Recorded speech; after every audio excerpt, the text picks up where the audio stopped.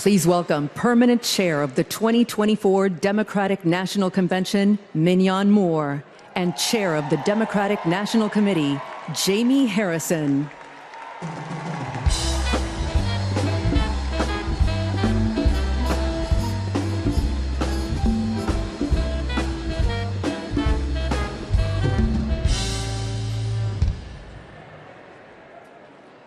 Hello, everyone. I am Mignon Moore, Permanent Chair of the Democratic National Committee. It is a pleasure to welcome you all to my hometown, Chicago. This convention is a celebration of our hard work and accomplishments and of the American spirit that makes this party and our country great. That's the spirit President Biden reignited when he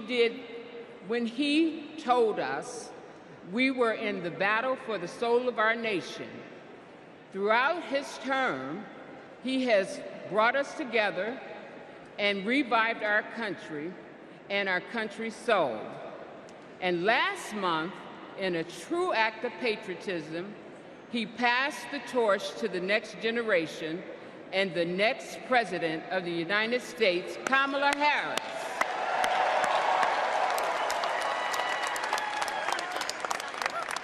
As convention chair, I may appoint officers to assist in the conduct of our proceedings.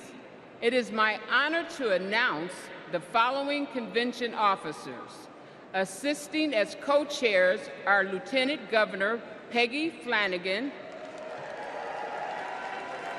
Mayor Mitch Landrieu, Senator Cory Booker, and Congresswoman Veronica Escobar. Our convention parliamentarians will be former House Majority Whip Steny Hoyer, Broderick Johnson, and DNC parliamentary Helen McFadden. Lieutenant Governor Garland Gilchrist, Harris County Judge Lena Hidalgo, and Congressman Ted Lieu will serve as Sergeant at Arms.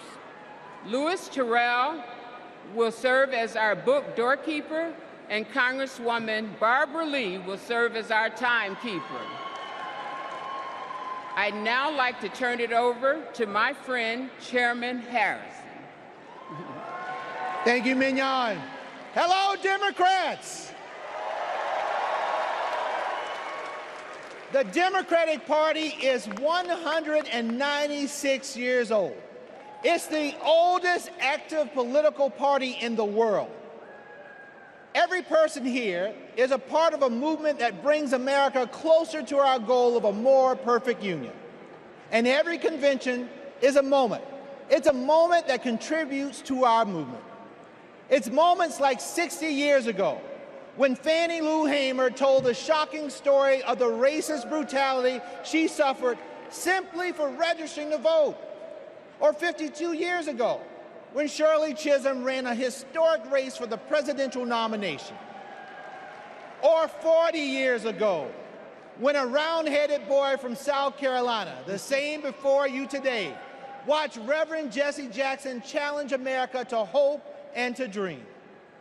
Folks, all of these moments led us to this transformational moment, when a black convention chair and a black DNC chair lead us in nominating a black and AAPI woman to be the next President of the United States.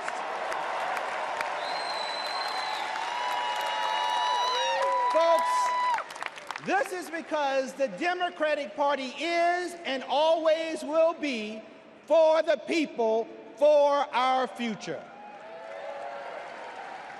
We are honored to be a part of American history as we gavel in this convention and celebrate this historic nomination.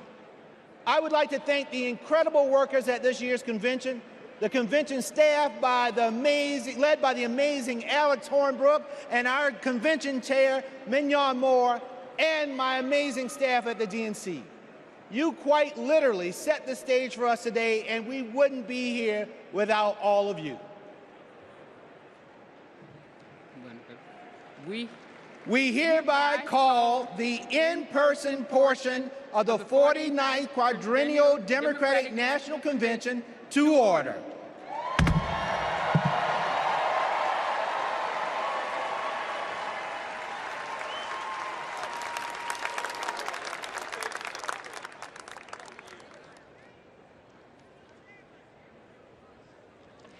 Please stand if you are able for this evening's invocation offered by Cardinal Blaise Joseph Cupich, Archbishop of Chicago.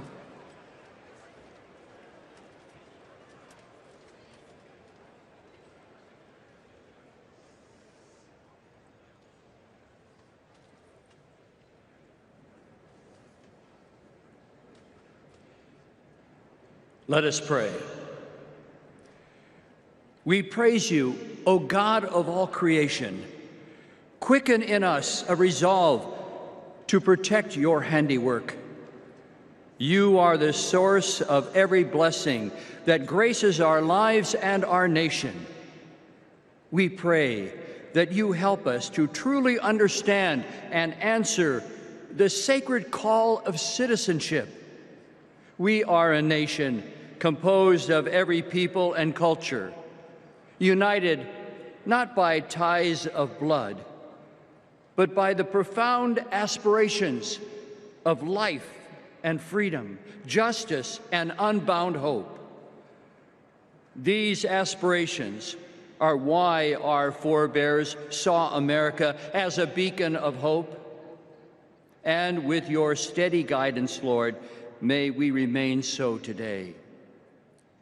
In every generation, we are called to renew these aspirations, to reweave the fabric of America. We do so when we live out the virtues that dwell in our hearts, but also when we confront our failures to root out ongoing injustices in our national life, especially those created by moral blindness and fear of the other. We pray for peace, especially for people suffering the senselessness of war. But as we pray, we must also act. For building up the common good takes work, it takes love. And so we pray, may our nation become more fully a builder of peace in our wounded world, with the courage to imagine and pursue a loving future together. And may we as individual Americans become more fully the instrument of God's peace. Guide us, Lord, in taking up our responsibility to forge this new chapter of our nation's history.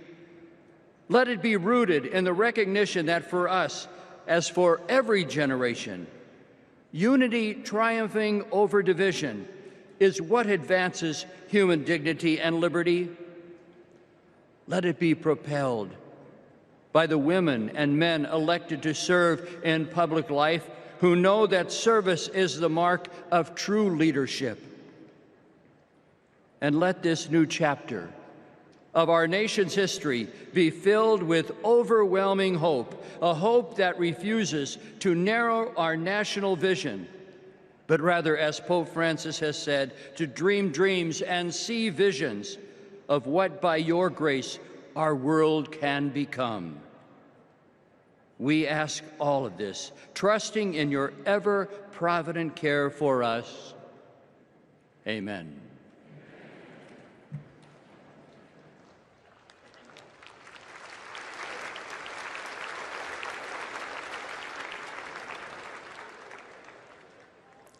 Please welcome Prairie Band Potawatomi, Nation Tribal Council Vice Chair Zach Pamami, and Secretary Lori Melchior.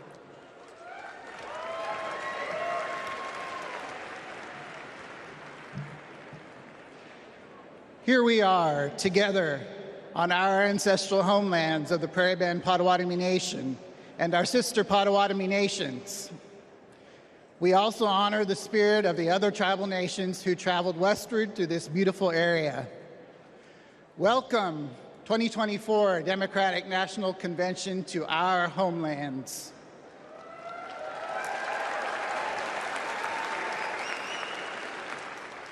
This land has and always will carry enormous importance to its original stewards, our ancestors, and our present-day communities. I am Vice Chairman of the Prairie Band Potawatomi Nation, joined by Secretary Lori Melchior,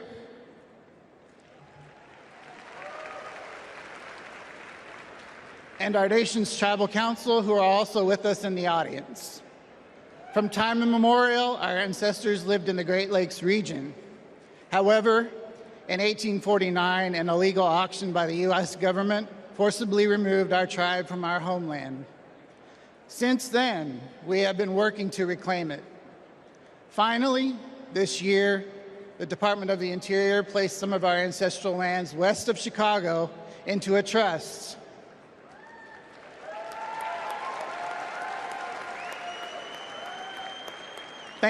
Thanks to the resolve of our tribal community and the Biden-Harris administration, we reclaimed a piece of our home. We became the only federally recognized tribal nation in Illinois in 175 years. Together, in our homelands, let's have a joyful, historic convention. Blessings to you all. Miigwech.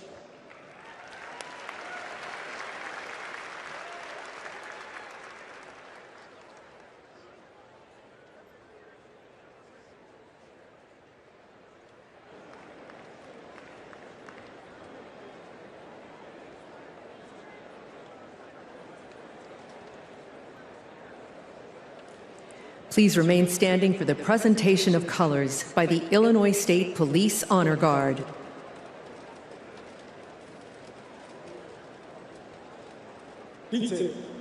Attention! Carry, counts.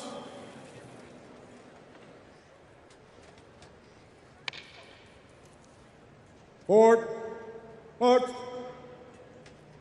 left. Left. Left. Left. Left. Left. Colors. Colors turn.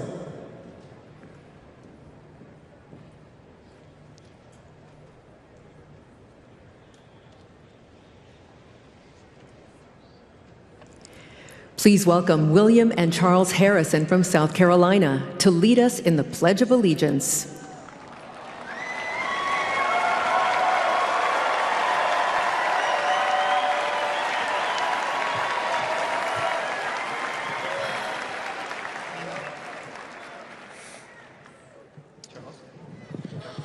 I pledge allegiance to the flag of the United States of America and to the republic for which it stands, one nation, under God, indivisible, with liberty and justice for all.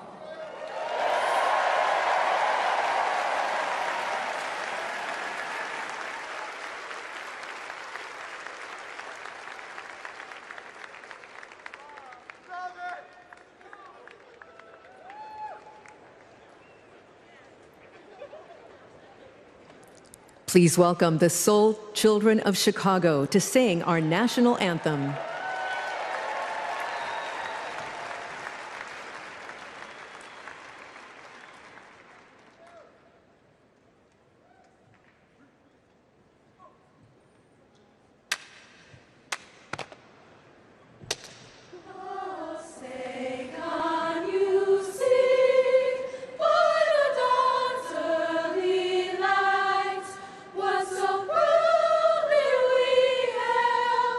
At the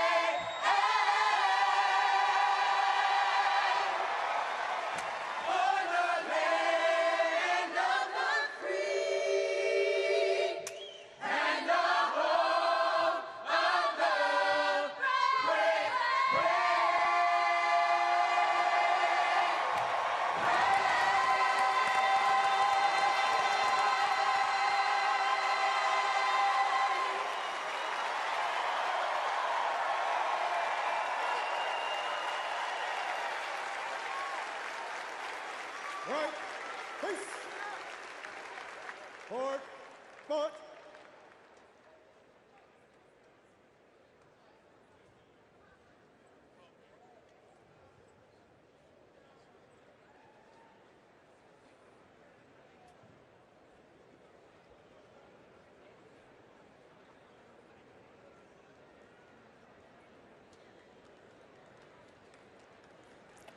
Please welcome Chicago Mayor Brandon Johnson.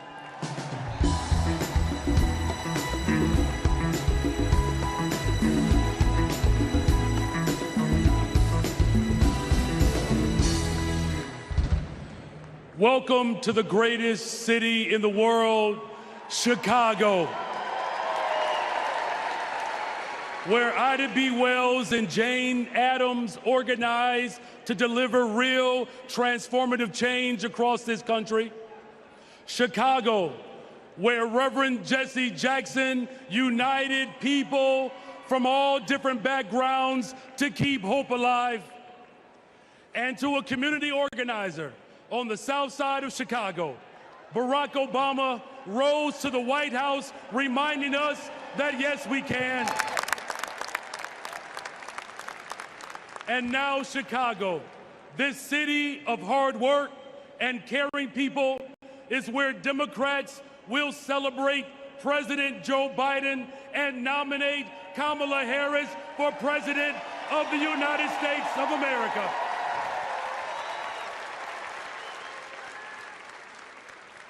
As the son of a family that worked to make ends meet, I know that Kamala Harris, the daughter of a mom who worked hard every single day, she is going to look out for the interest of everyday people.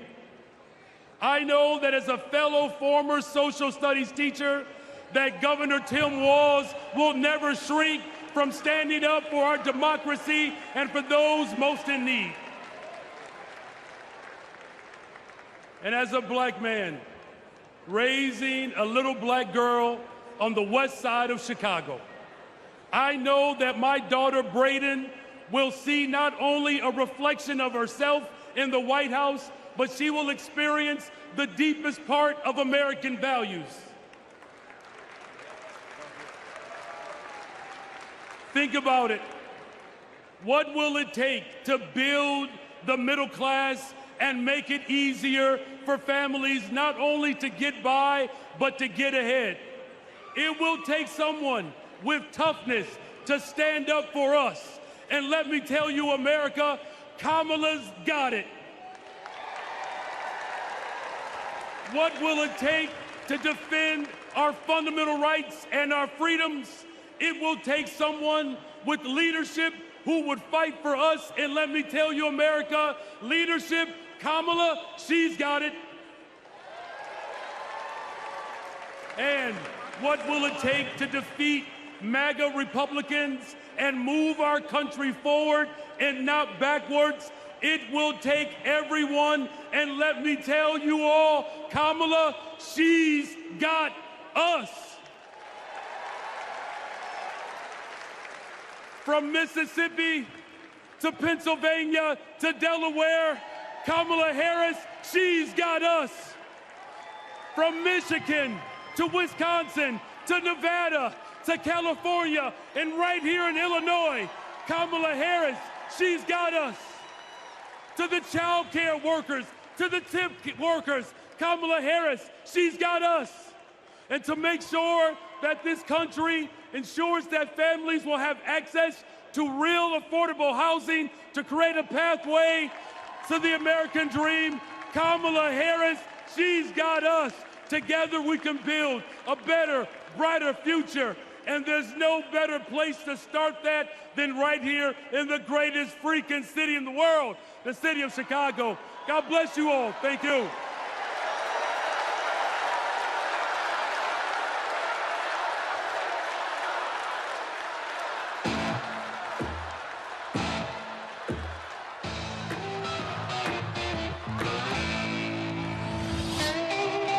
This is our town. We've got steel in our spines, iron in our veins, and hope in our hearts. We've got the flavor, the guts, the grit, and those big shoulders you've heard so much about. We're a bold city, a proud city, a who you callin' second city, where 77 neighborhoods are one. A city of giants, a city with heart, a city with heroes, a sweet, sweet place to call home. We were born ready, baptized by fire, tireless, tenacious, tested, trusted. And like someone else we know, when we fight, we win. We're ready to rise to the challenge, to rise to new heights. Rise, rise, rise. Up, up, and away we go. We're ready to scrape the sky and reach for the stars, to stand tall for tomorrow, to witness greatness. We ain't going back. We've got big things to do, big shoes to fill, big dreams to realize. We ain't afraid of nothing. No nonsense, no fear. Oh yeah, we're ready. So America, welcome to Chicago. We've got our dancing shoes on. We've got our game faces on. America, we look like you, sound like you, work like you, dream like you. We feel you, America. We see you, America. Hey, make some noise so we can hear you, America. Welcome to Chicago.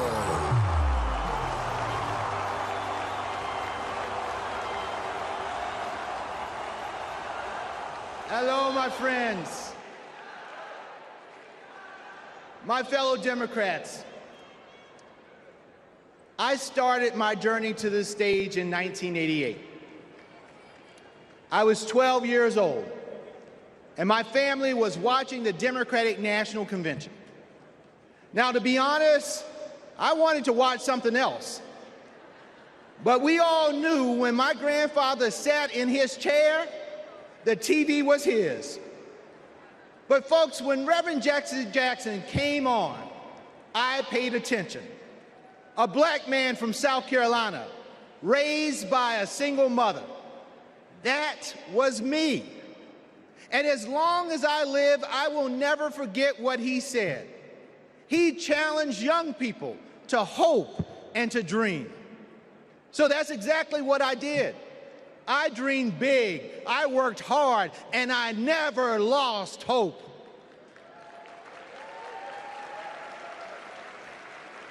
When our power was cut off, when there was nothing in the fridge, when we lost our home to a con man, I never lost hope. And now, my friends, I'm standing on the same convention stage that inspired me, and I'm the chair of the Democratic Party, the world's oldest political party. Folks, only in America. And that's the beautiful thing about this country that I love so much. Hope and hard work can take you anywhere. You can go to college, you can start your own business, you can even win the Olympics. That's the America Democrats believe in, and that's the America Democrats are fighting for. So 4 years ago, my friends, we were a country divided by fear, and we were stuck under a man who preached bigotry and hatred. Hope was lost.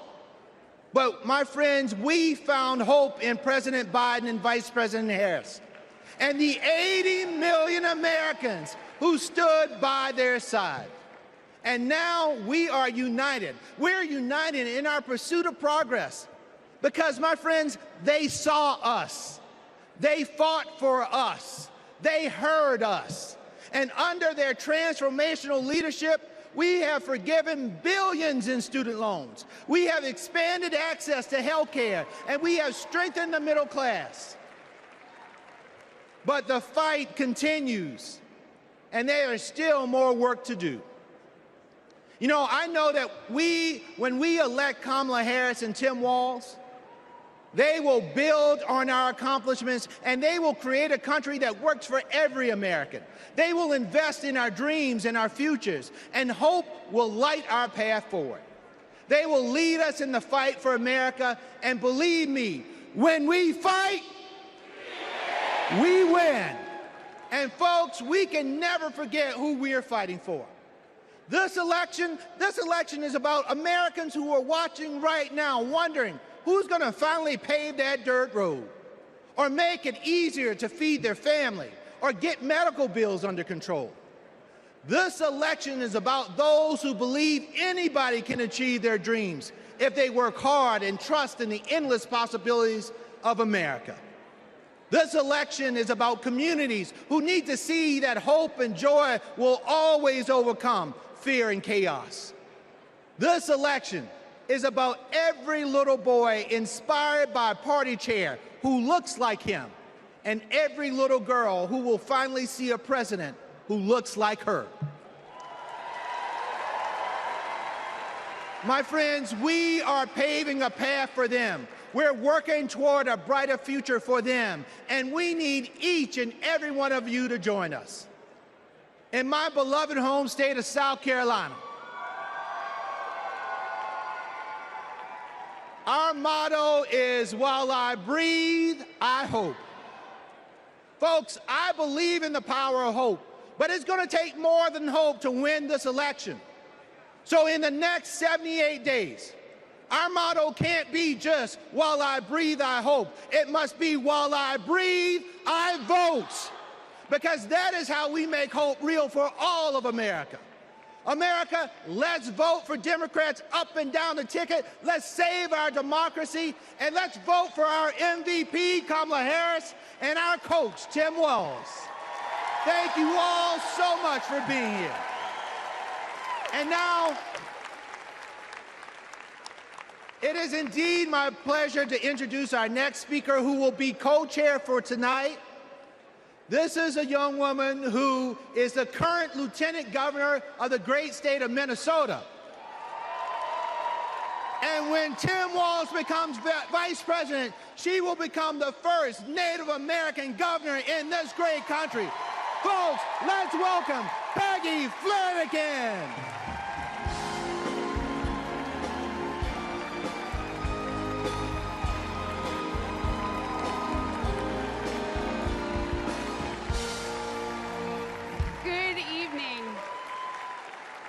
Thank you, Jamie. As we gather together on this historic night, we remember those who came before us, who fought and prayed this moment into existence. The suffragists and the abolitionists, the activists who fought for our rights, the leaders who paved the way for us all.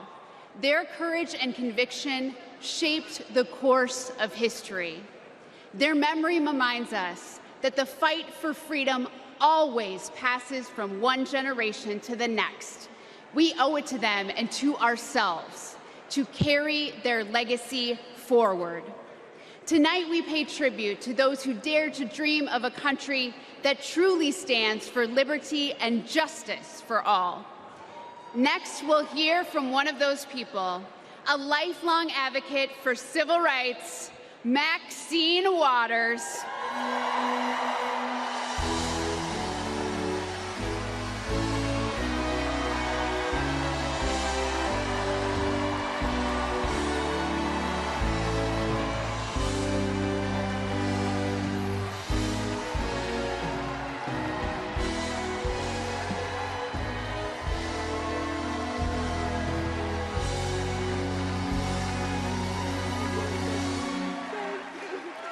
Wow.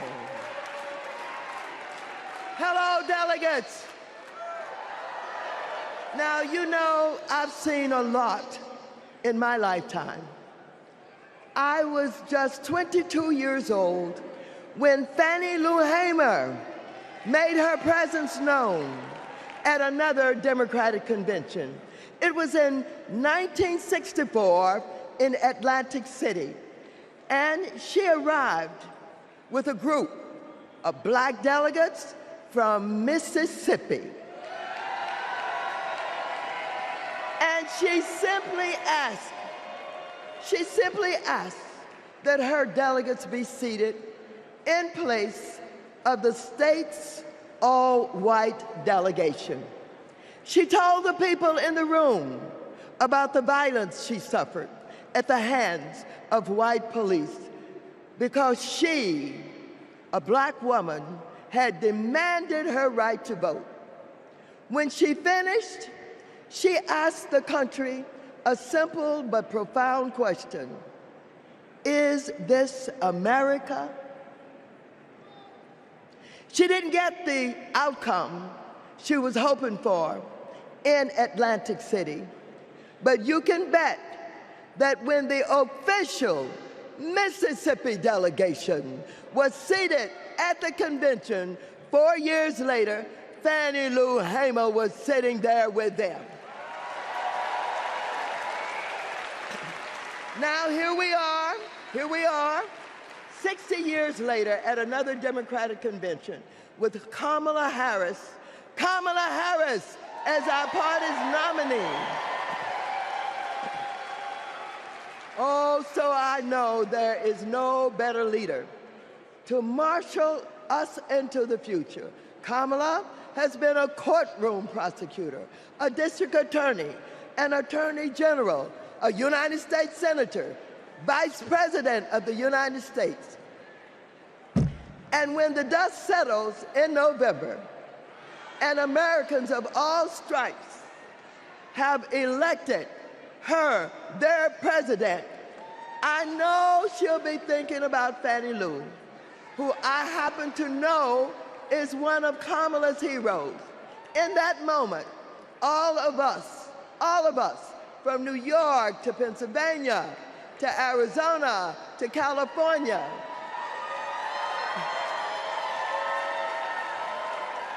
we can ask ourselves, is this America? And we will be able to say loudly and proudly, you're damn right it is.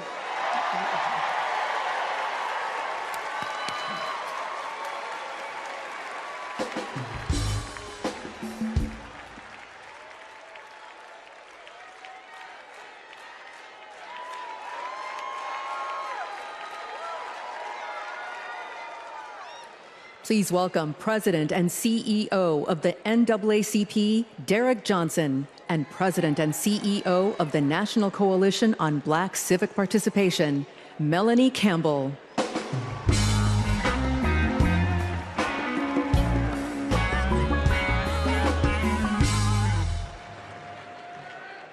Good evening. I'm Derek Johnson, President and CEO of the NAACP, and I'm here to do my black job.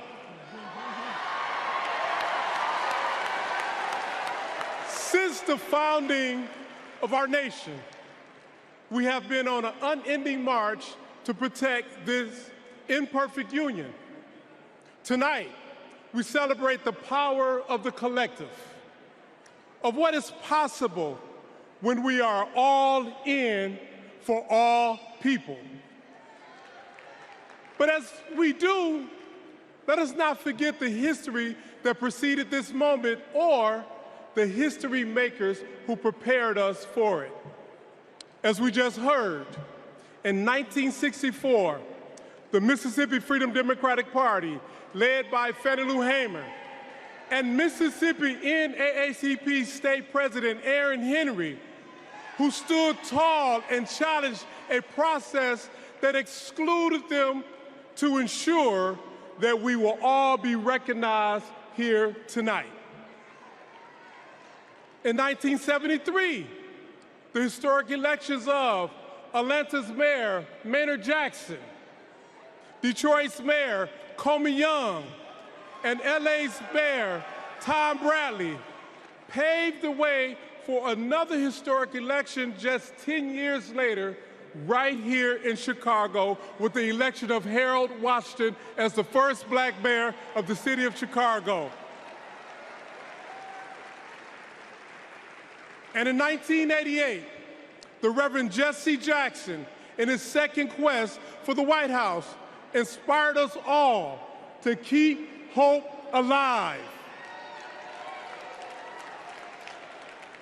Now, this is important because we must all understand Black history is American history.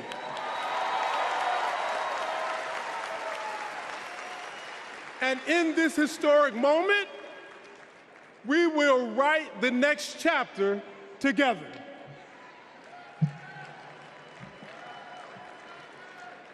Good evening.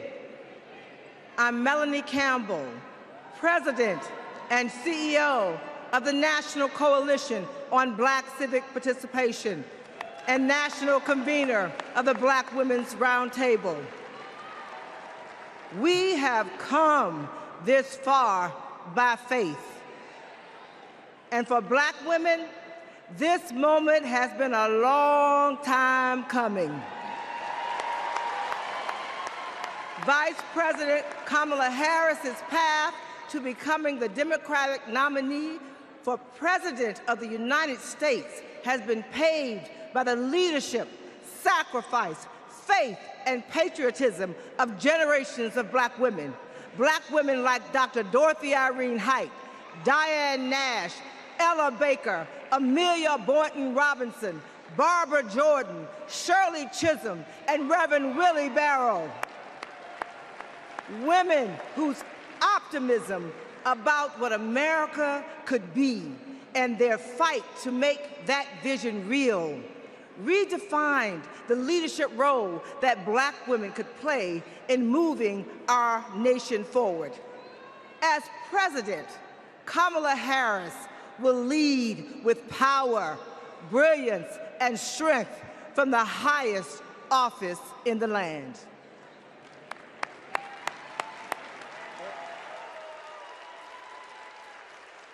Brothers and sisters, I don't know what this world is coming to.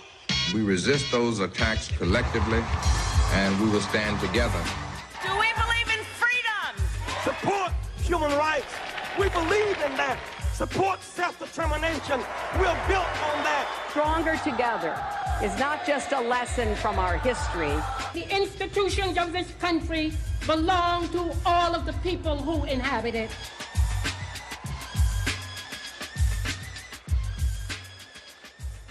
Jesse Jackson took to the stage at the Democratic National Convention in Chicago, knowing the uphill battle he would face in composing the score of a harmonious nation.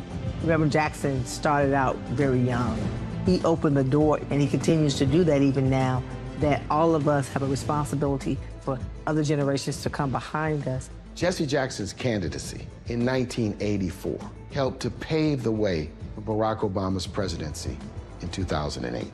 His 1988 candidacy helped to reshape the Democratic National Committee. His candidacy was before its time. Fueled by passion and determination and marching to their own beat, our civil rights leaders laid the groundwork for lasting change, dreaming of a country where equality and justice inspired the next generation. We need the energy of our young people. We need the wisdom of our elders. We all can be proud to say that we are truly a leading democracy and we respect people's ability to exist. America is not like a blanket, one piece of unbroken cloth, the same color, the same texture, the same size. America is more like a quilt, many patches, many pieces, many colors, many sizes. Standing on the shoulders of giants, Kamala Harris is the candidate who encompasses the brilliance, determination, analysis, and the action to carry the torch lit by the founders of the movement. There's only one choice to represent our collective voice. What kind of country do we want to live in? Value system of the modern Democratic Party has been shaped by the civil rights movement of the 1960s. There's a direct line from '64, the National Democratic Convention, where Fannie Lou Hamer asked to be seated, and 2024, where a Black woman is the Democratic nominee. It's been a long struggle and a long journey, but Fannie's gonna be vindicated and Shirley Chisholm's gonna be vindicated in the 24 Democratic Convention. I wonder if I could sit in a room with Shirley Chisholm, with Rosa Parks, with Coretta Scott King. What would they say about what's happening today? The civil rights movement has been a key part of organizing the agenda, not just of the Democratic Party, but of democracy. This is the hope that runs through Kamala Harris's leadership, one where hope, change, and freedom are the drumline of our democracy. I stand before you today as a candidate for the Democratic nomination for the presidency of the United States of America. I stand before you today to proudly announce I am now officially the Democratic nominee for President of the United States. We must never surrender. America will get better. Keep hope alive. Keep hope alive. Please welcome founder and president of the Rainbow Push Coalition, Reverend Jesse Jackson.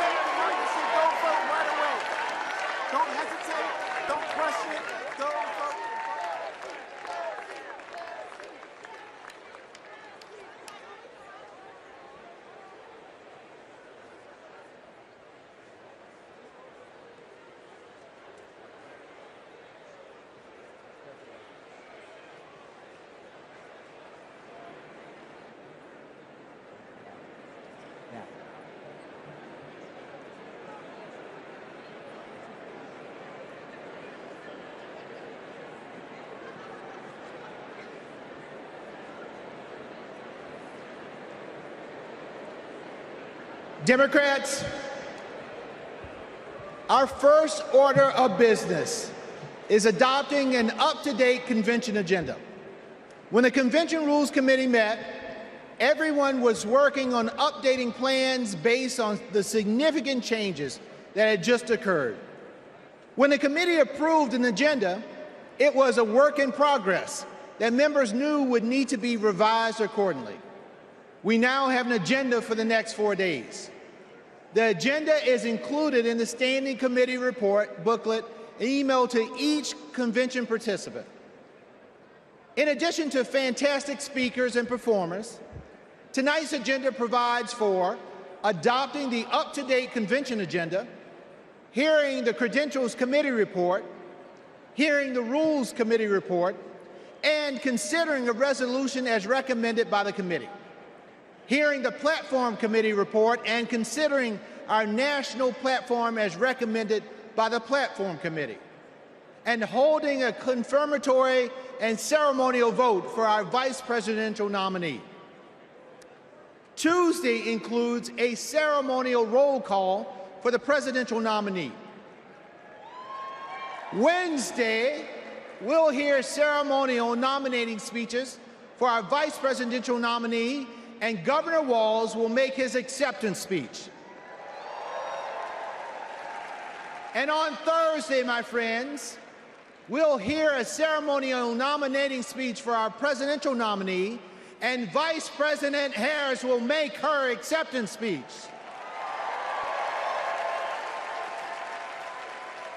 So now, delegates, the chair will entertain a motion to approve the up-to-date agenda.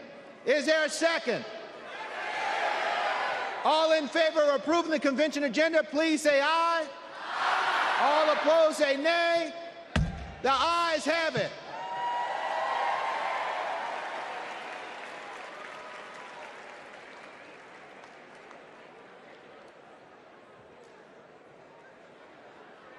Are we going to the next one? Please welcome Credentials Committee co-chairs, Secretary Marcia Fudge and James Roosevelt, Jr.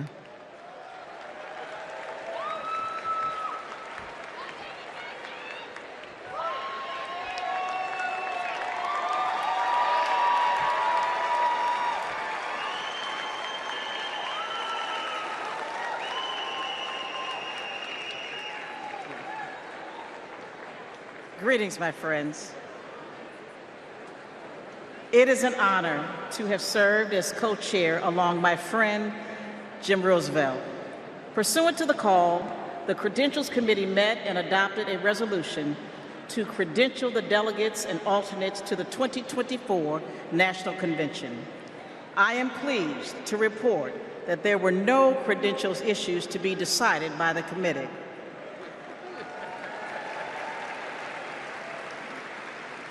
Their work allowed us to nominate 2 champions for democracy and freedom, Vice President Harris and Governor Walz.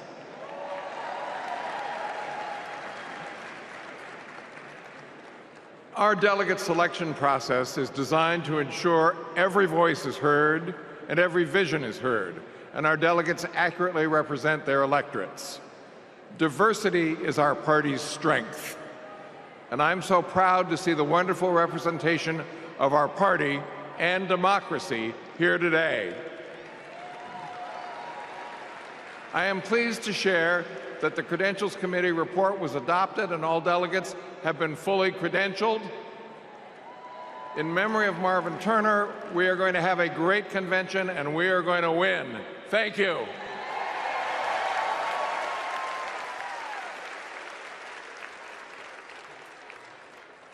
Please welcome Rules Committee co-chair, Bishop Leah Daughtry.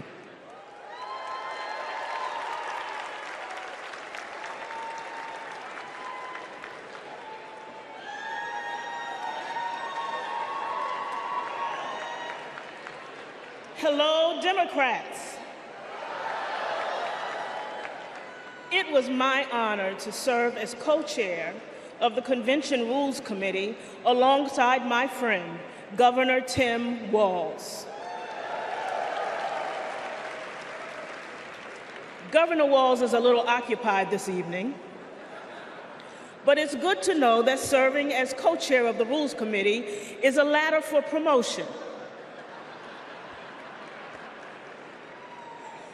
The Rules Committee adopted the procedural rules of the convention on July 24th.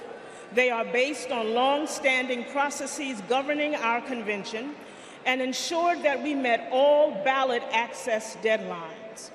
The rules established the virtual nominating process for the party's nominees and set the stage for in-person votes at the convention to adopt our platform and resolutions recommended by the Rules Committee, as well as to cast celebratory votes on our nominees and hear their acceptance speeches. Under the Rules Committee authority, the Rules Committee is recommending for your approval one resolution. Contained in the committee's report, the resolution supports the current practice regarding automatic delegates, as well as other reforms to make our party stronger. The co-chairs are pleased to move the adoption of this resolution on behalf of the Rules Committee. Thank you, Bishop Daughtry. The Rules Committee has moved the approval of the resolution. Is there a second?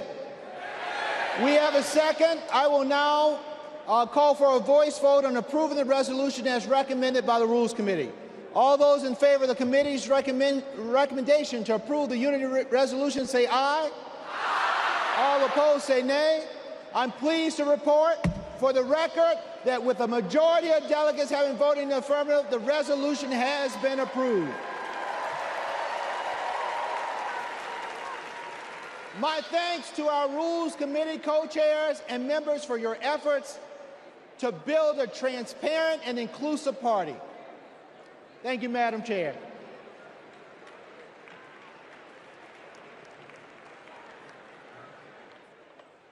Please welcome Platform Committee co-chairs Mayor Mitch Landrieu and Mayor Regina Romero.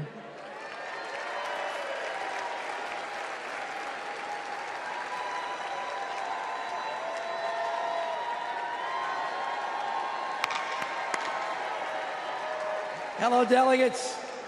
It is my pleasure to join Co-Chair Romero to present the national platform as recommended for approval by the committee. Our platform is grounded in our democratic values of hope, of progress, and love of our country. It makes a strong statement about the historic work that President Biden and Vice President Harris have accomplished hand in hand, and it presents a bold vision for our future. Kamala Harris will protect reproductive freedoms. Donald Trump will rip them away. Kamala Harris will lower costs for Americans, expand access to affordable health care, protect and strengthen Social Security and Medicare. Donald Trump will cut taxes for billionaires and big corporations, and he will pay for it by putting health care and Social Security on the chopping block. Kamala Harris is going to defend our democracy. Donald Trump is going to undermine it. The choice before us is clear, and the stakes could not be higher. Buenas noches, demócratas.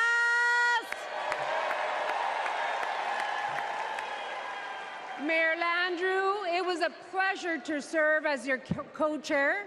I also want to recognize Louisa Terrell and the drafting subcommittee for their work. This platform was passed by the Platform Committee on July 16, prior to the President passing the torch in an act of love and patriotism. And it's the product of a comprehensive process to engage with leaders from all corners of our winning coalition. Hundreds of submissions, hours upon hours of hearing and testimonies, countless conversations with community leaders and grassroots Democrats. All were essential to producing a forward-looking vision for our party that echoes the voices of all. Vice President Harris is now carrying the torch. And she and Governor Walz are committed to delivering results for the American people.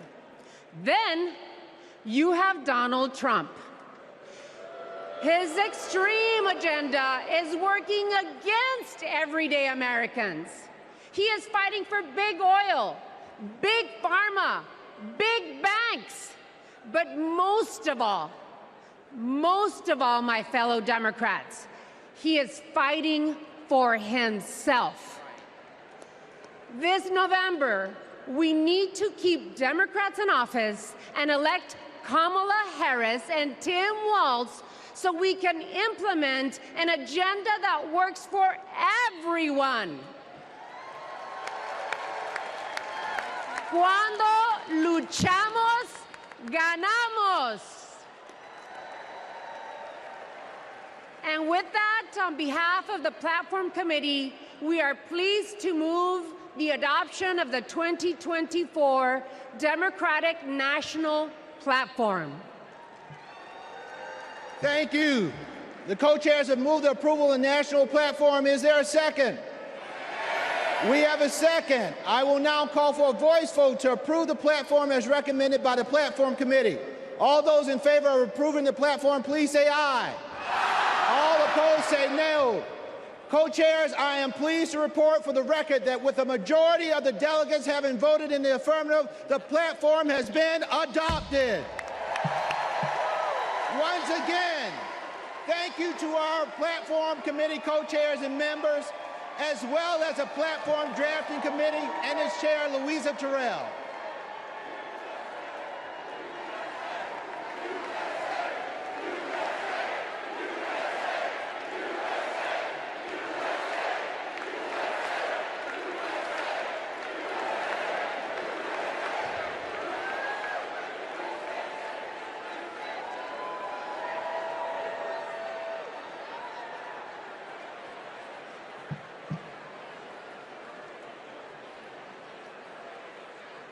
When Kamala Harris set out to find her vice president, just 1 month ago, she was looking for someone who believes in our democracy, who works hard for the American people, and has an endless supply of hope for our future.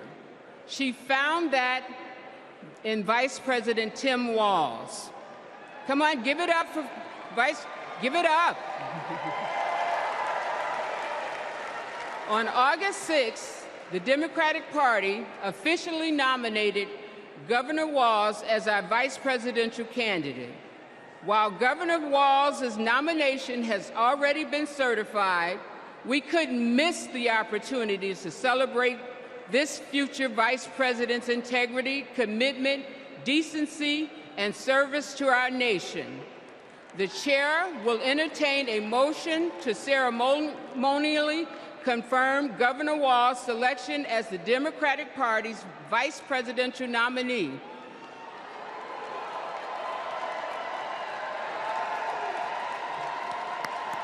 We have a motion. Is there a second? We have a second. We will now have a voice vote on the motion to ceremonially confirm our vice presidential nominee. All in favor of the motion, please proudly say aye. All opposed? The ayes have it. I'm thrilled. I'm thrilled to proudly reaffirm Tim Walz as our Democratic nominee for vice president.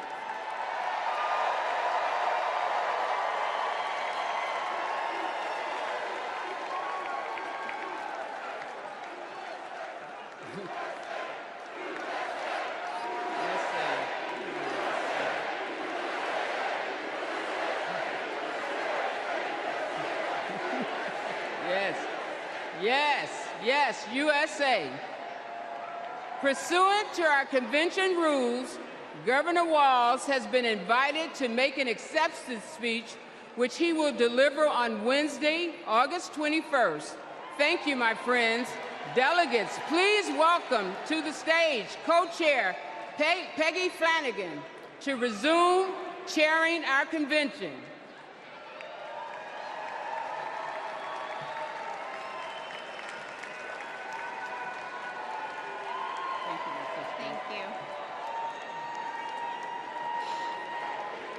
Thank you.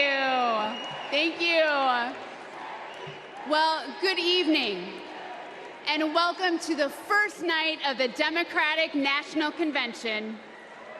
I'm Peggy Flanagan, Lieutenant Governor of Minnesota, and I am thrilled to be here in Chicago with Democrats from across the country to rally around Kamala Harris and Tim Walz and their vision for America. It's been 8 years since we last came together as a party, and I can feel the excitement in this arena. It's filled with energy and with joy. Our theme tonight is for the people. We'll hear from union leaders, civil rights advocates, and our fellow citizens. And we'll hear from our president, Joe Biden, who has been a champion for the people for his entire life. My name in the Ojibwe language is Gigi Wewadam Ukwe, or in English, speaks with a clear and loud voice woman. I'm a member of the White Earth Nation, and my family is the Wolf Clan. And the role of our clan is to ensure that we never leave anyone behind. That's why I am supporting Kamala Harris and Tim Walz to be the next President and Vice President of the United States. For almost 6 years, I've worked side by side with Governor Walz. I've seen how hard he's worked for Minnesota to be the best place for kids to grow up. He does it all with a big heart, a buffalo plaid jacket, and a bottomless bag of snacks. Nutter Butters, cheese curds, and Diet Dew. Every time we meet, he brings something for me, because he's always got my back. And when he's vice president, he will always have yours. He and Kamala Harris have spent their lives fighting for you, for your family, for your future. So whether you're a lifelong Democrat or just tuning in, thank you for being part of this evening. 4 years ago, the COVID pandemic upended our lives. My brother Ron was the second person to die of COVID in the state of Tennessee. We couldn't see him. We couldn't have a memorial. And millions of American families went through the same thing. Our communities were suffering. Our economy was struggling.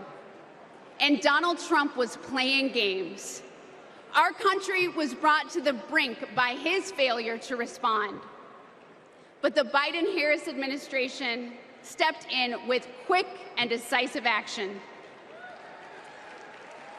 They contained the virus, created millions of jobs, and invested in our nation's future.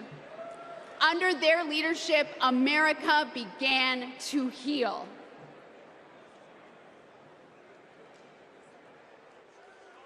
Are there words about a pandemic at this point? No, we're not at all. We have it totally under control. We think we have it very well under control. We pretty much shut it down. A lot of people think that goes away in April. With the heat, we're in very good shape. Because of all we've done, the risk to the American people remains very low. View this the same as the flu. It's going to disappear. One day, it's like a miracle. It will disappear. We all together have done a very good job. We think the death will be at a very low number. I see the disinfectant. Is there a way we can do something like that? By injection inside or almost a cleaning? I'm taking it. Hydroxychloroquine. When? Right now, yeah. You can test too much. You do know that. Who says that? Oh, just read the manuals, read the books. Manuals? Read the What books. manual? I think it's under control. I'll tell you what. How? 1,000 Americans are dying a day. They are dying. That's true. It is what it is. Help is on the way, and it is long overdue. The $1.9 trillion COVID relief bill to get stimulus aid directly to struggling Americans. Our plan is about what we need to do around a national strategy for contact tracing, for testing, for administration of the vaccine, and making sure that it will be free for all. Tonight, the U.S. is nearing a major milestone in the fight against the coronavirus. The U.S. is about to deliver the 200th million COVID shots since President Biden took office, beating his target by about a week. Millions of American students returned to school earlier this month after more than a year of remote learning. Sports venues are filling up and concerts are getting scheduled. I'm feeling great. Business is definitely ramped up. I'm so thankful. To be able to serve our customers again after all this, it's a blessing.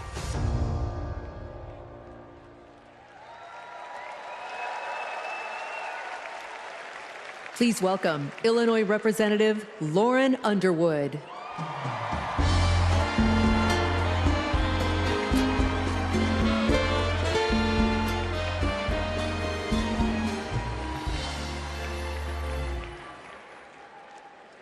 COVID was the worst public health crisis in a century. Donald Trump failed us. But Joe Biden and Kamala Harris got it under control. Donald Trump said, "It is what it is."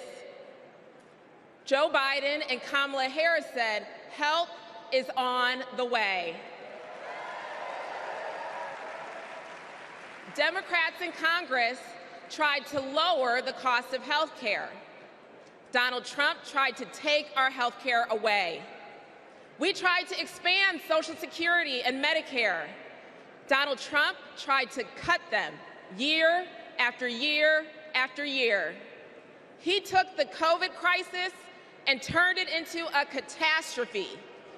We can never let him be our president again.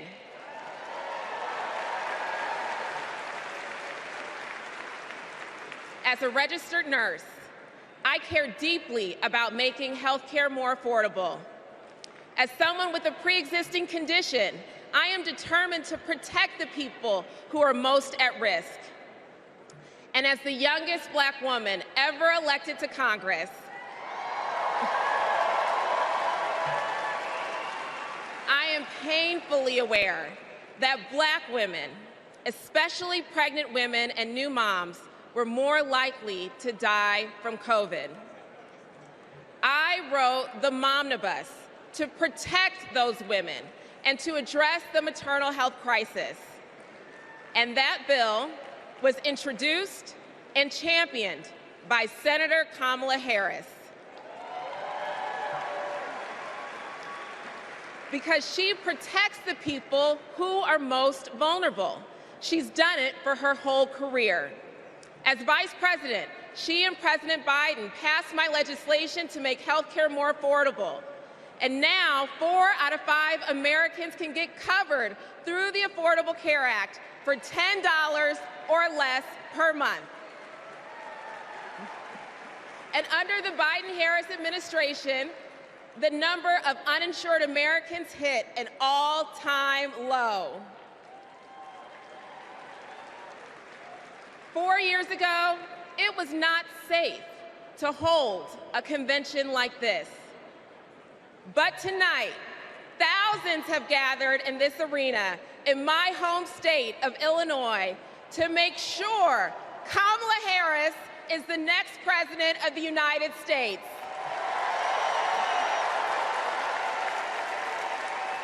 We have come so far these past 4 years, and we're not going back.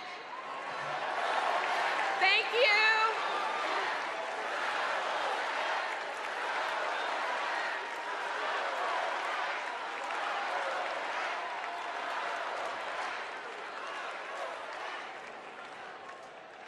My name is Rich Logis. I live in Florida, and until 2 years ago, I was a full-fledged member of MAGA. I believed Trump. I was a MAGA pundit. I had my own podcast.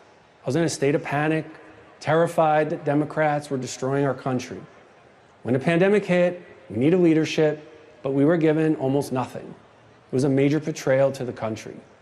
So I finally stepped outside the MAGA echo chamber. I stopped listening to what Trump said and looked around with my own eyes. And I realized he had been lying about pretty much everything. Lying is Trump's toxic superpower. He's ripped apart families, communities, our whole country. So this is my message to all the Republicans and independents who are watching. People like me who voted for and believed in Trump. I made a grave mistake, but it's never too late to change your mind. You don't need to agree with everything you hear tonight to do what is right. We need to be able to trust our leaders. That's why I'm all in for Kamala Harris. Please welcome California Representative Robert Garcia.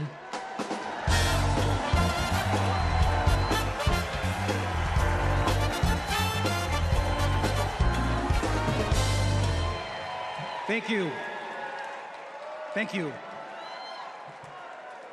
We all remember. We all remember the world in 2020, where we were, and for some of us, who we lost. Now, I was in my second term as mayor of Long Beach, California. And my mom was a healthcare worker. Like many of you, I watched in terror and horror as the COVID pandemic consumed our lives. As mayor, I fought for more hospital beds, for more tests, and to make masks more accessible. What we needed at that moment was national leadership. But instead, we got Donald Trump. While schools closed and dead bodies filled morgues, Donald Trump downplayed the virus. He told us to inject bleach into our bodies. He peddled conspiracy theories across the country. We lost hundreds of thousands of Americans and our economy collapsed. Now that summer of 2020, my mom and my stepfather both died of the COVID pandemic. And I miss them every single day. So when Donald Trump and his MAGA extremists like Marjorie Taylor Greene downplay the horror of the pandemic, it should make us all furious.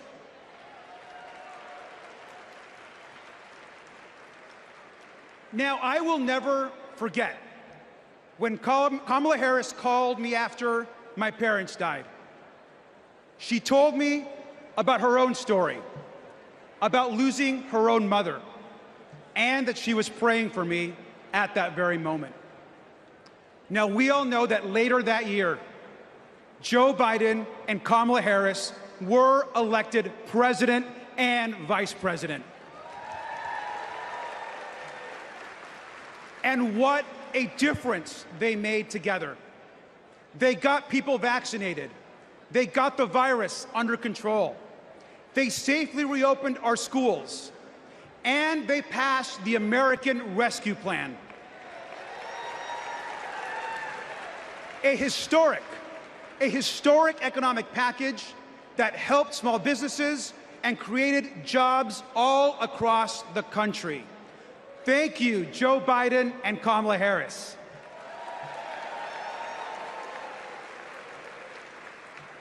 Now, I am a proud immigrant who came to the United States as a young child.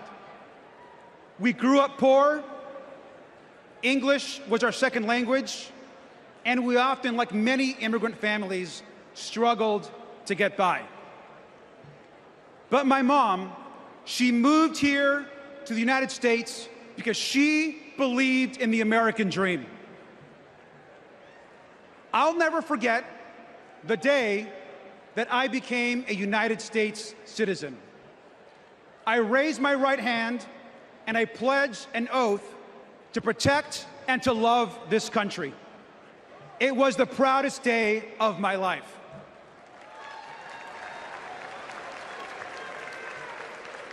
My mom taught me to love this country.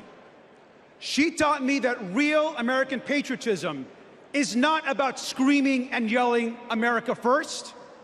Real American patriotism is loving your country so much that you want to help the people in your country.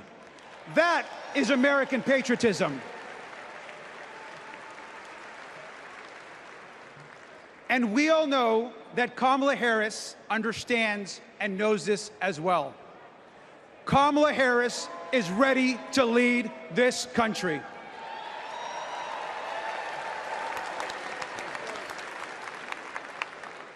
We can all remember 2020.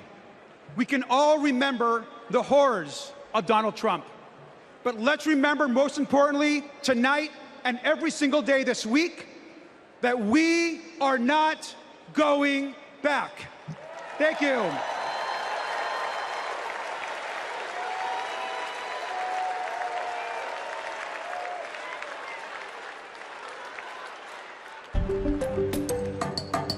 Hey everyone, I'm Ryan from Kamala HQ. And we have a little game we like to play here called Two Lies and a Lie. We list out 3 things Donald Trump has said, and then we try to figure out if any one of them is true, which they're not. Let's play. First up, jobs. Trump claims his administration created more jobs than we ever had before. He says we had the greatest economy ever, and then we got hit with COVID, and he says he created a manufacturing jobs miracle. Let's dig in. More jobs than we ever had before? Trump lost 3 million jobs. In fact, he's the first president to lose jobs since Herbert Hoover. What about this claim that it was the greatest economy ever and only COVID tanked it? Once again, no. Let's take a look at his track record on jobs before COVID as compared to the Biden-Harris administrations. What do you know? Hardly the most successful ever. And about his supposed manufacturing miracle, Trump talked a big game, but actually lost 178,000 manufacturing jobs. And just to be clear, it wasn't just COVID here either. Manufacturing jobs were already on their way down before the pandemic. So that's round one. And it looks like what we have here is 2 lies and another lie. You get the hang of it? I'll see y'all in a little bit.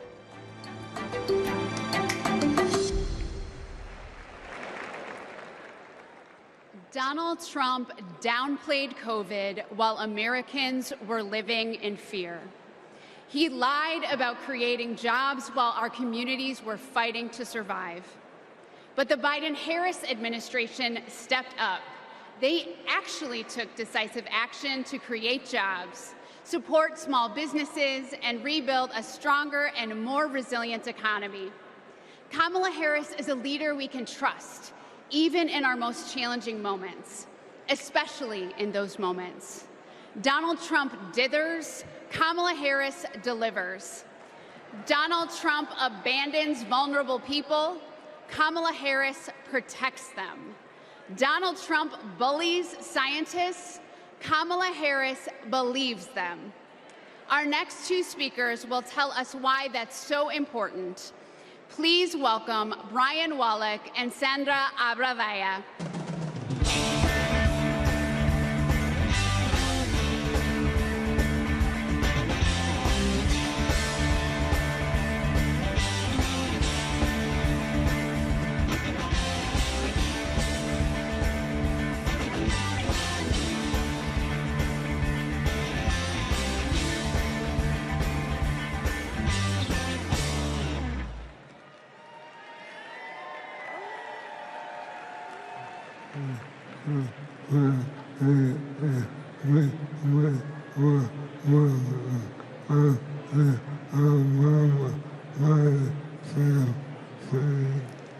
In 2008, we met while working on the Obama-Biden campaign.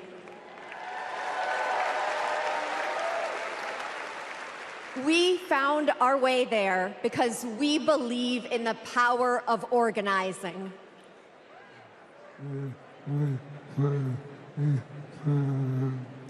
Then we found each other.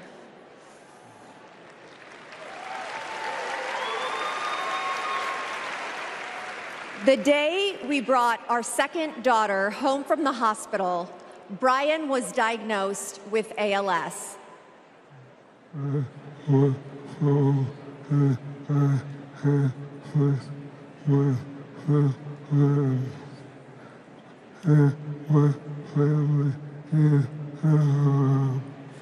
I was told I had 6 months to live. That was 7 years ago.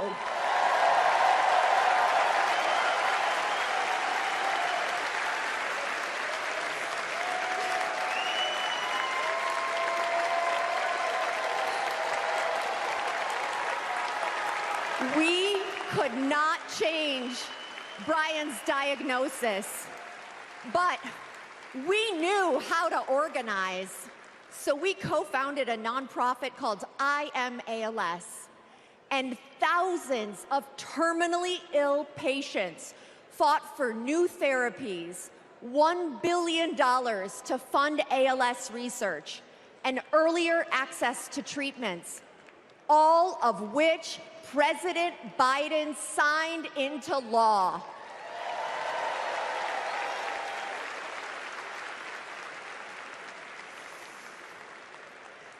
We will also keep fighting alongside patients living with Parkinson's, young onset dementia, and Alzheimer's. We've seen just how relentless activism can beat the odds, just like what Brian has been doing for 7 years. And that is what we need right now to elect Kamala Harris. She's the daughter of a breast cancer researcher. She knows the promise of science and that patients need to be able to get the care they need wherever they live.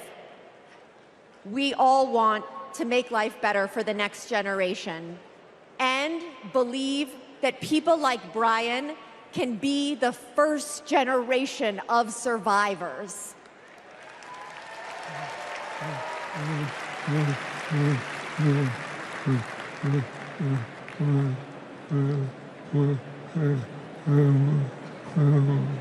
And we can make life better for our caregivers, too.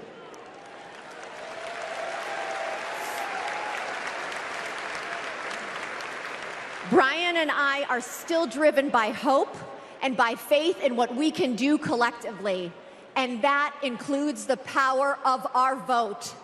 This November, we are voting for our future.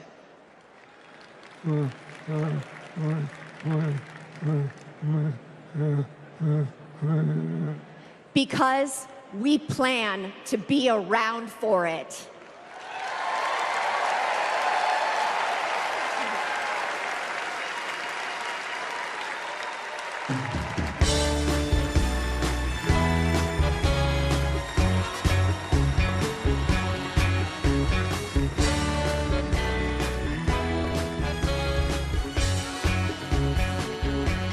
Please welcome Illinois Senator Dick Durbin.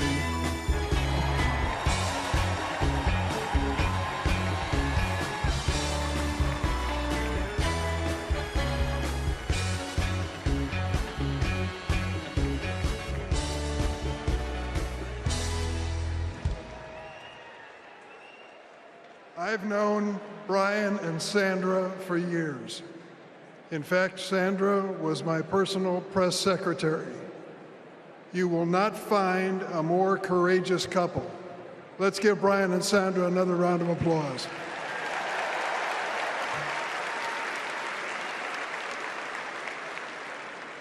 In every election campaign, we Democrats talk about jobs. Now forget for a moment Donald Trump's wild claims. He lost millions of jobs in America. He promised to bring back manufacturing jobs, but he failed. He promised to deliver infrastructure, but he failed. His record was defined by failure. To put it another way, Donald Trump is like a bad boss. You want time off to take care of your sick parents? Ask Donald Trump. Denied. In Donald Trump's America, there is no paid family leave. Want to have a child, but need IVF? Too bad. That's shut down too. Want a pay raise? Too bad. The boss just gave himself one, so there's nothing left for you. Donald Trump reminds us of a boss we've all had. The guy who thinks he's a very stable genius, but is driving the company into the ground. Now get this, Donald Trump did make history. Let's give him credit. He is one of only 2 presidents in the history of the United States to leave office with fewer Americans working than when he started. Now he wants a chance to make America unemployed again. On the other hand, let's take a look at the record of Joe Biden and Kamala Harris. They recovered all those millions of jobs that Trump watched slip away. They added over 6 million jobs on top of that. 16 million jobs in total. 16 million. Today, more roads are getting fixed, more factories are being built, more Americans are working construction, and more auto workers are making cars than on any month when Trump was president. And we know behind every job is a person or community forever changed. Data centers in Wisconsin, semiconductors in Pennsylvania, electric vehicles in Michigan. Yes. Hello, Michigan. These investments mean strong economy, growing public schools, and well-funded, well-staffed first responders. These investments mean hope. That's what Kamala Harris and Tim Walz are fighting for. They'll fight for the places that are too often left behind, fight to change lives and uplift communities, fight to bring back American manufacturing. My friend, Ed Smith, a giant of the Illinois laborers, he's a great fellow. We lost him this year. But Ed Smith told us there's joy in this battle.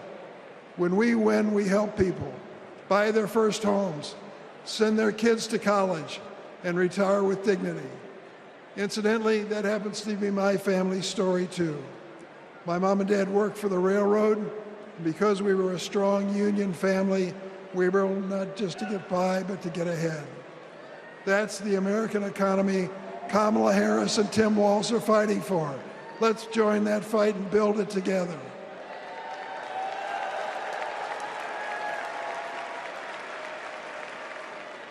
Now let's hear from some union workers on the ground in Arizona, thanks to the Biden-Harris administration investment in America.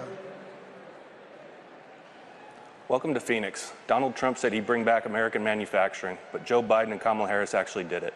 Thanks to them, plumbers and pipe fitters like us are building the factories, semiconductor plants, and data centers of the future. We are hard at work in Phoenix, Mesa, Goodyear, Chandler, and more. Our neighborhoods, schools, and local businesses are growing. Sometimes we have so many projects that we send fabrication out to other states. Our local union is now up to 4,800 trades members. That's up from 2,800 in 2020, thanks to Joe and Kamala. And it's an exciting time for us in the next generation. Our apprenticeship program now trains over 1,100 people a year. Every year at local high schools, when they announce what graduated seniors are doing next, more and more of these kids are joining the trades. My son is a senior in high school this year, and he plans to join us. Not just for the great career and the financial security that all us parents want for our kids, but it's because he's excited to work on the cutting edge of innovation. Kamala Harris will keep investing in American manufacturing. With her commitment, there's nothing that us American workers can't build. Please welcome Ohio Representative Joyce Beatty.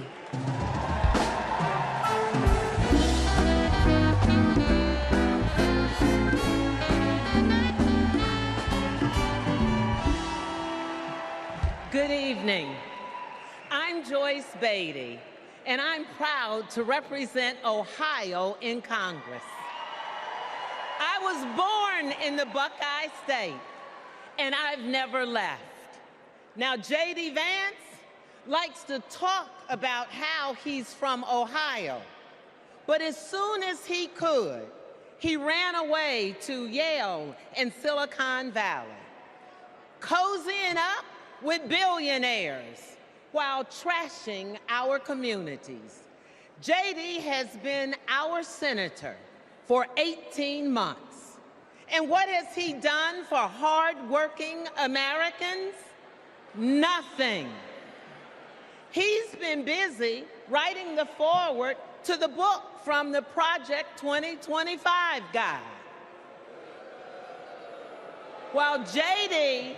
and Donald Trump have been sharing conspiracy theories from the darkest corners of our internet, Kamala Harris and Joe Biden have been busy expanding access to the internet, while the other guys have been criticizing women without children.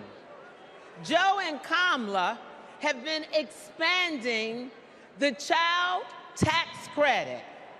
And let me just tell you, cutting the poverty rate for our children. Kamala and Joe Biden have been also at the same time reducing the price of health care for our seniors. And yes, securing a cap of $35 on insulin. And as J.D. and Trump, they want to take us back to the past.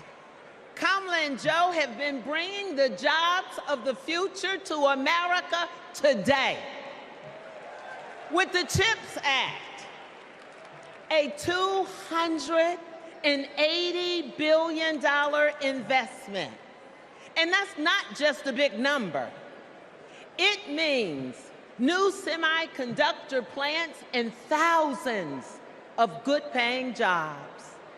You see, I worked with Kamala to pass it, and I saw her leadership style up close, a rare combination of brilliance, legal expertise, and patience. You see, it's simple. JD and Trump like to talk about states like Ohio, but Kamala and Joe actually get stuff done for us. And so does our next vice president and my good friend, Governor Tim Walz. America, are you ready to build on our progress? Are you ready to turn out for leaders who know that action speaks louder than words? Are you ready to vote for Kamala Harris? Are you ready to put people over politics once and for all? Well, the era of joy and freedom is up on us. And now it is on us to go seize it. Thank you. God bless you.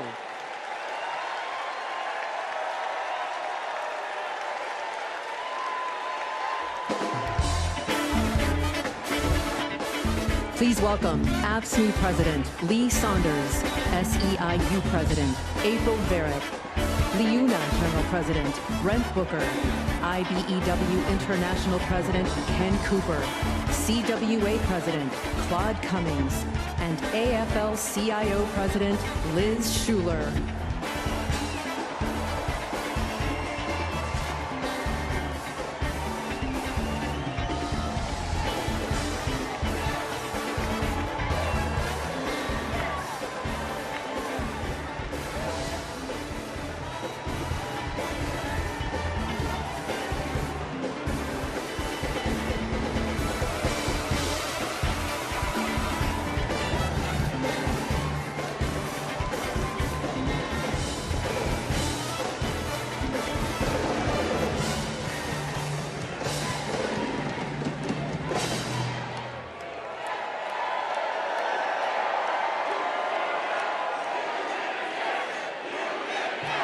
Union, yes!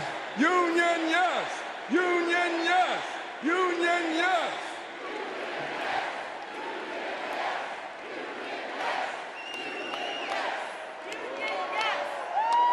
All right.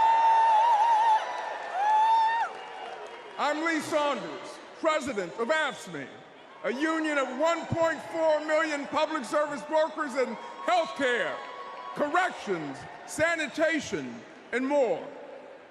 You know, 4 years ago, we faced a pandemic and a recession with a president who didn't care one bit what working people were going through.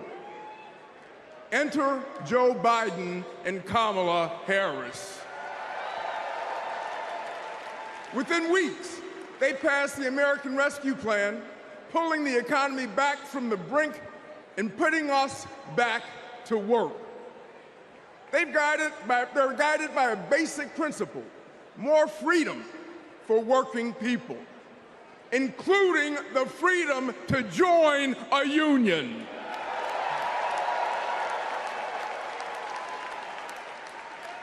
So this November, we're moving forward with Kamala Harris as our president.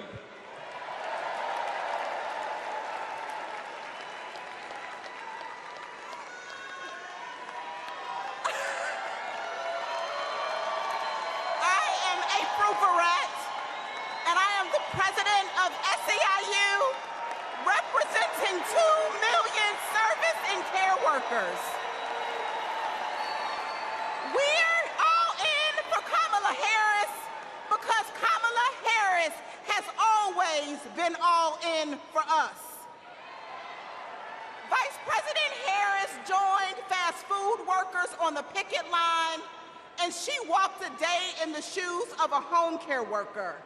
She shares our vision for a modern-day labor movement, a movement that meets the needs of workers in the 21st century, and an economy that is ready for the future. It is going to be together that we write new rules to make it easier for all workers to join a union. And we are going to build a younger, darker, hipper, fresher, sneaker-wearing labor movement. A movement that is going to be more inclusive and built for the middle class. And we are going to end poverty wage work for once and for all. So let's do the work. Let's elect Kamala Harris so that together we will usher in a new era of worker power, and together we will win the future. Let's go get it.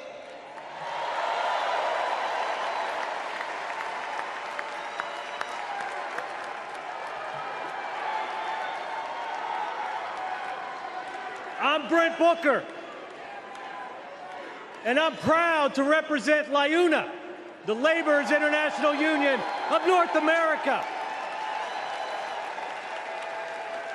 We're construction workers, public employees, and postal mail handlers.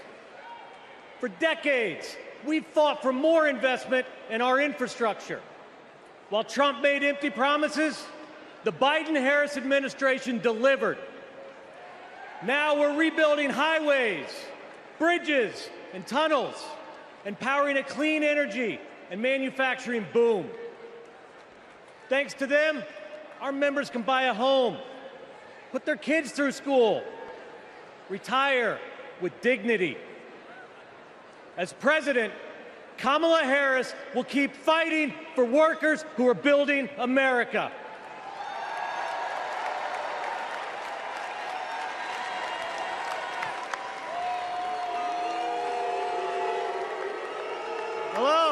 Hello, I'm Kenny Cooper, representing 840,000 IBW members, the International Brotherhood of Electrical Workers.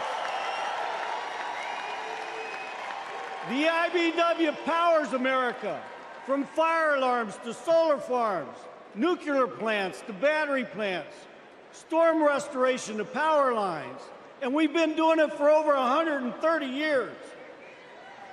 Today, we're building a new energy future while providing great-paying jobs and a stable retirement for all working families. Every step of the way, Kamala Harris has been there for us. She's bringing back American manufacturing to forgotten places throughout our country. She cast the deciding vote to save our pension plans.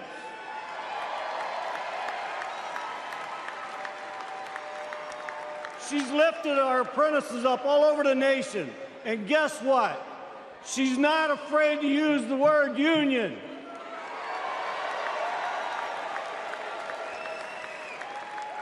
She has came through for all of us, and it's our turn to come through for her. Thank you.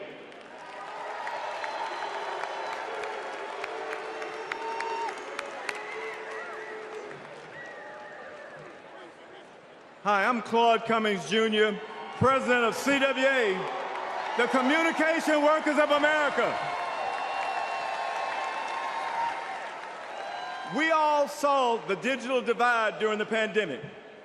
Millions of American families didn't have access to high-speed internet at home. Too many kids were forced to go online class in McDonald's parking lots. But as Vice President, Kamala Harris helped pass the largest investment in broadband ever. She gave CWA members a seat at the table so we could work to connect every household to the internet while creating good union jobs. Listen, we don't play at CWA, and we're fired up. Are you fired up tonight? Are you fired up? Are you fired up? We're fired up to work with our next president, Kamala Harris.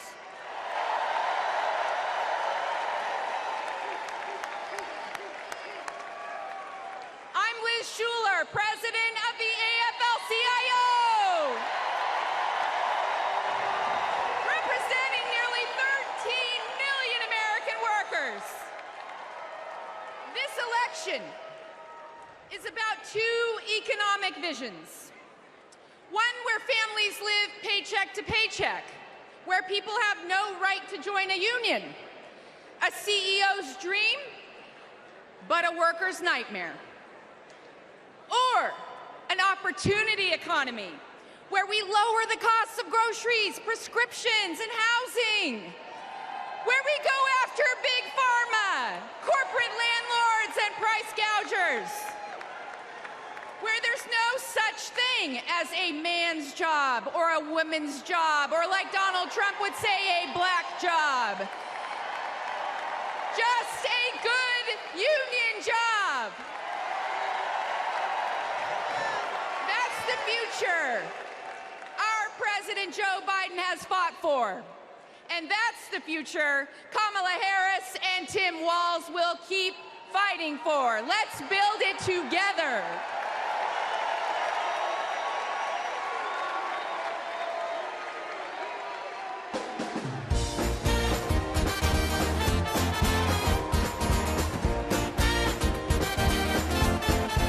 Please welcome Los Angeles Mayor Karen Bass.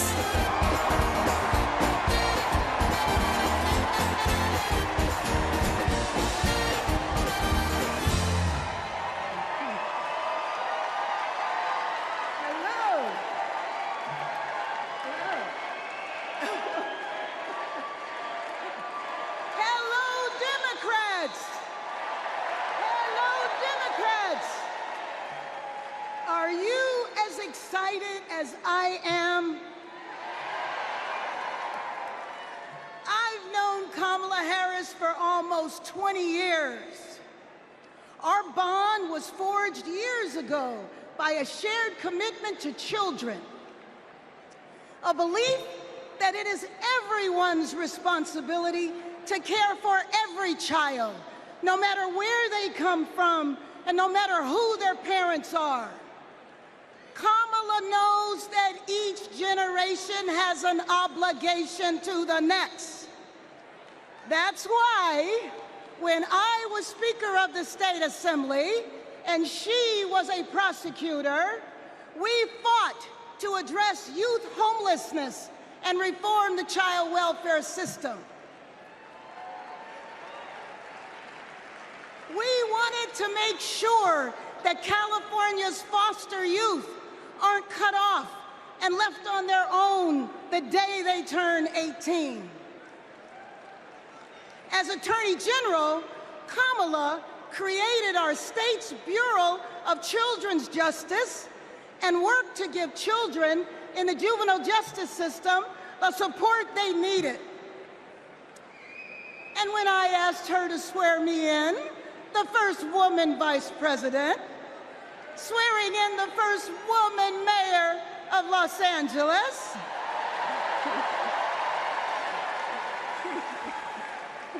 we knew we were sending a message to young girls everywhere that they too can lead.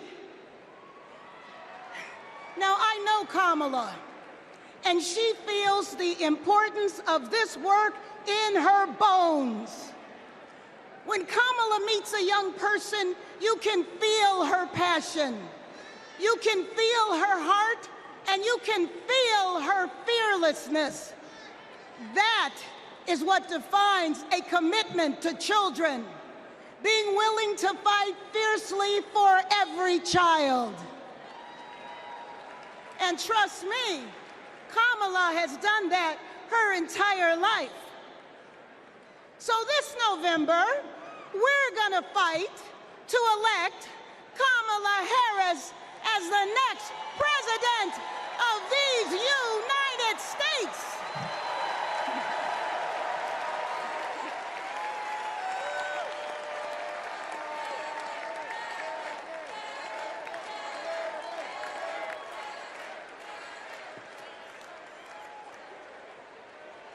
Please welcome Grammy-nominated country music star, Mickey Guyton. How y'all doing?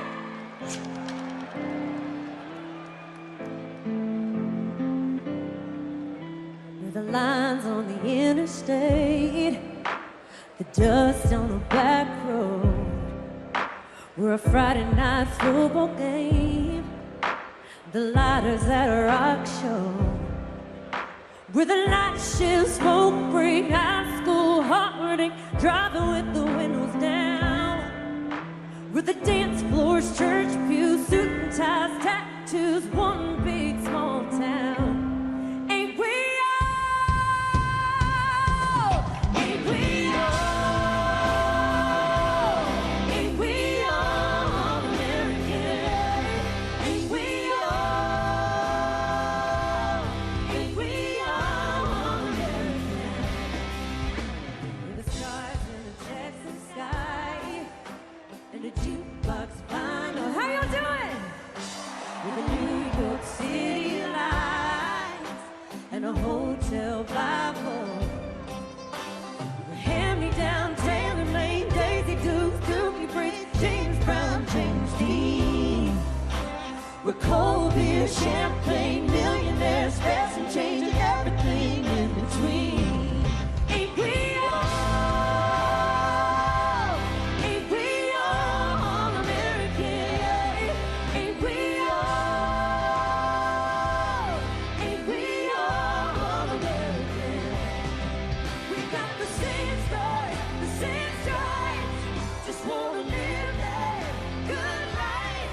Ain't we all? Ain't we all American? Are you proud to be American?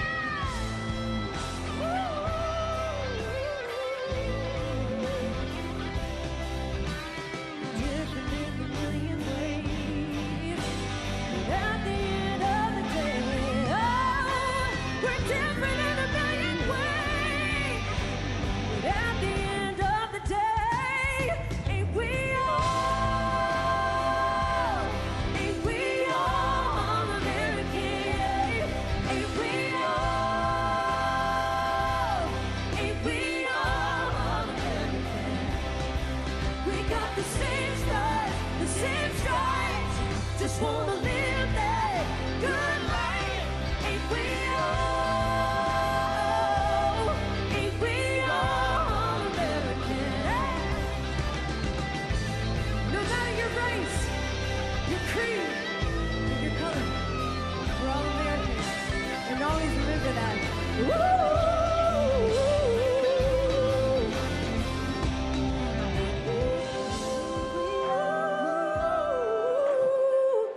All American. Thank you so much.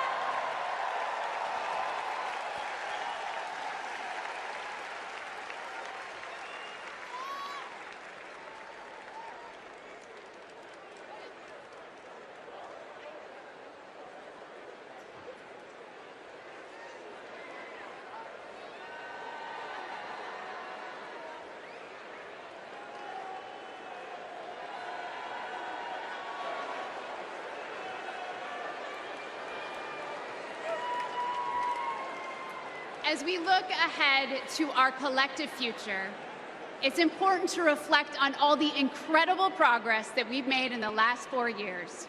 The Biden-Harris administration laid the groundwork for a stronger, more resilient nation. They invested in critical infrastructure, delivered relief when disaster struck, and made healthcare more affordable. Kamala Harris cares. And unlike Donald Trump, she has a plan. not just for the next 4 or 8 years, but for generations to come. Now, let's hear from some of my fellow state executives about how Kamala Harris and Tim Walz are investing in the long-term future for our nation. Okay, go.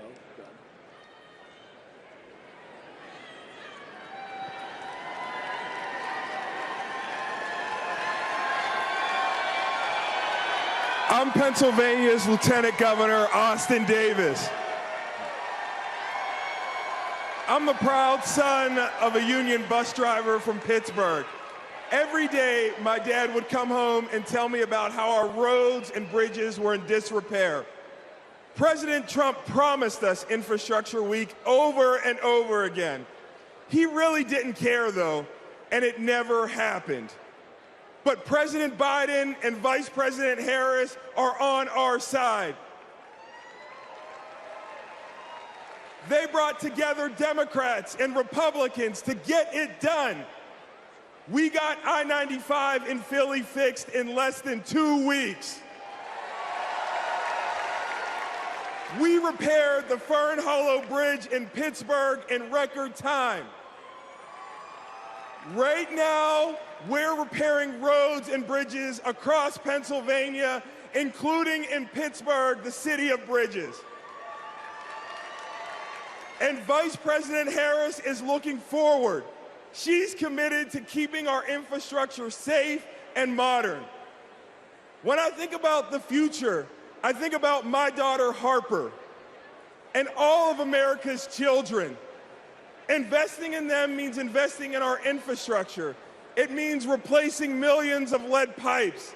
It means providing clean air, clean water, safe roads and bridges, not just for us, but for generations to come. That's the legacy that President Biden is leaving our children. Let's keep building bridges to the future with Kamala Harris and Tim Walz. Let's work.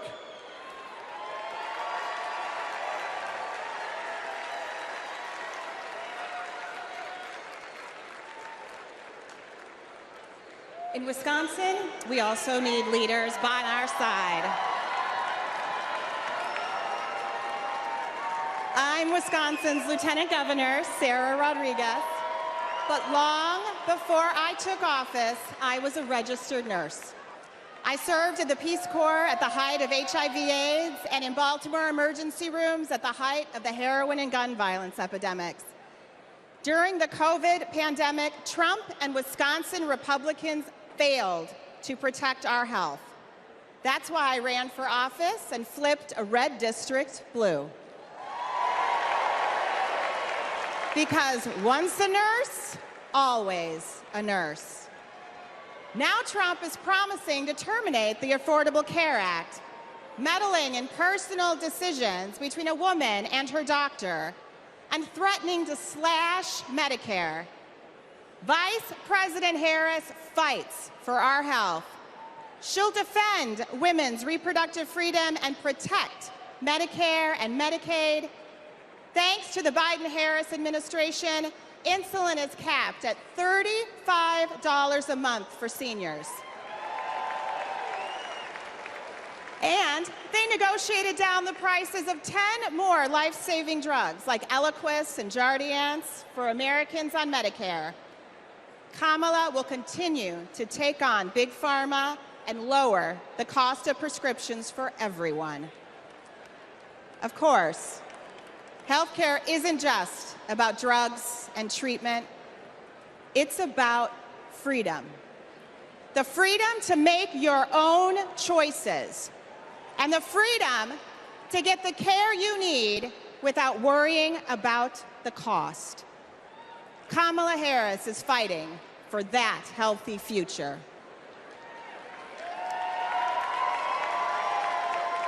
Let me tell y'all about Texas leadership.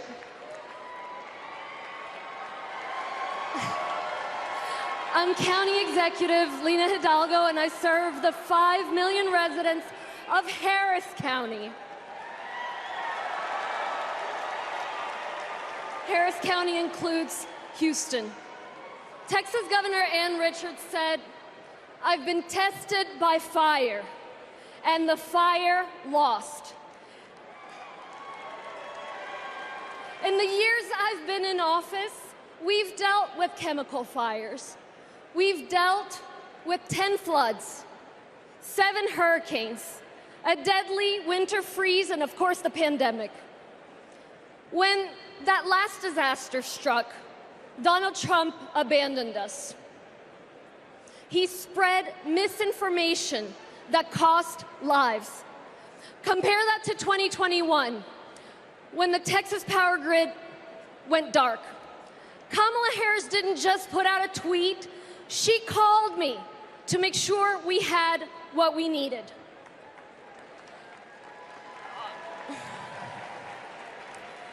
Over the years, I've learned that Kamala Harris always calls. And not only does she call, she delivers. The very week she launched her campaign, she was down in Texas with vital FEMA assistance right after Hurricane Beryl. Kamala Harris cares. She will never risk lives for the sake of politics. And she's leading the charge to protect our communities from extreme weather. The Biden-Harris administration have announced at least $1 billion to help us with just that, and Houston is thriving. We deserve leaders who acknowledge the threats, heck, the existence of climate change. We deserve tough leaders who have our backs. We deserve compassionate leaders ready to help. That's Kamala Harris and Tim Walz. I can personally attest that Kamala is a leader who has our back. I'm California's Lieutenant Governor, Eleni Kounalakis, but I hold another title just as dear to me, Kamala Harris's friend. I met her when we were both young women trying to navigate the halls of power. I worked in housing. She had just been elected district attorney. We got frequent lunches together, and she was funny and fun. She was also a great mentor. Once, I told her about a professional experience of being minimized because I was a woman. She put her fork down and said, "Eleni, never let anybody make you feel small." I saw her put that creed into action. When Wall Street foreclosed on millions of homes, Washington wisdom was that $4 billion was the best you could do. Other attorneys general agreed. But because Kamala Harris grew up in a middle-class home, she knew that wasn't enough for all the working families who got screwed over. So she put her foot down and refused to settle for less. Kamala Harris won $20 billion from the big banks for California homeowners. And that's because she cares. She cares so much that if you're lucky enough to be her friend, she calls you on her birthday, and sometimes she sings to you. She called me on mine right when I had decided to run for lieutenant governor. She asked tough questions. I promised I'd follow her lead and invest in the future. Together, we shattered that glass ceiling, California, and got to work. I am so glad the country is getting to see the Kamala that I've known for decades. For Californians and Pennsylvanians, for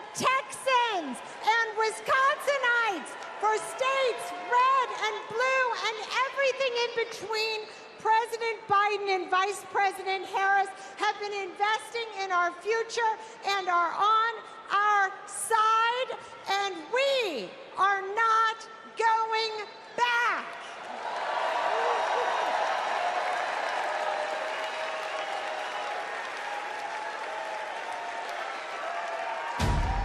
Do you know about Project 2025? The far right's playbook. It is Trump's vision for America's future. I'm not going to be nice. It will ban abortion nationwide, I got rid of Roe v. Wade. raise taxes on middle-class families, gut Medicaid, That's money that funds a lot of medical treatment. strip rights from LGBTQ plus people, Wait a minute, I'm not finished. cut overtime pay, It is going to affect workers' bottom lines. give him unchecked power, And I will wield that power very aggressively. and it begins his first day back in office. In an exclusive undercover video, a co-author of Project 2025 saying that Donald Trump, quote, blessed the work he's doing now. He's been at our organization. He's raised money for our organization. He's blessed it. So he's very supportive of what we do. He doesn't want freedom. He only wants control. I know Donald Trump's tight. These are the stakes. Project 2025 wants to take our country backward. This is our fight. We are not going back.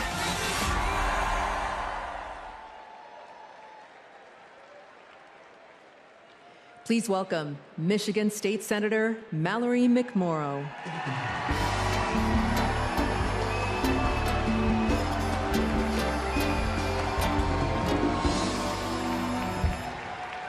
Hello! I'm Michigan State Senator Mallory McMorrow, and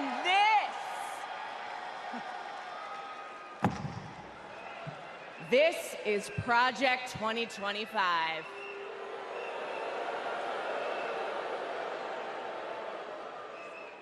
Now, over the next 4 nights, you are going to hear a lot about what is in this 900-page document. Why? Because this is the Republican blueprint for a second Trump term. That's right. They went ahead and wrote down all the extreme things that Donald Trump wants to do in the next 4 years. And then they just tweeted it out, putting it out on the internet for everybody to read. So, we read it. And whatever you think it might be, it is so much worse. Tonight, I want to tell you about just one aspect of Project 2025.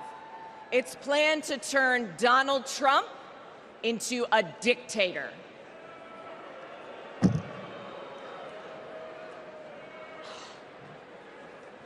Okay, right here on page 535, it says, quote, reissue Trump's Schedule F executive order to permit discharge of non-performing employees. Now that doesn't sound that scary, right? But here's what it actually means in plain English. If Donald Trump gets back into the White House, he's going to fire civil servants like intelligence officers, engineers, and even federal prosecutors if he decides that they don't serve his personal agenda.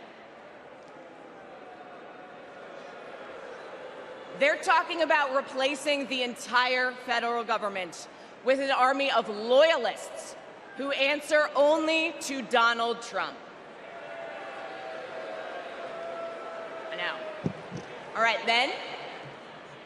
Okay. Page 873.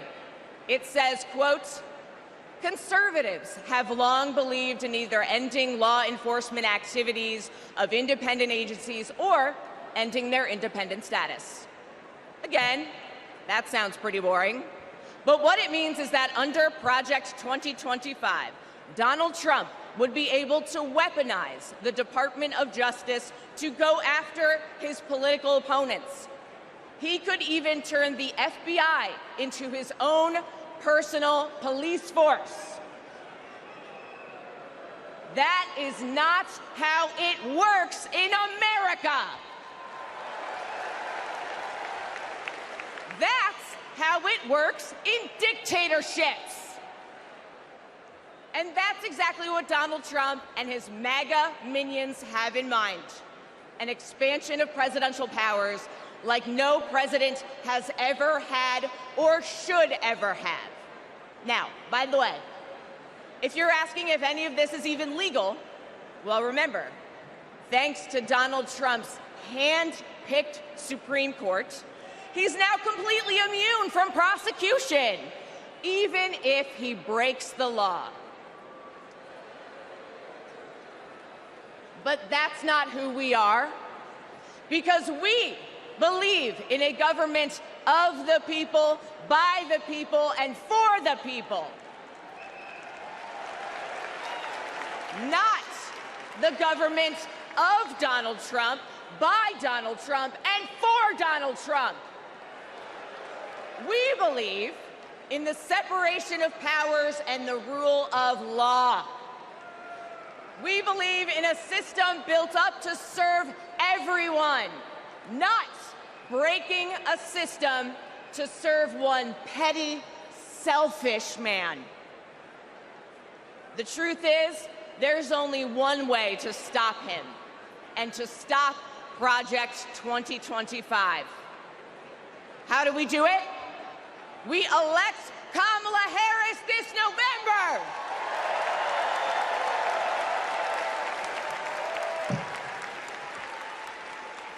We'll be back tomorrow night to tell you what Project 2025 means for your pocketbook.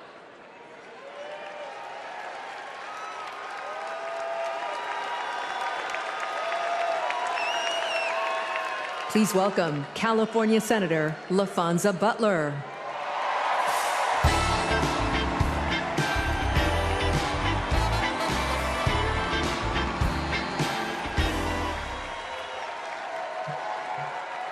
Hello, Democrats. California delegates, make some noise. It's great to see so many familiar faces.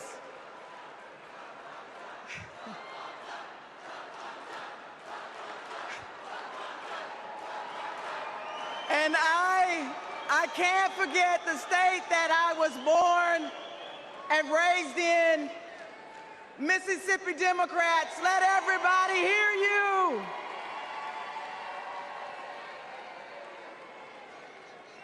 Democrats, before I joined the Senate, I was a leader in the labor movement. So I know a champion for the people when I see one. I met Kamala Harris when she was district attorney, and I was president of a large care workers union. We hit it off right away. What really impressed me was how well she got to know my family. My wife, Naniki, but especially our daughter, Nyla. And as soon as Nyla heard that Ms. Kamala was running for president, she asked if she could be vice president. So, no disrespect to Governor Walz, but Nyla put her name in first. Vice President Harris and I share a lot in common. We both graduated from historically black colleges. Me from Jackson State University. The Vice President from Howard University. We were both raised by mothers who worked fiercely to provide for us. And we both believe that every single one of us has the power to change the world when we choose to do it together. You see, Kamala Harris has always understood the assignment. No matter if she were the underdog, no matter the bullying or the name-calling, she never doubted that our best was still ahead.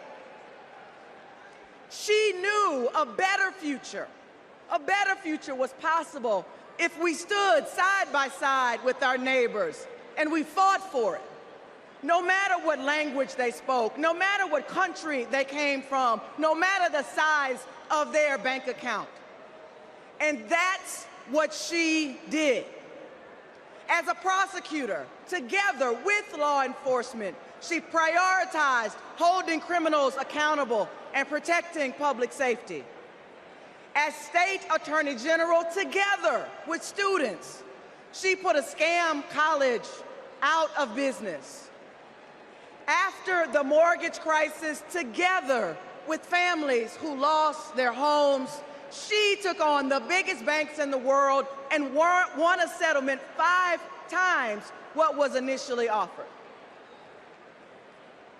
Every time she walked into a courtroom, she would simply say, "Kamala Harris for the people." For her, it wasn't just a professional oath. It was a battle cry. And let's be clear, to her opponents, this way of seeing the world, the idea of fighting for someone other than yourself, is unthinkable. But let me tell you, Democrats, what's really unthinkable.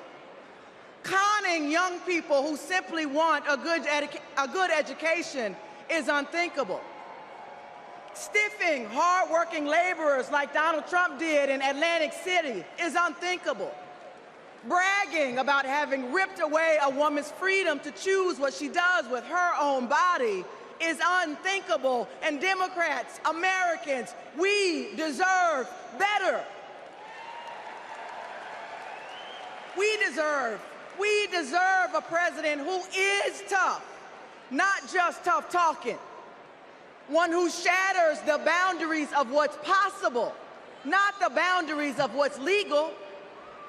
And one who wipes the floor with cheats and fraudsters because, well, Democrats, she knows the type. Democrats, that president, the president that we deserve, that president is my friend, Kamala Harris. Thank you all so much.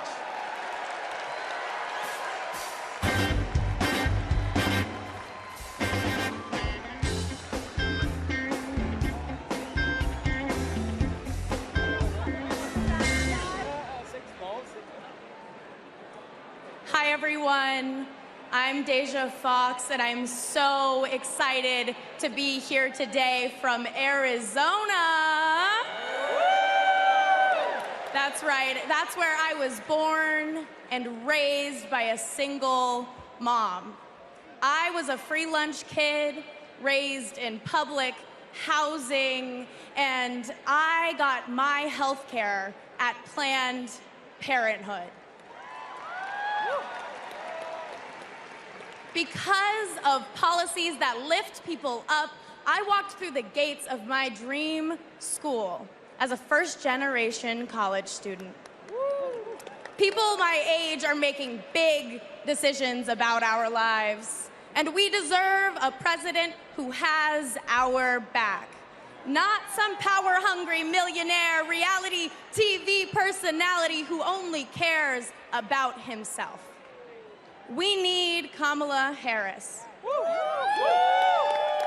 She'll deliver a future where we can decide if and when to start a family.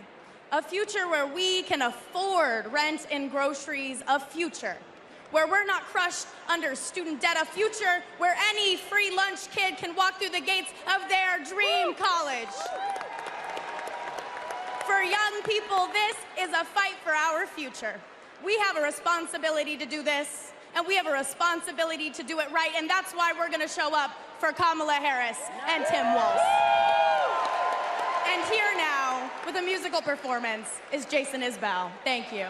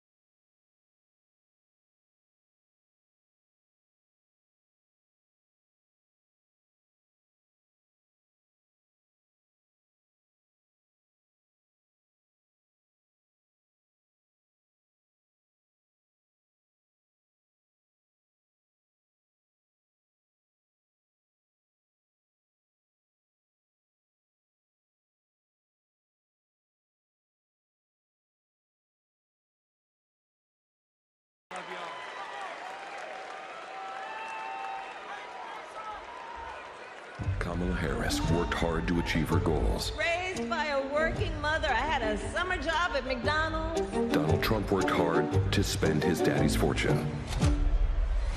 She believes in working hard for the American people. When the middle class is strong, America is strong. Donald Trump believes in working hard for his billionaire friends. I don't care about you. I just want your vote. I don't care.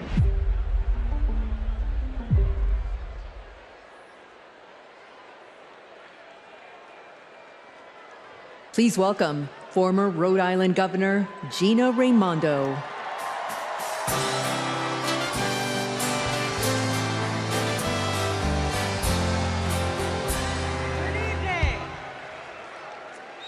Hello, Democrats. Hello, Chicago.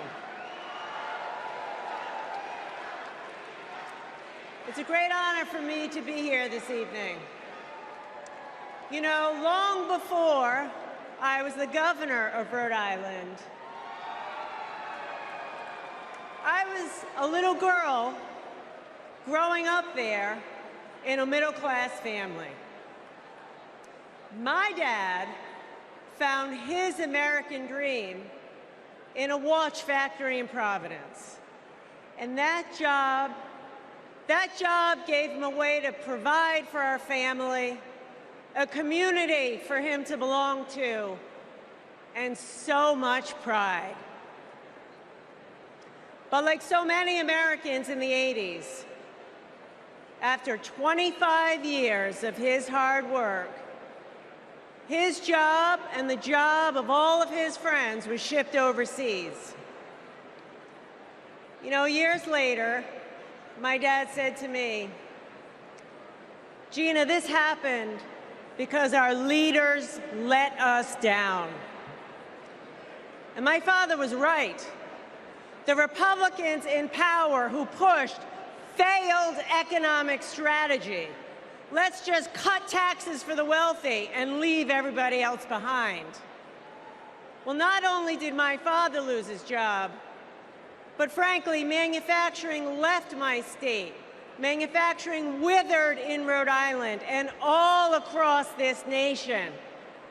In communities all across America, factories shuttered, communities got hollowed out, and people were left without their job, without hope, without the dignity that comes with a decent job.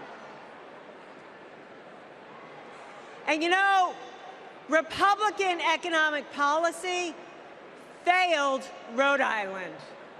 How do I know that? Because when I took office, first Democrat elected governor in a couple of decades, I inherited one of the worst economies in the country. It was a mess. But we got to work and we turned it around. We turned it around with a pro-business, pro-worker agenda. Kamala Harris has that same agenda. She knows we need an economy where the costs are low and opportunities abound. An economy where people can show up to their jobs with dignity and pride. She has a new economic vision for America. You know how she knows that? She knows it because just like me, Kamala Harris grew up in a middle-class home. Her mom worked to cure breast cancer by day and feed her family at night. And as an adult, Kamala worked to lock up sex offenders and violent criminals by day. And she took care of her sick mother at night. Kamala Harris gets it. She gets that so many Americans work so hard every day and they're barely getting by. And that is not right. It is a fundamental economic principle. Hard work ought to pay off. We believe in that. And that's why the Vice President is committed to building the opportunity economy, an economy that rewards ambition, an economy that rewards hard work. She believes in an America where everyone, regardless of who you are, what you have, where you started, you got a chance to get ahead in this country. Kamala Harris will give more than 100 middle-class Americans a tax cut. She'll build 3 million new homes for the middle class. And she's going to forge an economy with fair competition, free from monopolies. Monopolies that crush workers and small businesses and startups. Kamala Harris will make building up the middle class a defining goal of her presidency. Meanwhile, Donald Trump, he's going to double down on his worst economic ideas. The same ideas that shipped my dad's job overseas. Ideas that don't work. We know they don't work because they never have. He wants another huge tax cut for the wealthy. He wants to put his corrupt buddies in charge of the economy. And he wants a sales tax that's going to supercharge inflation. We cannot afford Donald Trump's failed economic ideas. But here's the thing, the most important thing. Kamala Harris works for the people. Kamala Harris works for you. And Donald Trump is in it for himself. As our president, Kamala Harris will build an economy where everyone, and she means everyone, can find and live their American dream. So let's put her in the Oval Office. Thank you.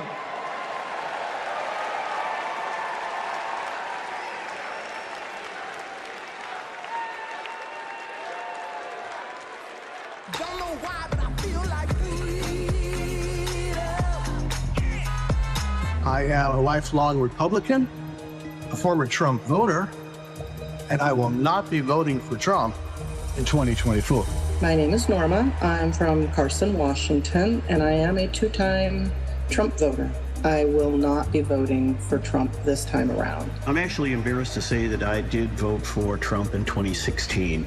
Donald Trump has nothing but contempt for the American people, and ironically, for those who claim to be his base. He's only interested in benefiting himself personally. Everything he said he would do, he did not do.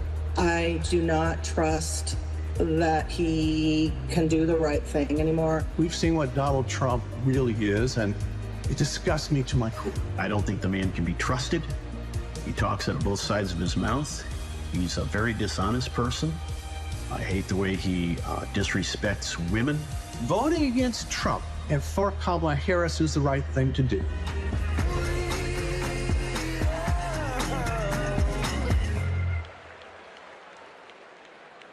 Please welcome New York Governor Kathy Hochul.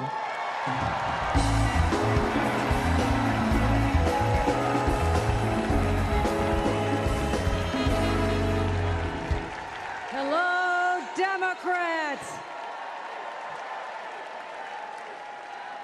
Are you ready to elect Kamala Harris, the first president of the United States? Yes, you are. Yes, you are. Friends, like so many of us, my grandparents came from Ireland as teenagers with nothing but hope in their hearts. and fire in their bellies. They built their lives in the promised land of Buffalo, New York. A union card meant good work at the steel plant. The steel plant that lifted my parents from living in a trailer to the middle class.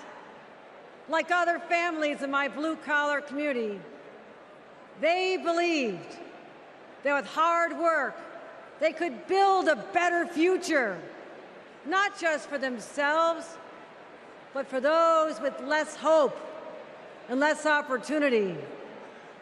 I'm proud of my roots and the values I learned: grit, determination, compassion. Kamala Harris and Tim Walz grew up with those same values. And those values have always defined the people of my state. Well, most of us anyway. Donald Trump was born a New Yorker, but ended up a fraud, a philanderer, and a felon. He wasn't raised with the New York values that I know. He never had to worry about childcare costs or groceries or rent. He never had to worry about anything or anyone but himself. Trust me, America, if you think you're tired of Donald Trump, talk to a New Yorker. We've had to deal with him for 78 long years. The fraud, the tax dodging, the sham university, the shady charities. We've seen him stiff contractors, rip off workers. He abuses women, brags about it, and then takes away their rights. And New Yorkers are sick of it. It's no wonder he had to flee to Mar-a-Lago. Sorry about that, Florida. Sorry about that. Trump hasn't spent much time in New York lately, except that is to get convicted of 34 felonies. And that's just fine with us, because New York's motto is Excelsior, ever upward. And Trump takes us ever downward. Because here's what Trump never understood. America isn't a luxury good to be bought and sold by the privileged and powerful few. America, we just can't afford another 4 years of that. We have kids to feed, roads to build, jobs to create, real problems to solve. And we need leaders who can get it done. Trump talked big about bringing back manufacturing jobs. But you know who actually did it? President Biden and Vice President Kamala Harris. Thank you, Joe. Thank you, Kamala. And look no further than the city of Syracuse, where a company called Micron is building a $100 billion microchip factory with union labor. It's the largest private investment in American history, and it's going to create 50,000 good-paying jobs. The Biden-Harris administration has made the most significant investments in our economy in generations. And as president, Kamala Harris will continue to build an opportunity economy for all. My friends, history's watching us. Together, we must protect abortion rights. Together, we must protect the middle class. Together, we must protect the American dream. And together, we must elect Kamala Harris President of the United States. Thank you.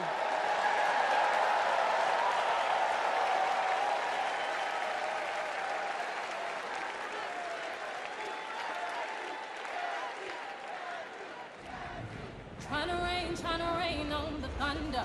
Tell the storm I'm new. I'm a wild, come a march on the regular. Painted white flags blue. What kind of America do we want? One where we're divided, angry, depressed? Come on, we're Americans. Fascism, we conquered it. The moon, landed on it. The future, building it. Freedom, nobody loves it more. And we fight for it.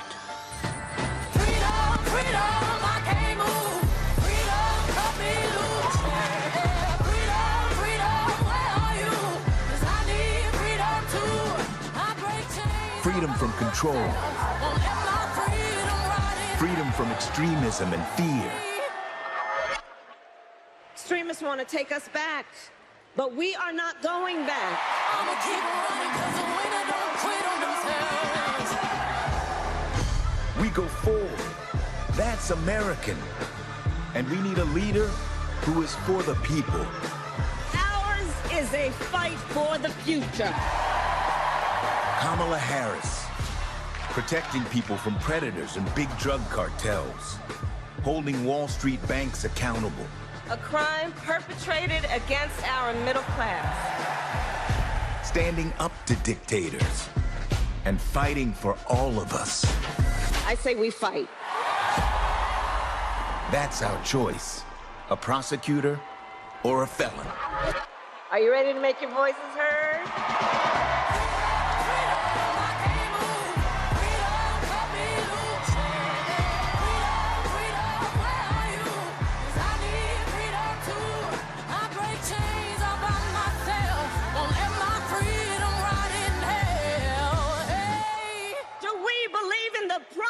America. And are we ready to fight for it? I'ma keep running 'cause the winner don't quit on themselves.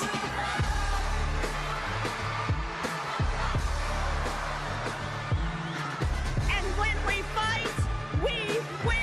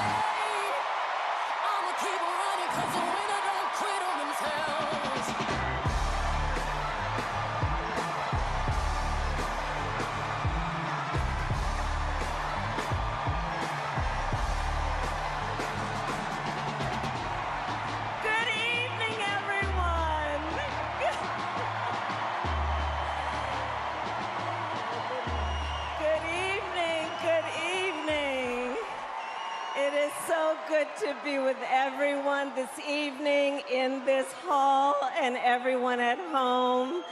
This is going to be a great week. And I want to kick us off by celebrating our incredible President Joe Biden, who will be speaking later tonight. Joe, thank you for your historic leadership, for your lifetime of service to our nation, and for all you will continue to do. We are forever grateful to you.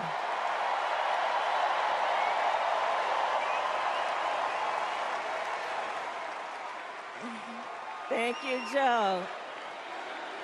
And looking out at everyone tonight, I see the beauty of our great nation, people from every corner of our country and every walk of life are here, united by our shared vision for the future of our country. And this November, we will come together and declare with one voice, as one people, we are moving forward.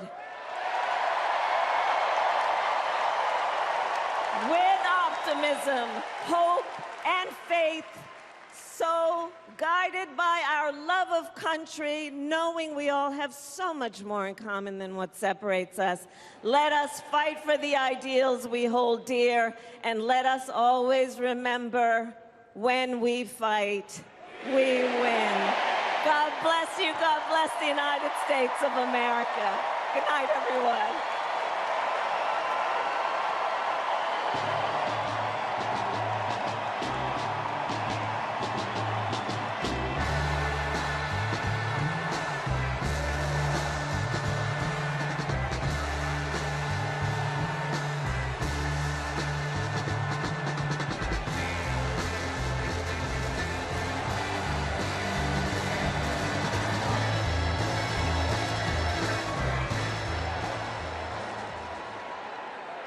Please welcome actor and director Tony Goldwyn.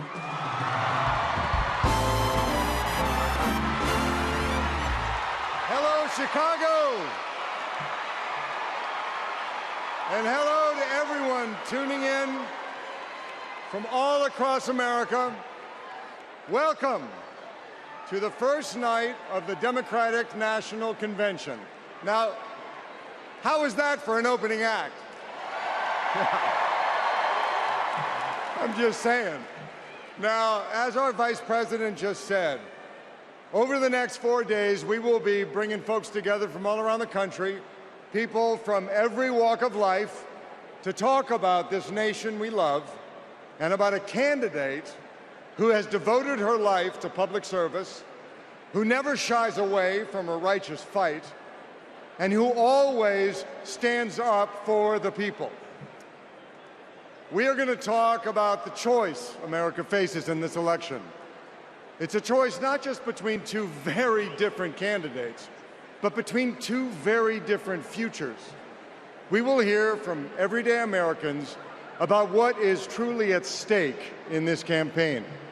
The future of our middle class, the future of reproductive rights, the future of our climate, our security, our schools, the future of our freedom, the future of our very democracy.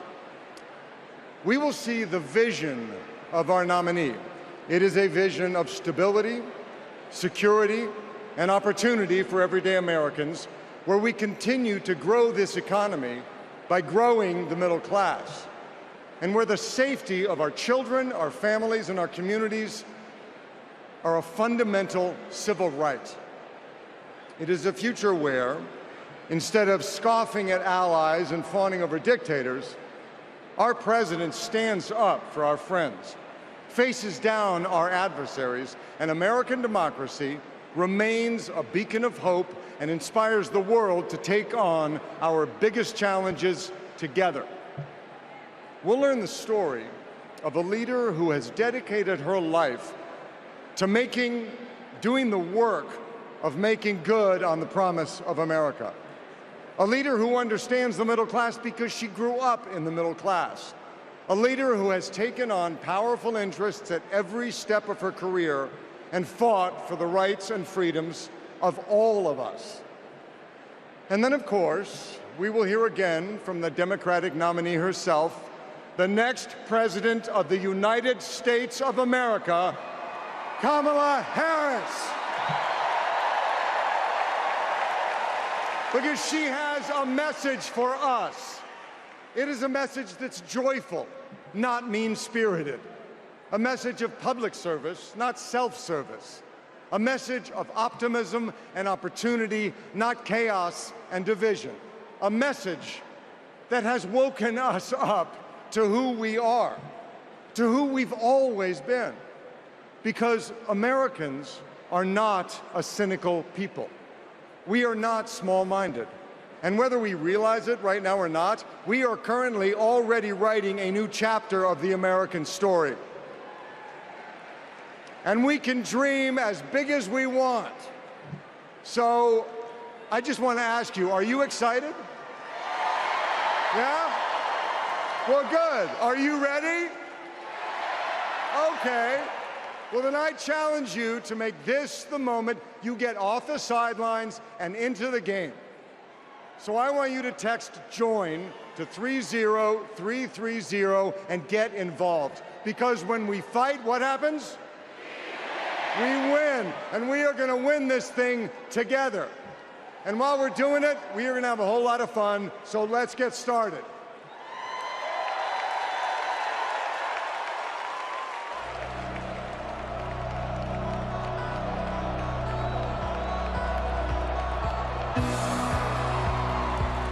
Please welcome 9-time NBA champion and coach of the 2024 Olympic gold-winning men's basketball team, Steve Kerr.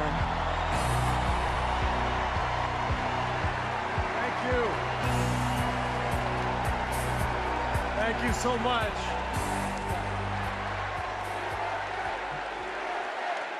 Thank you. It is so fun to be back here in the United Center. And as you guys know, a lot of good stuff has happened in this building, especially in the 90s. You young people, Google Michael Jordan and you can read all about it, okay? So there was an amazing vibe in this building back in those days, and I feel that same winning spirit here tonight. So the last time I was in a packed basketball arena was in Paris, France. 9 days ago, some of the best players on earth, 12 incredible American men, came together to win Olympic gold. And the next night, I was back in that same building watching 12 more of the best players on earth, our incredible American women, do the same thing.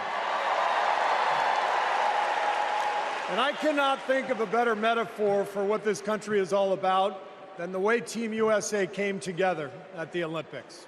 We had players from across our wonderful country, players who have trained and fought relentlessly, shed tears trying to beat one another throughout their careers, joining forces to wear the red, white, and blue.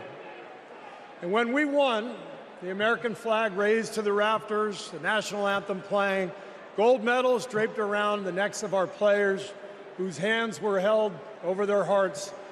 It was the proudest moment of my life. Thank you.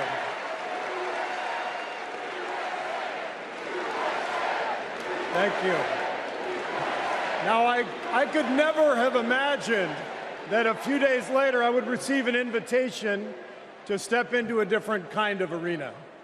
And so here I am. I know very well that speaking out about politics these days comes with risks.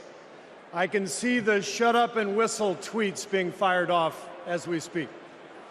But I also knew as soon as I was asked that it was too important as an American citizen not to speak up in an election of this magnitude.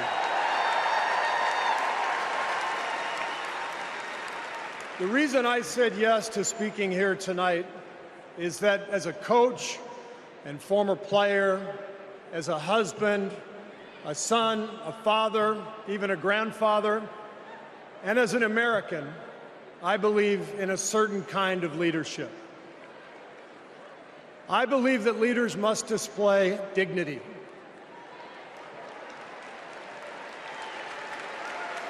I believe that leaders must tell the truth.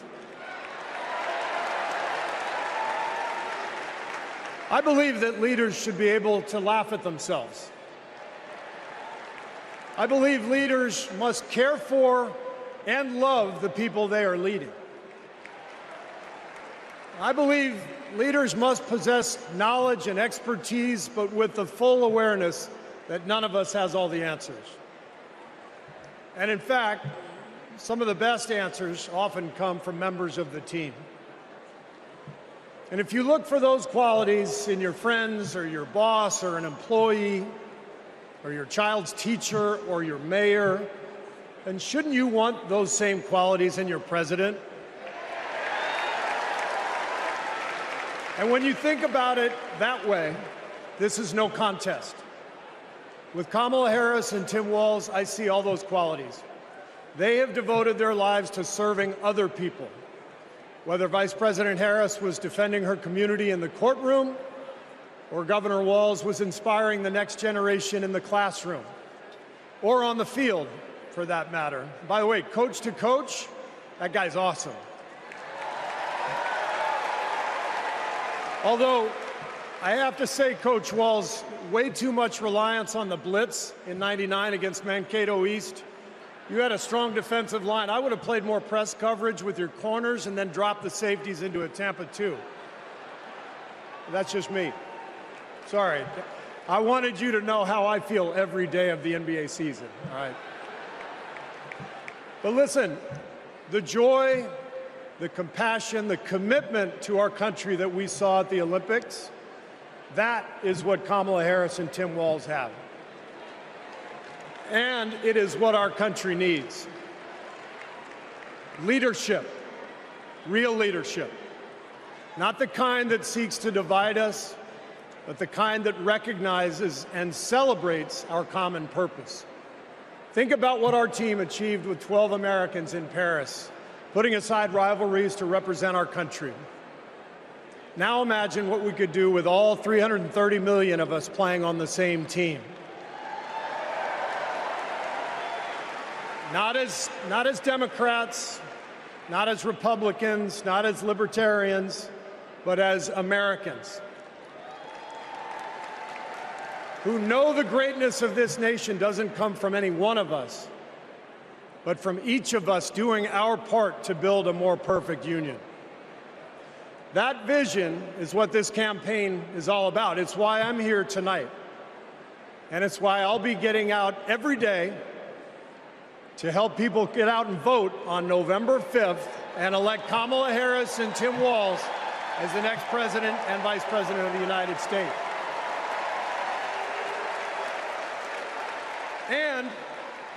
And after the results are tallied that night, we can, in the words of the great Steph Curry, we can tell Donald Trump, night, night. Thank you.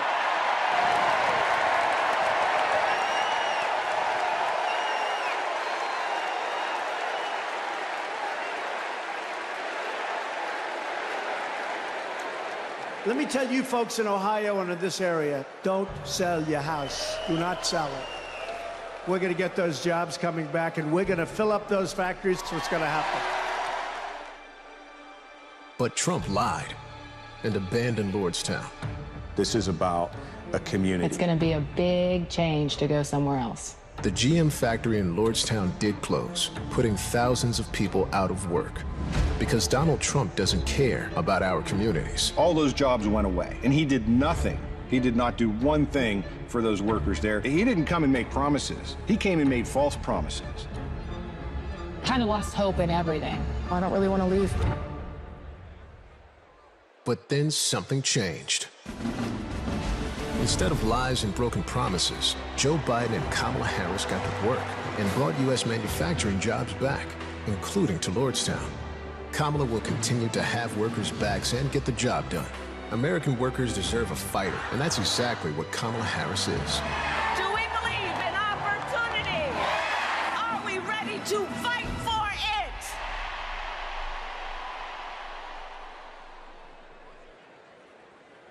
Please welcome United Auto Workers President Shawn Fain.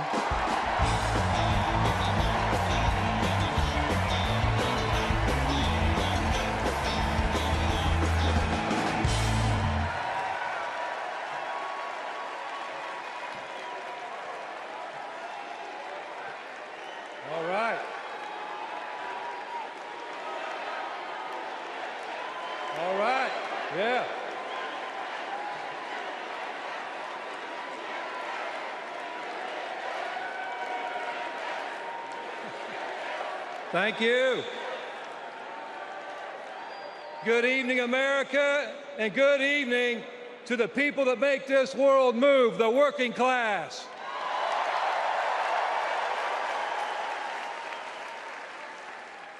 On behalf of 1 million active and retired members of the UAW, I am honored to support Kamala Harris and Tim Walz to be our next president and vice president.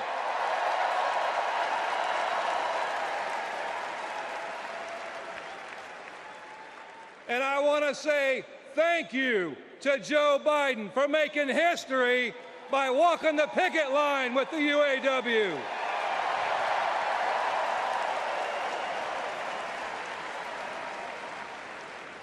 For the UAW and for working class people everywhere, this election comes down to one question.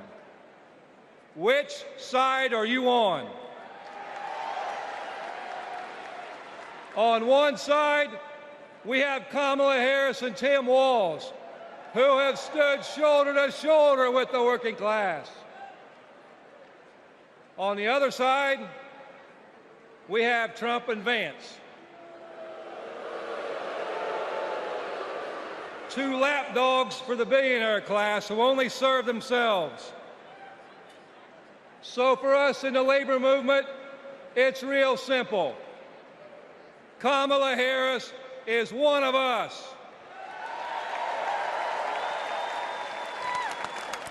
She's a fighter for the working class. And Donald Trump is a scab.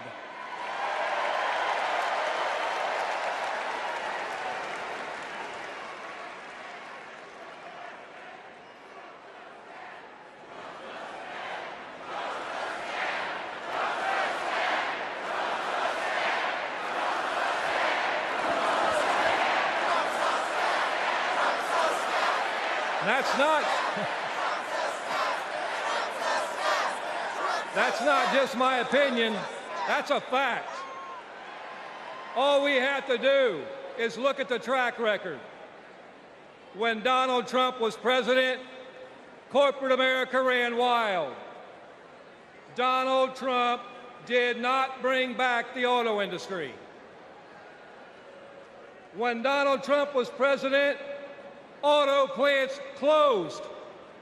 Trump did nothing. Trump told workers in Lordstown, Ohio, that he would be bringing all the auto jobs back. And Trump did nothing. In 2019, General Motor workers went on strike for 40 days for good jobs and a better life. And Trump did nothing. Talk is cheap. But in 2019, you know who was on the picket line standing shoulder to shoulder with auto workers? I'll give you a clue. Her initials are Kamala Harris.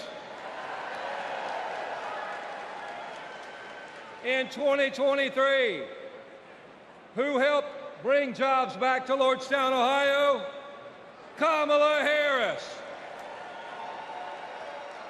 And in 2024, who will stand with the working class in our fight for justice? Kamala Harris. And that's the difference. Donald Trump is all talk, and Kamala Harris walks the walk.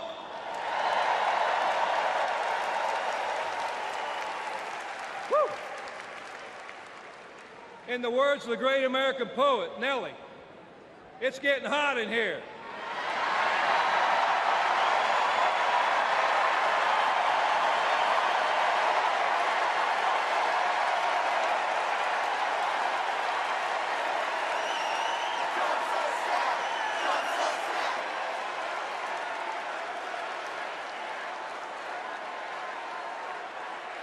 It's hot in here. It's hot in here because you're fired up and you're fed up, and the American working class is fired up and fed up. The American working class is in a fight for our lives. And if you don't believe me, just last night, blue-collar workers, the UAW members at Cornell University had to walk out on strike for a better life because they're fighting corporate greed. And our only hope is to attack corporate greed head on. Corporate greed turns blue-collar blood, sweat, and tears into Wall Street stock buybacks and CEO jackpots. It causes inflation. It hurts workers. It hurts consumers, and it hurts America. And corporate greed is alive and well in the auto industry. You know, last fall, we achieved life-changing gains in our strike at the Big Three. We even won a commitment to reopen a closed plant not too far from here. We were able to do that thanks to the support of Kamala Harris and Joe Biden and the thousands of auto workers that went on strike.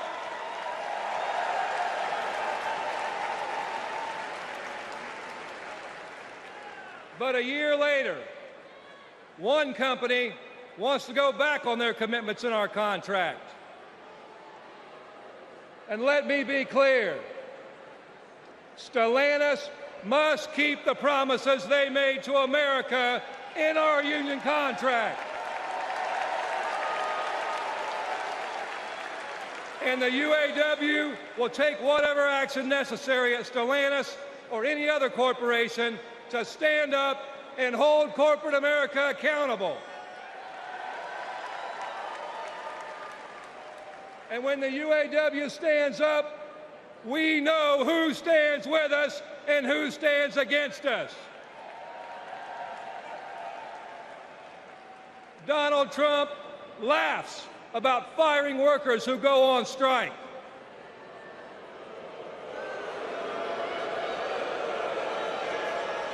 And Kamala Harris stands shoulder to shoulder with workers when they're on strike. And that's the difference between Kamala Harris and Donald Trump the scab. Trump is pushing divide and conquer tactics of the rich. It's the oldest trick in the book. They want to blame the frustrations of working class people. They want to take those frustrations, they want to blame it on race. They want to blame it on LGBTQ plus people. They want to blame it on some destitute and desperate person at the border. They do that because they want working class people to be divided and to focus and keep the focus off the one true enemy, corporate greed.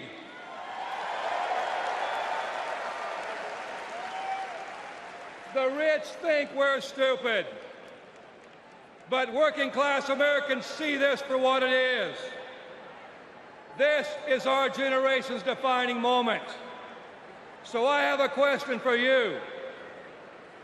Are you ready to stand up, speak up, and show up and put Kamala Harris and Tim Walz in the White House?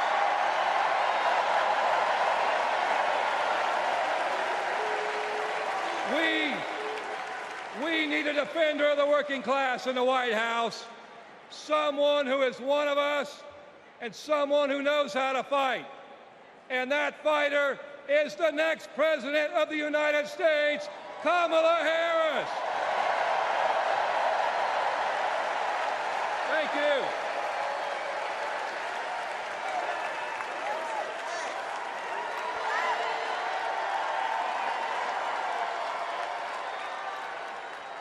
Please welcome New York Representative Alexandria Ocasio-Cortez.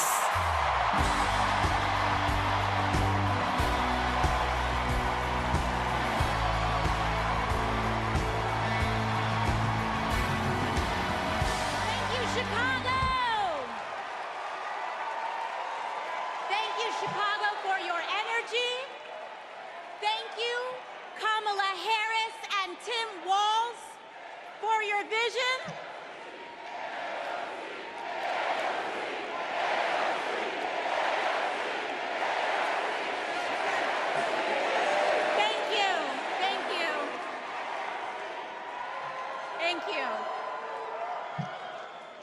you, Chicago, for your energy. Thank you, Kamala Harris and Tim Walz, for your vision. And thank you, Joe Biden, for your leadership.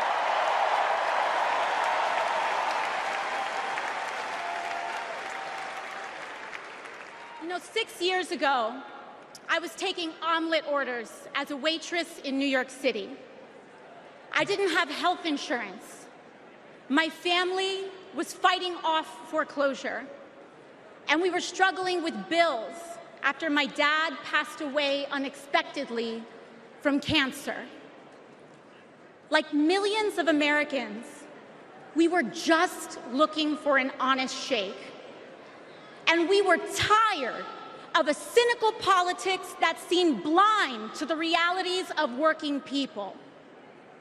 It was then, only through the miracles of democracy and community, that the good people of the Bronx and Queens chose someone like me to elect them in Congress.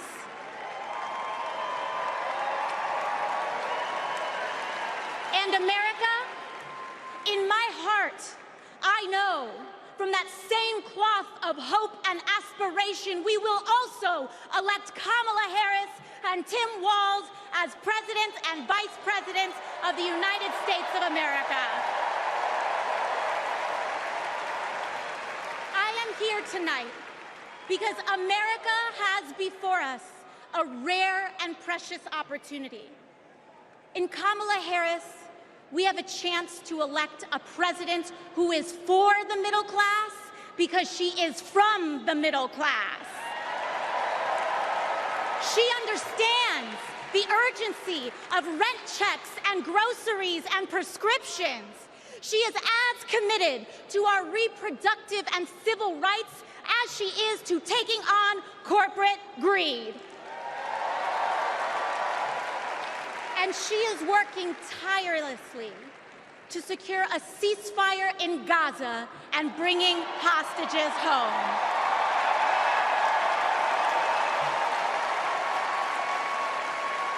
In Kamala Harris, I see a leader who understands. I see a leader with a real commitment to a better future for working families. And Chicago, we have to help her win. Because we know that Donald Trump would sell this country for $1 if it meant lining his own pockets and greasing the palms of his Wall Street friends. And I, for one, am tired of hearing about how a two-bit union buster thinks of himself as more of a patriot than the woman who fights every single day to lift working people out from under the boots of greed, trampling on our way of life. The truth is, Don, you cannot love this country if you only fight for the wealthy and big business.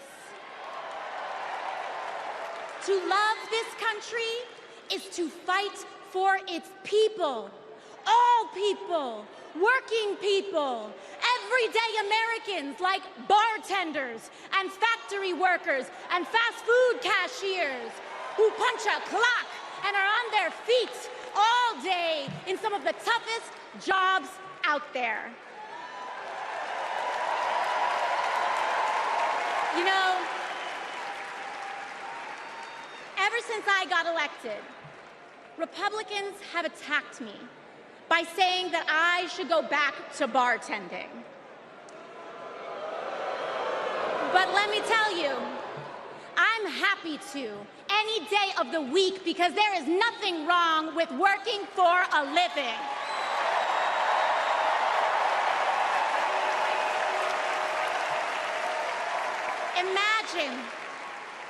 Imagine having leaders in the White House who understand that.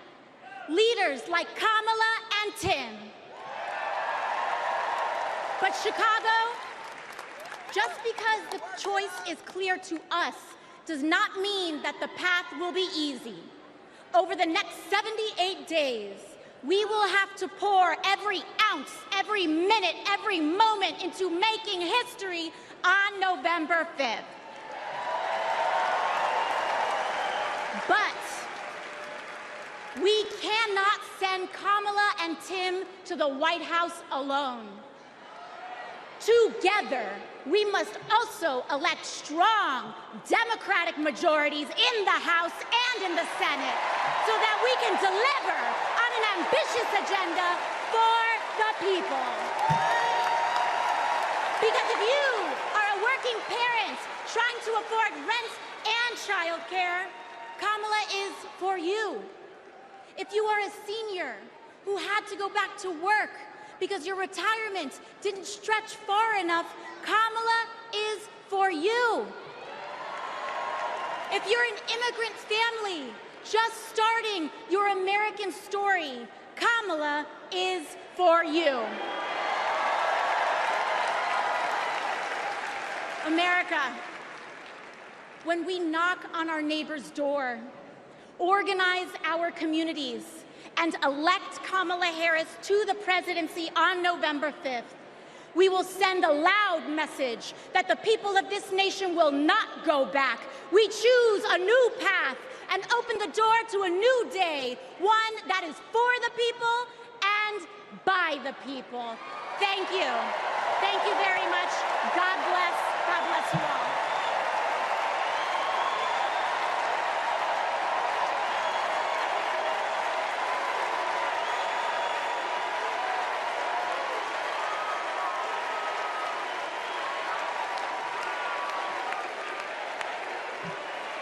Wow. How about that AOC? Good Lord. So Kamala Harris's story begins in a middle-class neighborhood in the East Bay. Yeah.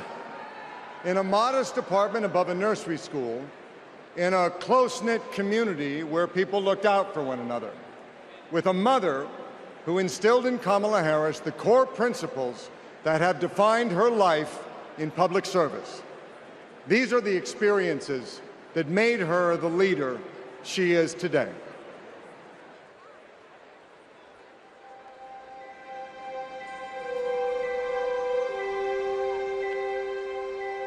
The neighborhood we grew up in was a very hardworking, middle-class, tight-knit community. Families going to church on Sunday, kids playing in the front yard. Mommy got us these bright blue matching bikes with banana seats, and we were surrounded by caring adults. This neighborhood on Bancroft Way, we've spent so much time here. Behind me is where it all began. Her mom, Shamala, rented the apartment that was above the Shelton's nursery. So in the beginning, Mrs. Shelton used to babysit the girls. Shamala was a single mom. Life was not easy for them, but she loved her daughters fiercely. Kamala herself says that her mom told her that she may be the first to do many things, but to make sure that she's not the last. She's always been that kind of person, a true leader, and very protective of her friends and her family. When Kamala was all of 4 years old, her best friend in kindergarten, Stacy Johnson, got into something with another kid on the playground. This one particular day, we had made some clay art, and this one boy in our class had taken mine for whatever reason and threw it on the ground, and it shattered. So Kamala, being very protective, just jumped in front of me and stood up to him. To me, that shows the kind of person that she has always been, to stand up to the bully and to stand up for the underdog and to stand up for what is right. Kamala carries the lessons of our mother, the fighting spirit of our mother, the compassion, and I have seen it over and over again in our growing up. When we were in high school, my sister's friend, Wanda, was being molested by a family member, and Kamala just jumped in. She wanted her to come and stay with us, and Mommy said, of course. That is Kamala. She can't help herself from standing up for people and standing up for what she thinks is right. She has been that way our whole lives. Being a protector is what led her to become a prosecutor. Looking back now, I could say it was her calling.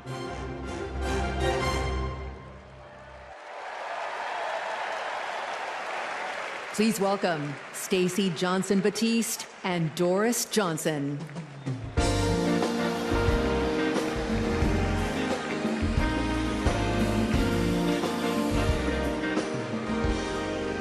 Good evening. I'm Stacey Johnson Batiste, and this is my mom, Doris Johnson. We are so excited and honored to be here with you. Kamala and I have known each other for a long time. We met at Burkwood Hedge School.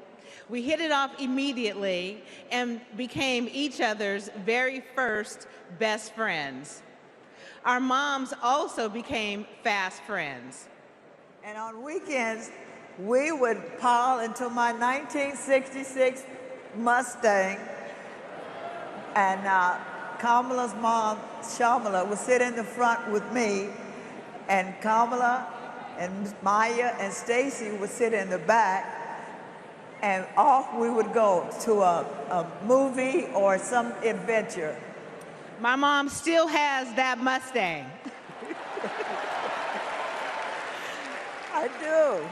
Kamala and I both get our grit from our mothers. Kamala has always been a protector. One day at school, we made clay art projects during story time when they were outside on tables to dry. For whatever reason, a boy in our class took mine, threw it on the ground, and it shattered. Kamala jumped in between him and me and said something that made him so mad, he picked up a rock or something and hit her on the head. Blood came streaming down. The school called Shamala to come take her to the hospital. The stitches she got left a scar over one of her eyes. She still has it. That's the kind of person Kamala has always been from the very beginning. Someone who doesn't hesitate to stand up for what's right, to take up for the underdog, and to stand up to bullies.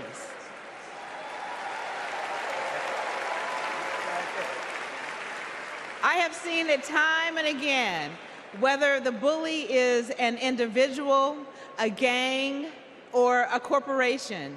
She fights for all of us.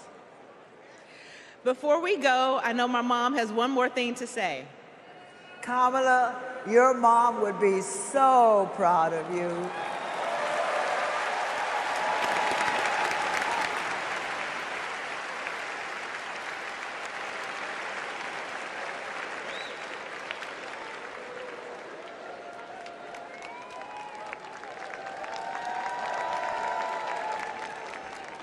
Please welcome former Secretary of State Hillary Clinton.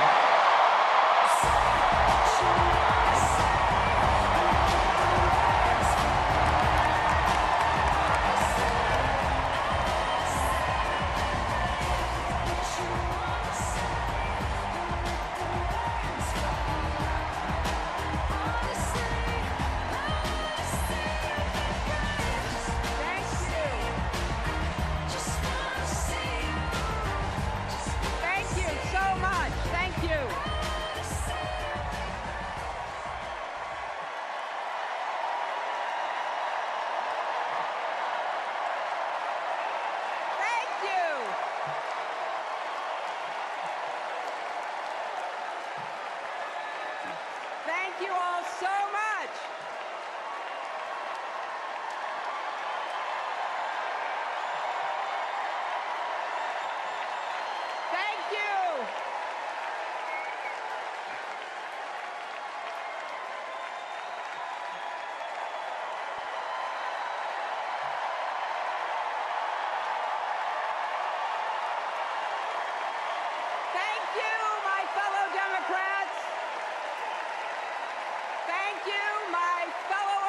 Americans.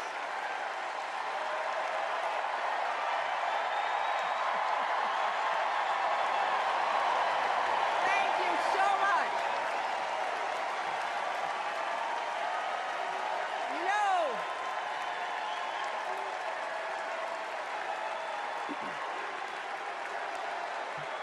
thank you all.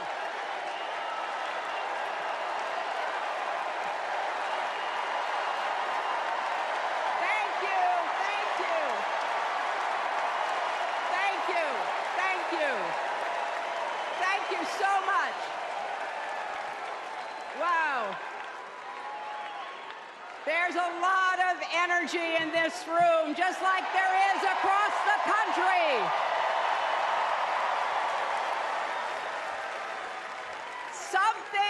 Something is happening in America. You can feel it. Something we've worked for and dreamed of for a long time. First, though, let's salute President Biden.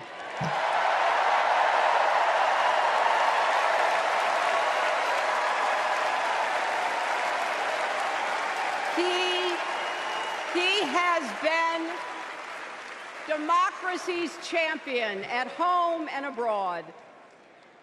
He brought dignity, decency, and competence back to the White House. And he showed what it means to be a true patriot. Thank you, Joe Biden, for your lifetime of service and leadership.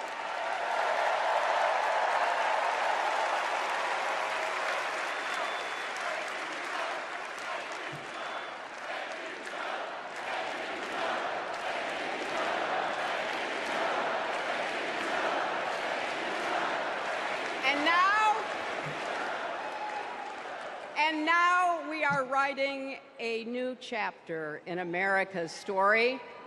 You know, my mother Dorothy was born right here in Chicago before women had the right to vote. That changed 104 years ago yesterday. Think about it. Tennessee became the final state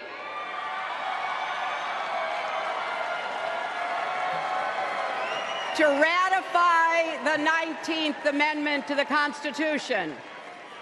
The state legislature was deadlocked until one lawmaker's mother, a widow who read 3 newspapers a day, sent a letter to her son. "No more delays," she wrote. "Give us the vote." And since that day, every generation has carried the torch forward. In 1972, a fearless black congresswoman named Shirley Chisholm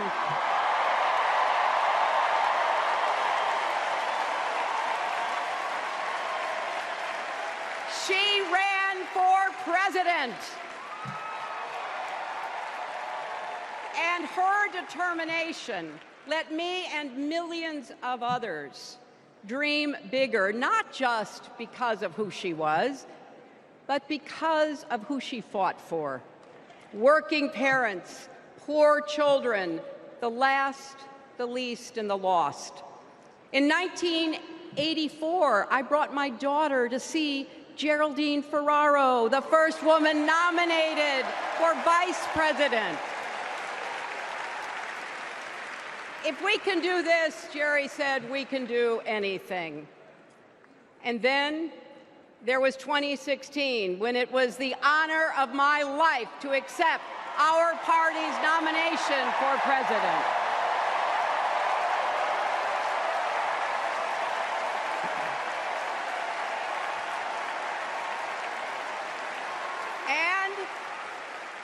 And nearly 66 million Americans voted for a future where there are no ceilings on our dreams.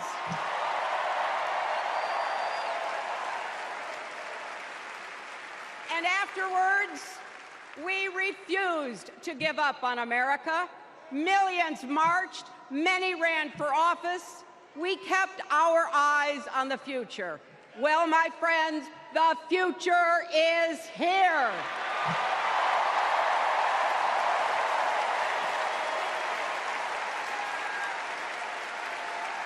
I wish my mother and Kamala's mother could see us. They would say, keep going. Shirley and Jerry would say, keep going.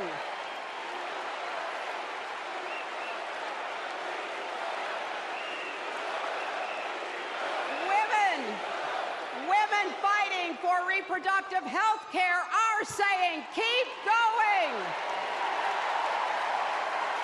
Families building better lives, parents stretching to afford child care, young people struggling to pay their rent. They're all asking us to keep going. So, with faith in each other and joy in our hearts, let's send Kamala Harris and Tim Walz to the White House.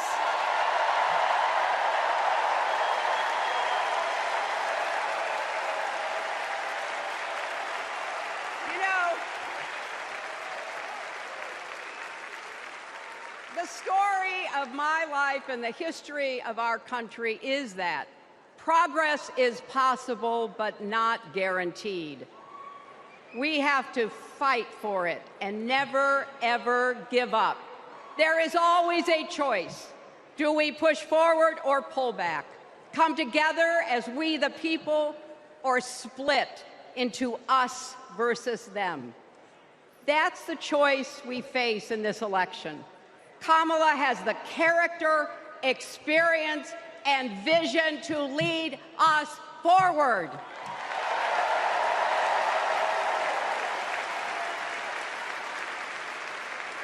I know her heart and her integrity. We both got our start as young lawyers, helping children who were abused and neglected. That kind of work changes a person. Those kids stay with you. Kamala carries with her the hopes of every child she protected, every family she helped, every community she served. So as president, she will always have our backs, and she will be a fighter for us. She will fight to lower costs for hardworking families, open the doors wide for good-paying jobs, and yes, she will restore abortion rights nationwide.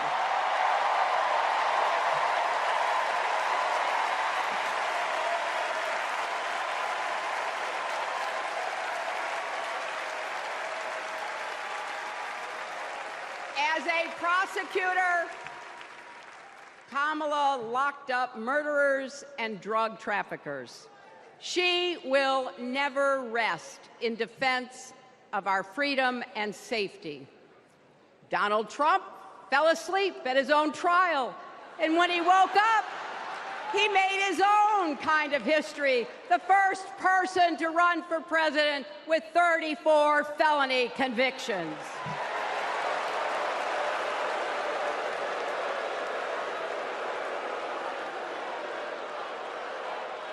As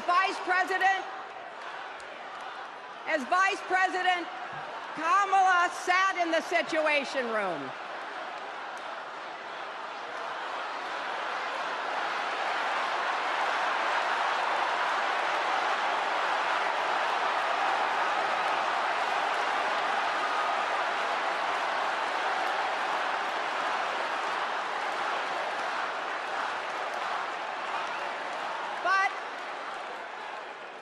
We also know, as Vice President, Kamala sat in the Situation Room and stood for America's values. I know what it takes, and I can tell you, as Commander-in-Chief, Kamala won't disrespect our military and our veterans.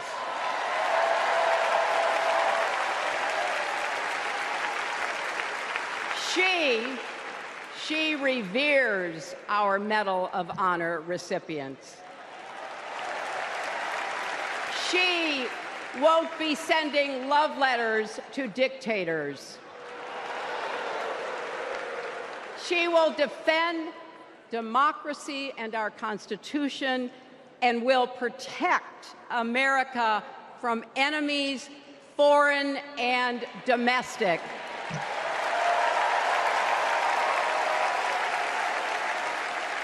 Think about it.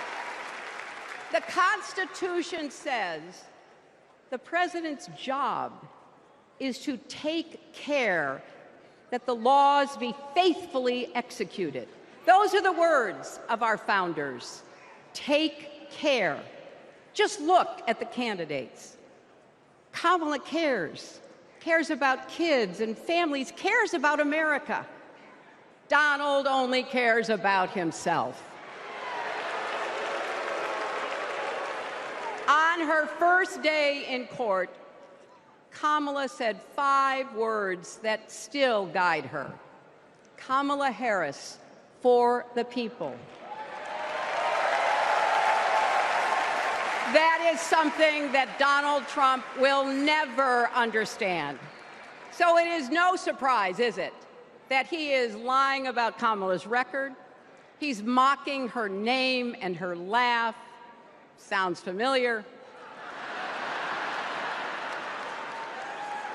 But we have him on the run now.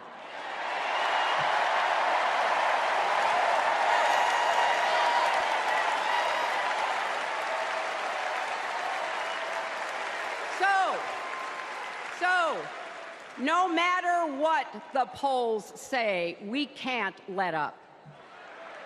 We can't get driven down crazy conspiracy rabbit holes. We have to fight for the truth. We have to fight for Kamala as she will fight for us. Because you know what? It still takes a village to raise a family, heal a country, and win a campaign.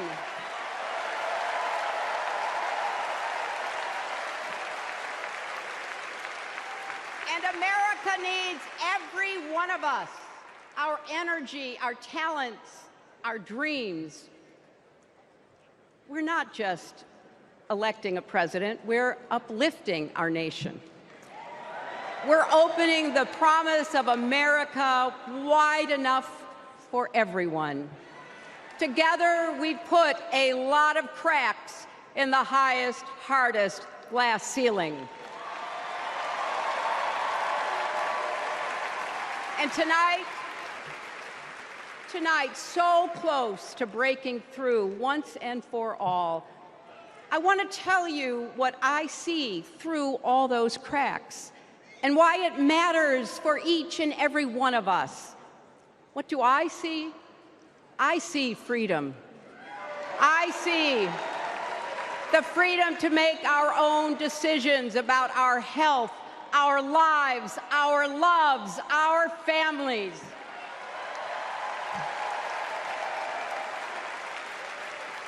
The freedom to work with dignity and prosper, to worship as we choose or not, to speak our minds freely and honestly. I see freedom from fear and intimidation, from violence and injustice, from chaos and corruption. I see the freedom to look our children in the eye and say, in America, you can go as far as your hard work and talent will take you, and mean it. And you know what? On the other side of that glass ceiling is Kamala Harris raising her hand and taking the oath of office as our 47th President of the United States.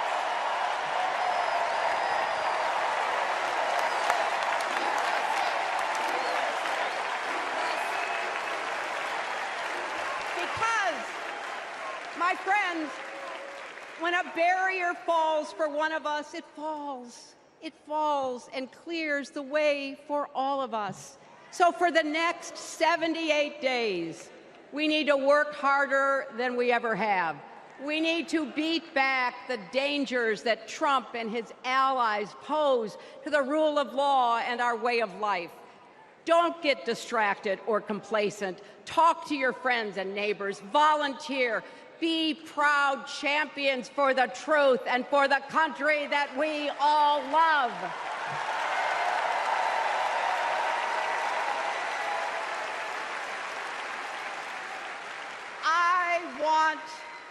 I want my grandchildren and their grandchildren to know I was here at this moment, that we were here, and that we were with Kamala Harris every step of the way. This is our time, America. This is when we stand up. This is when we break through. The future is here. It's in our grasp. Let's go win it.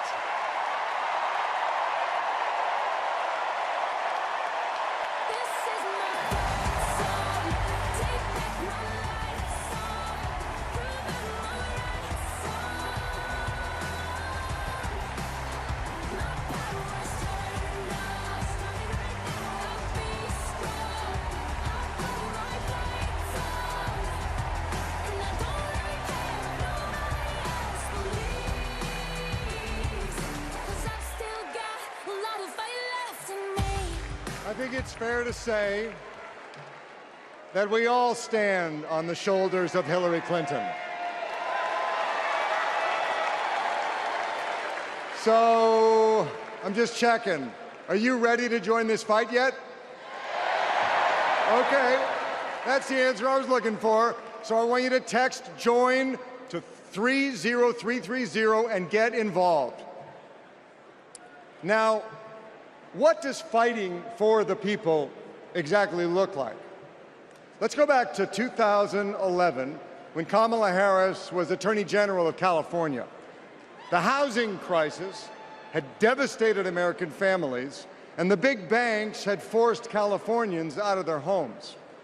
Well, Kamala Harris stood up to those banks, and she secured a $20 billion settlement for California families. That is fighting for the people. And that is something that our next speaker knows all about. Please welcome the fearless fighter from South Carolina, Congressman Jim Clyburn.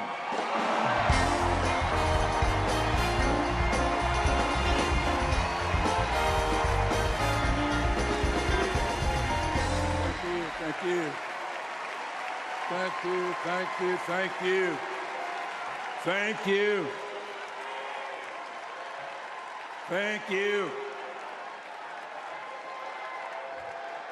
Thank you. Thank you, and good evening.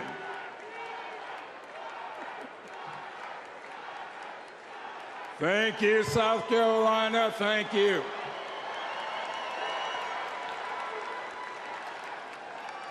Four years ago, Americans were experiencing high anxieties and great uncertainties. A deadly virus raged, schools closed, businesses shuttered. Donald Trump mismanaged the crisis from day one, looking out for himself instead of the country. The American people responded to the crisis in leadership by electing new leaders. Thanks to Joe Biden and Kamala Harris, we reopened our schools, brought back our businesses, and restored our faith in the American can-do spirit. Thanks to Joe and Kamala, we reduced the price of prescription drugs, repaired roads and bridges, and replaced lead pipes. Thanks to Joe and Kamala, we are honoring our heroes in uniform and expanded benefits to over 1 million veterans. Thanks to Joe and Kamala, Make It in America is no longer just a slogan, but a movement that is bringing millions of manufacturing jobs back to America. For President Biden's lifetime of achievement in service of his country, we owe him a great debt of gratitude.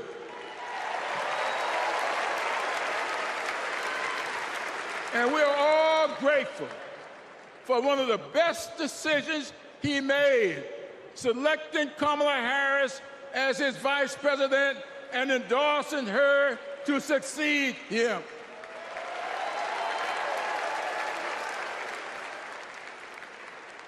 I often say that we are but the sum of our experiences.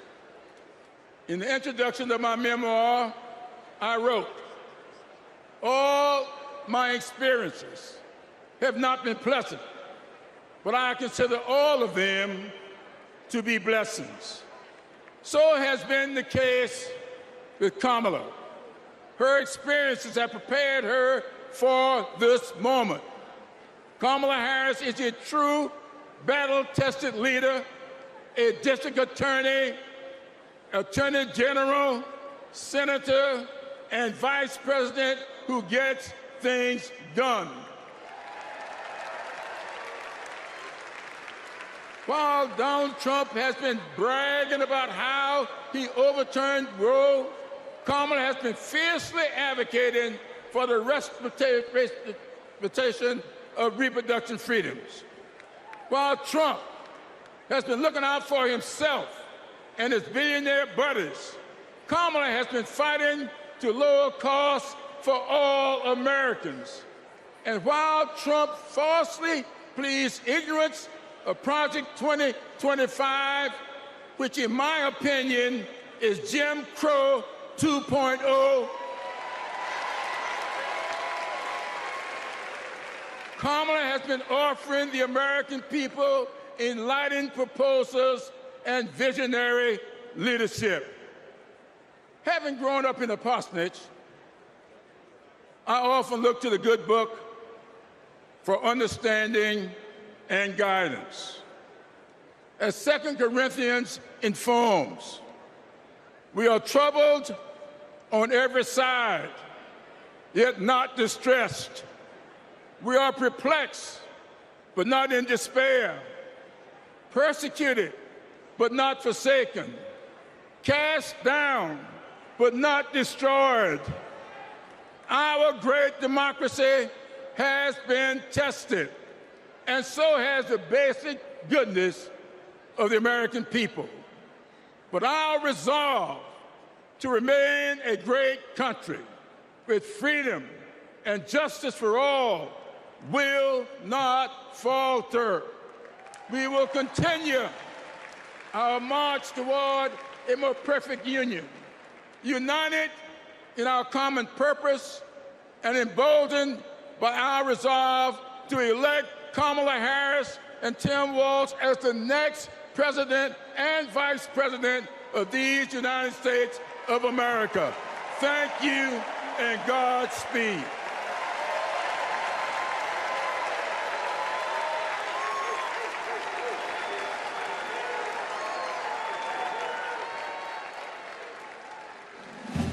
In the criminal justice system, the people are represented by two separate yet equally important groups: the police who investigate crime and the district attorneys who prosecute the offenders. This is the story of Donald Trump. His entire life, Trump has believed he's above the law, that no one would ever dare hold him accountable. He lies, he rips off workers, he sexually abuses women. And when you're a star, they let you do it. You can do anything. He cheats in business. He cheated on his wife with a porn star and paid her off so the American people wouldn't find out during an election.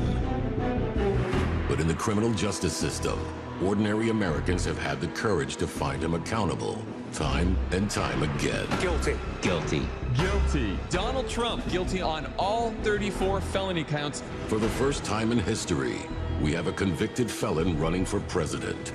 And to take on this case, we need a president who has spent her life prosecuting perpetrators like Donald Trump. He tried overturning Georgia's free and fair election. I just want to find 11,780 Vote. He's tried to escape any responsibility for instigating the January 6th attack on our Capitol. We're going to walk down to the Capitol, and I'll be there with you. And if elected, Trump has promised to overturn laws that would keep him accountable and exact retribution on anyone he considers an enemy, even warning of a bloodbath if he doesn't get his way. So we, the people, have a chance to render our own verdict on Donald Trump. We are the jury he most fears. When we vote this November, we vote for justice, accountability, and the rule of law that keeps America free.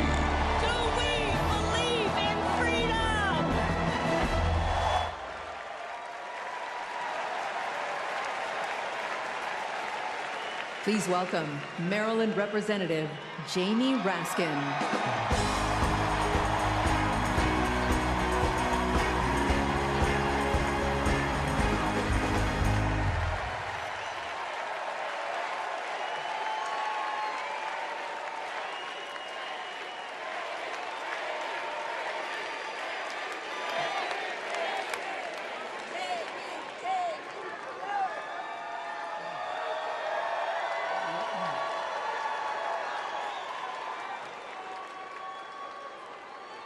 Hello, America. And welcome to the Democracy Convention. Welcome to the Freedom Convention. And thank you for the beautiful weather, Chicago. It's been a little rough on Capitol Hill, where it's not just the heat, it's the stupidity. Now, we meet in this great city tonight where Abraham Lincoln was nominated in 1860 to save the Union from fanatical insurrectionists, and where Franklin D. Roosevelt was renominated by Democrats in 1940 to defeat fascist dictators. Now, we fight in our time to defend our freedom and our democracy against the banana Republicans who have converted Lincoln's party into a dangerous cult of personality.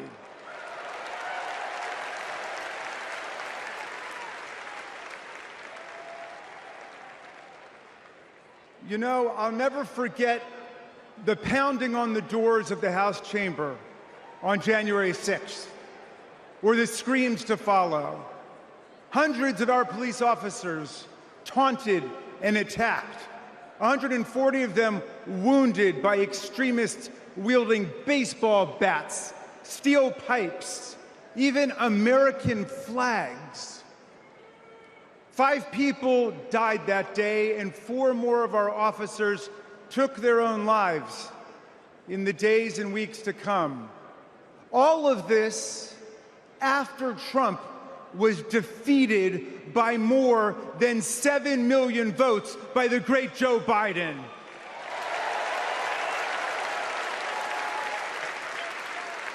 It was after 80 judges rejected every ridiculous claim raised by this sore loser who does not know how to take no for an answer from American voters, American courts, or American women.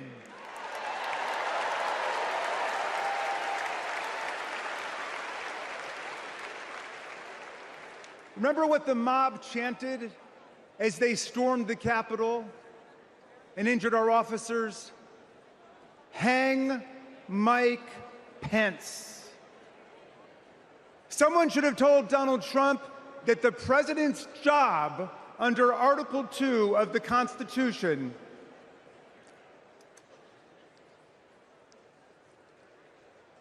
Someone should have told Donald Trump that the president's job under Article 2 of the Constitution is to take care that the laws are faithfully executed, not that the vice president is executed.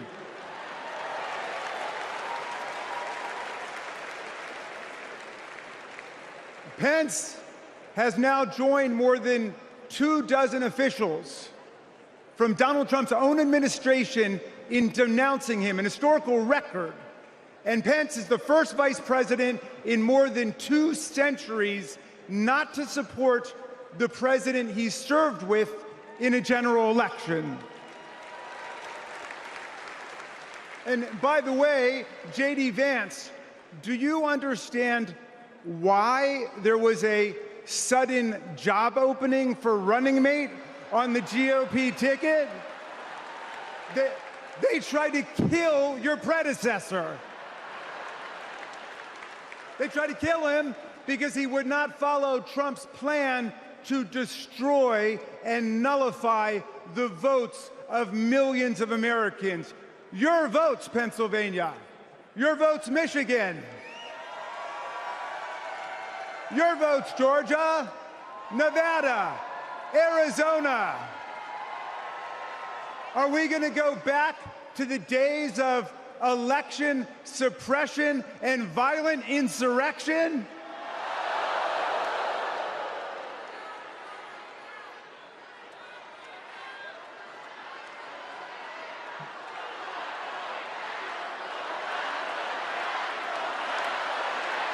We're not going back.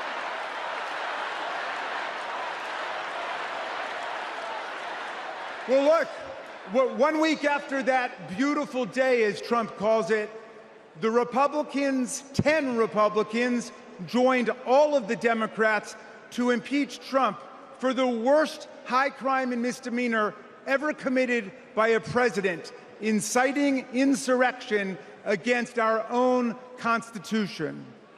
Make no mistake, a man who uses fraud, theft, and violence to take power will commit any crime to keep it.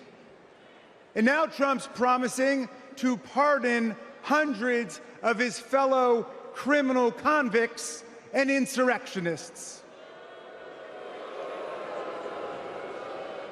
He calls for, quote, the termination of all rules, regulations, and articles, even those in the Constitution. My friends, are we the people going to let Donald Trump terminate our Constitution and obliterate the blessings of liberty for our posterity? That's right. We're going to elect Kamala Harris. We're going to elect the career prosecutor and inspiring public servant and Coach Walls. And we're going to defeat Donald Trump, the career criminal and incorrigible recidivist con man, and his pet chameleon, J.D. Vance.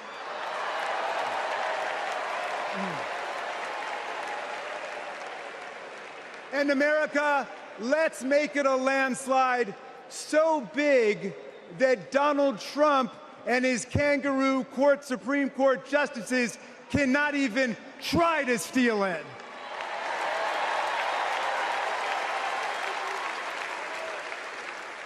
Let's make every vote count.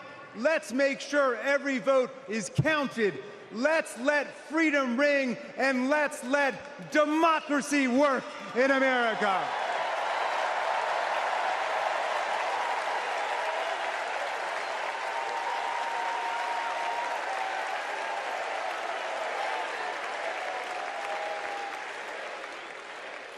Please welcome Texas Representative Jasmine Crockett.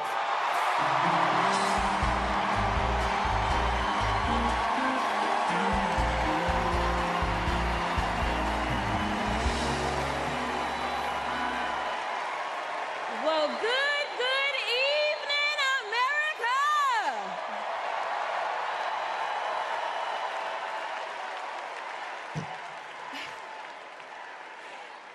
On November 5th, our nation will hire a president, a commander-in-chief, and leader of the free world.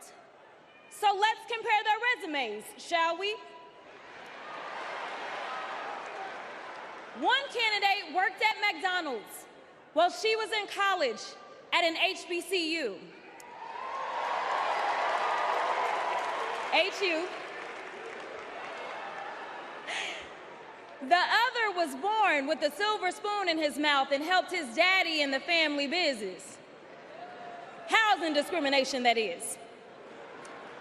She became a career prosecutor while he became a career criminal. With 34 felonies, 2 impeachments, and 1 porn star to prove it.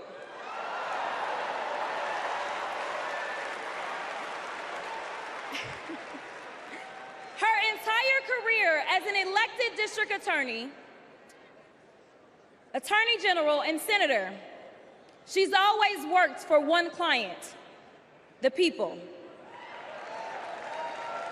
Meanwhile, he's a 78-year-old, lifelong predator, fraudster, and cheat, known for inciting violent mobs.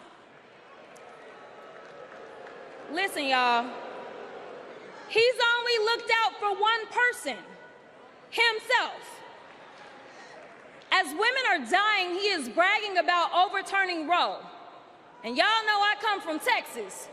And right now in Texas, come on, Texas. But right now in Texas, they want to institute the death penalty. That is a problem. While Kamala Harris is fighting for our reproductive rights to be restored.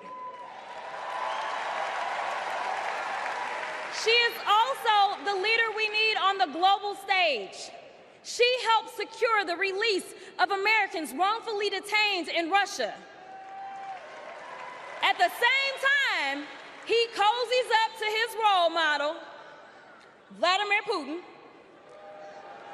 and MAGA holds legislation hostage here at home, critical resources to secure the border, military aid to Ukraine, and even the Farm Bill. She's lived the American dream while he's been America's nightmare.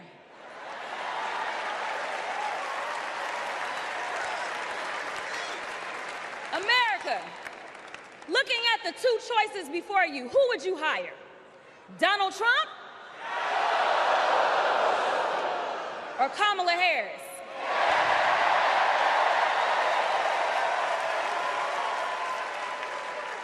Kamala Harris has a resume. Donald Trump has a rap sheet.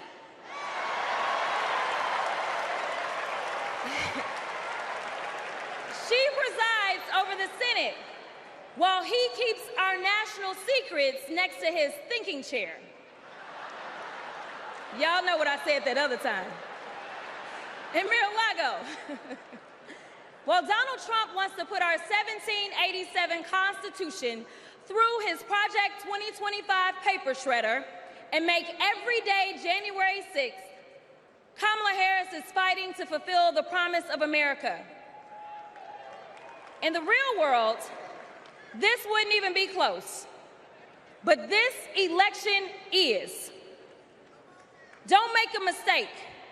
We are the underdogs in this fight, even though there is only one person qualified, only one person who's done the work and who has delivered the results. And she needs you. She needs your one vote this November. Can we count on you?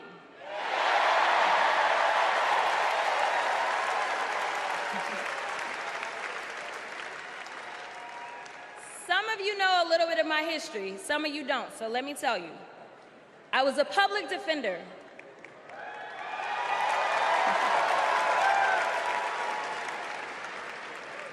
I did criminal defense as well as practiced civil rights law for almost 2 decades. I know a good prosecutor when I see one. Kamala Harris is the kind of prosecutor we long for in the cases like those of Breonna Taylor. Yeah. She was the first Attorney General in the nation to order that her officers wear body cams, and she started the Back on Track program to reduce recidivism.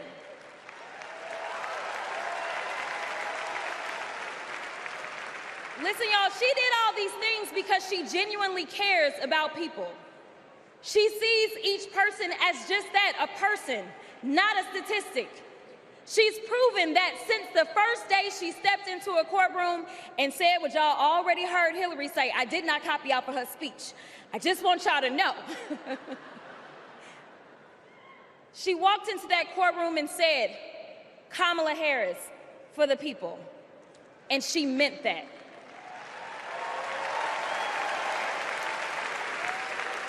Many of you know her credentials, but what I love about Kamala Harris goes beyond her resume, is that she sees the humanity in everyone. She's the only candidate in this race who is capable of empathy. When I first got to Congress, I wasn't sure I made the right decision. The Chaos Caucus couldn't elect a speaker, and the Oversight Committee was unhinged. I was going through all of this when I visited the Vice President's residence for the first time. As I approached Vice President Harris for our official photo, she turned to me and asked, "What's wrong?" Mind you, we'd never met, but she saw right through me. She saw the distress. I immediately began crying.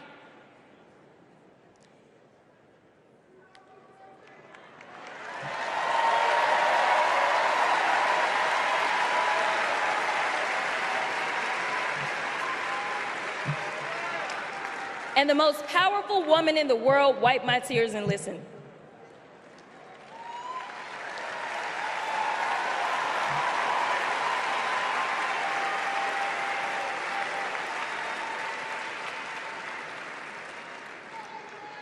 It's so hard for me to tell this story. She then said, among other things, "You are exactly where God wants you. Your district chose you because they believe in you, and so do I."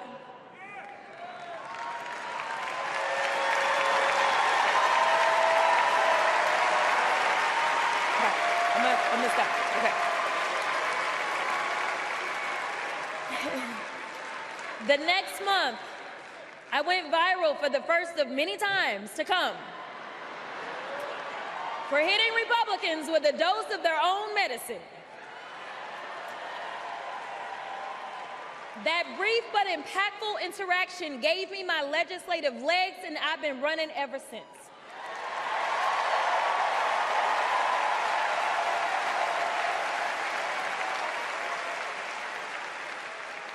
The question before us is, will a vindictive, vile villain violate voters' vision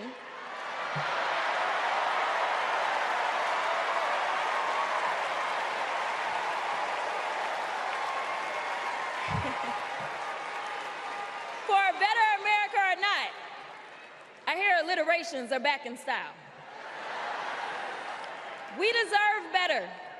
We deserve a president who can be a bright light in a sea of darkness. One who will pull us forward, because we won't go back. Amanda Gorman said it best: there's always light if only we are brave enough to see it, if only we are brave enough to be it. Kamala Harris showed me that light. And America, when she is our president, together we will shine as that beacon of hope and freedom around the world once more. God bless y'all.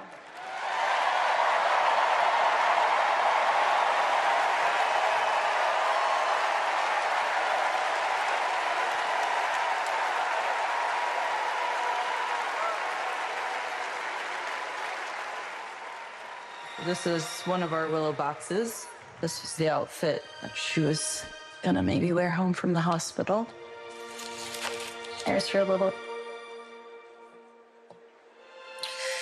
the blanket that she was in. It's okay. No. For 54 years, they were trying to get Roe v. Wade terminated, and I did it. And I'm proud to have done it. I was punished for 3 days having to wait for either my baby to die or me to die, or both. I was stuck in this horrific hell of both wanting to hear her heartbeat and also hoping I wouldn't. There has to be some form of punishment. For the woman? Yeah, there has to be some form. I almost died because doctors were forced to follow Trump's abortion ban. Kamala will protect a woman's right to choose. We trust women to make decisions about their own body and not have their government tell them what to do. I have so much faith in her.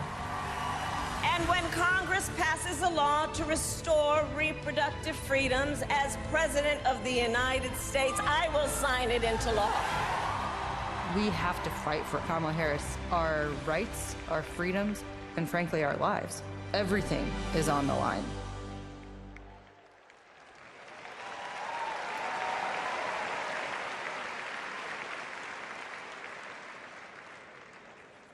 When you're expecting a baby, packing for the hospital should be a joyful moment. For us, it was different. We were told with 100% certainty we would lose our baby girl, Willow, and we were sent home. For 3 days, we waited until Amanda was sick enough to receive standard abortion care. Eventually, Amanda's temperature spiked. She was shaking, disoriented, and crashing. I don't remember what I threw into our bag that day, only that instead of welcoming Willow, I was hoping Amanda's life could be saved. I'm here tonight because the fight for reproductive rights isn't just a woman's fight. This is about fighting. This is about fighting for our families. And as Kamala Harris says, our future.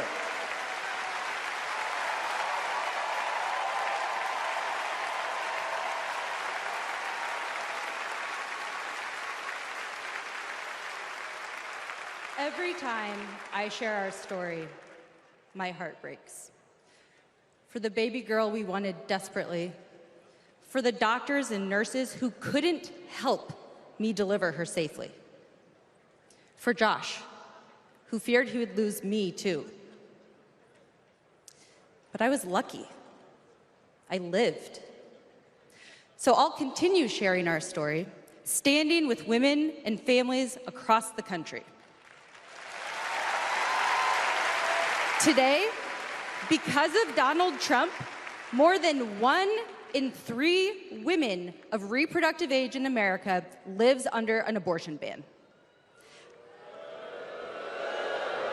A second Trump term would rip away even more of our rights. Passing a national abortion ban, letting states monitor pregnancies and prosecute doctors, restricting birth control and fertility treatments. We cannot let that happen. We need to vote as if lives depend on it, because they do.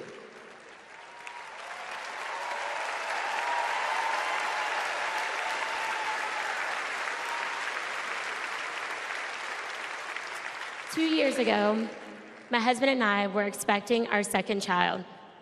Our daughter, Lauren, couldn't wait to be a big sister.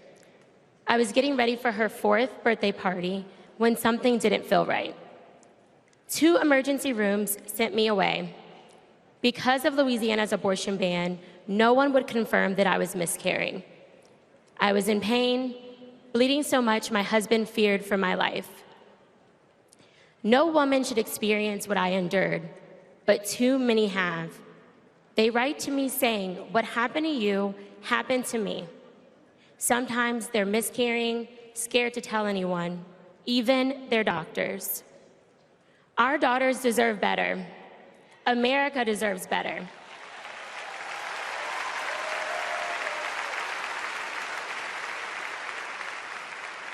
Kamala Harris and Tim Walz will fight for reproductive rights and our freedom and our shared future.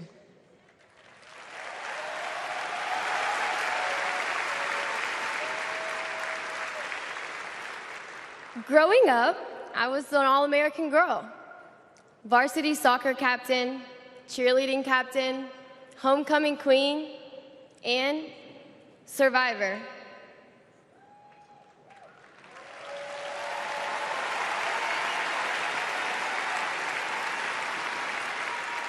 I was raped by my stepfather after years of sexual abuse. At age 12, I took my first pregnancy test, and it was positive. That was the first time I was ever told, you have options. I can't imagine not having a choice. But today, that's the reality for many women and girls across the country because of Donald Trump's abortion bans. He calls it a beautiful thing. What is so beautiful about a child having to carry her parent's child? There are other survivors out there who have no options. And I want you to know that we see you. We hear you.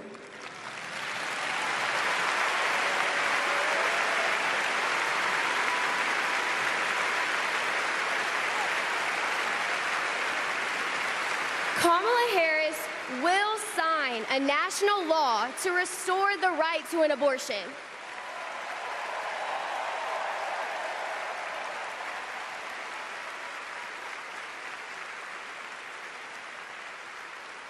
She will fight for every woman and every girl, even those who are not fighting for her.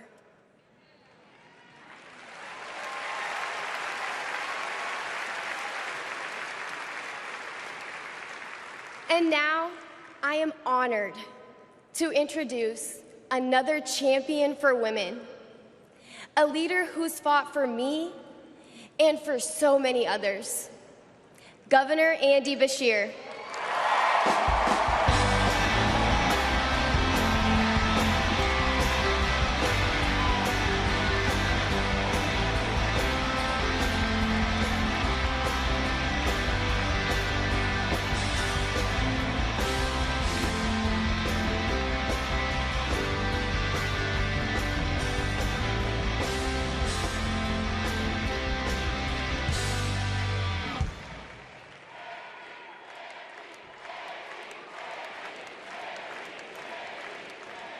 Hadley Duvall is one of the bravest people I've ever met.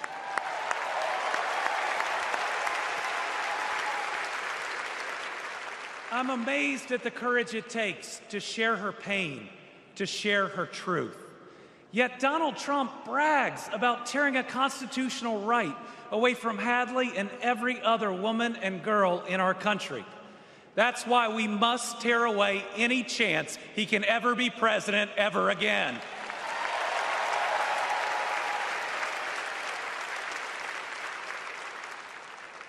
In 21 states, Trump's actions have resulted in extreme bans on abortion in my state, even in cases of rape, incest, and non-viable pregnancies. That leaves 12-year-old girls like Hadley with no options. That fails any test of humanity, any test of basic decency, any test of whether you have any underlying empathy. Thankfully, this extremism is being soundly rejected all over our country.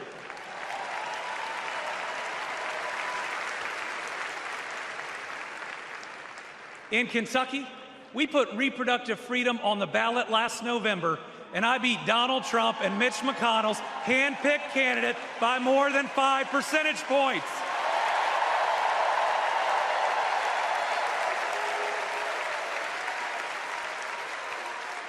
This November, we're going to beat them again. Elect Kamala Harris and Tim Walz and protect reproductive freedom. Folks, Donald Trump appointed the Supreme Court justices who got us into this mess.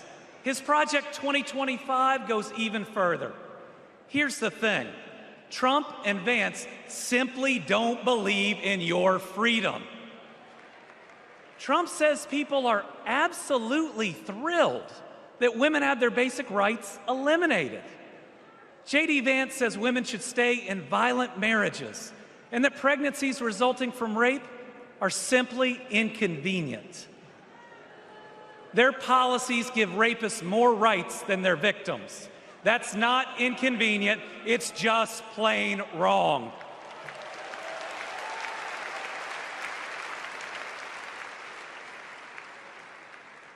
And a woman grieving a non-viable pregnancy shouldn't be required to carry it to term just to listen to her child die or to hear no sound at all.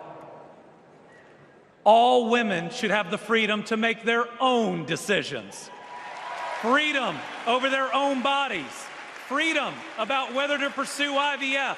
Freedom about whether to have children at all.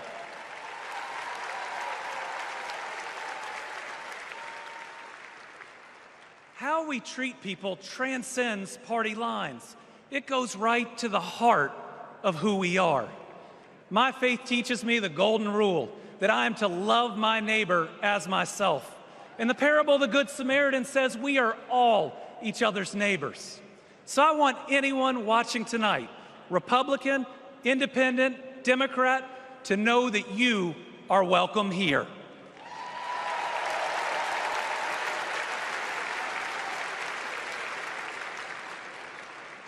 We believe in an America where we live out our values, end anger politics once and for all, and move beyond this us versus them by remembering we are all Americans.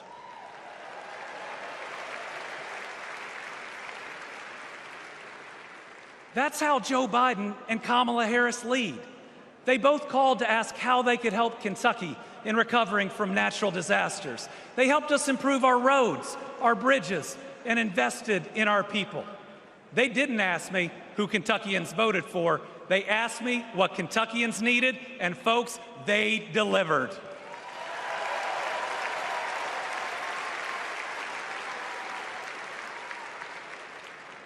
Kamala Harris gets it. She knows we must move beyond anger, extremism, and division, that everyone has dignity and deserves respect. America, we're going to win.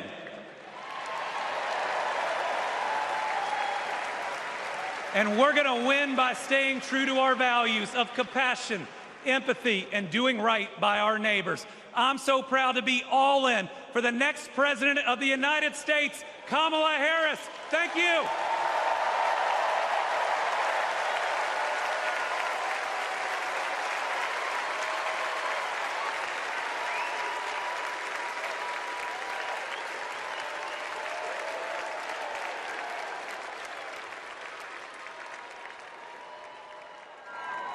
Please welcome Georgia Senator Raphael Warnock.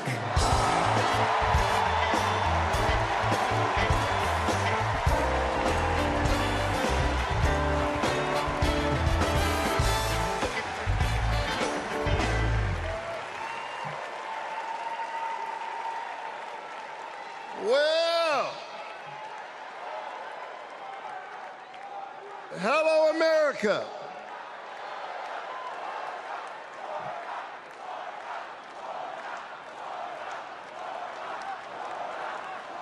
Thank you so very much.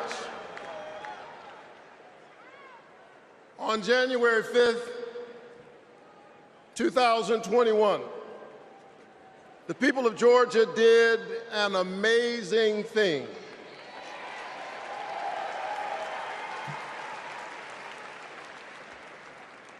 They sent a black kid who grew up in public housing and the Jewish son of an immigrant to the United States Senate in one fell swoop.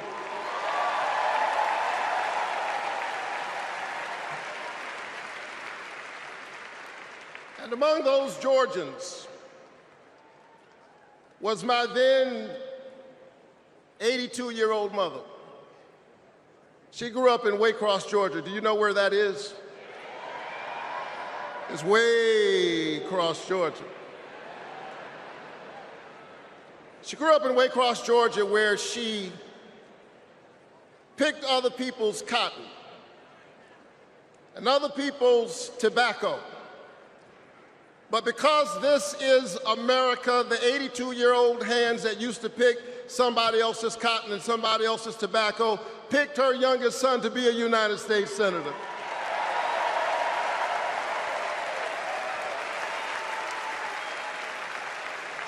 This is my America. Thank you, Mom. Thank you, Georgia.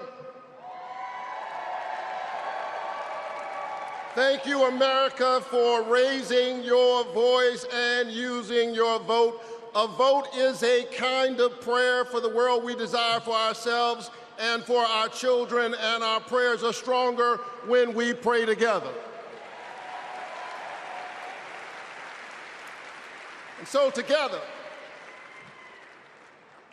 we flipped the Senate, held the House, and we sent Joe Biden and Kamala Harris to the White House.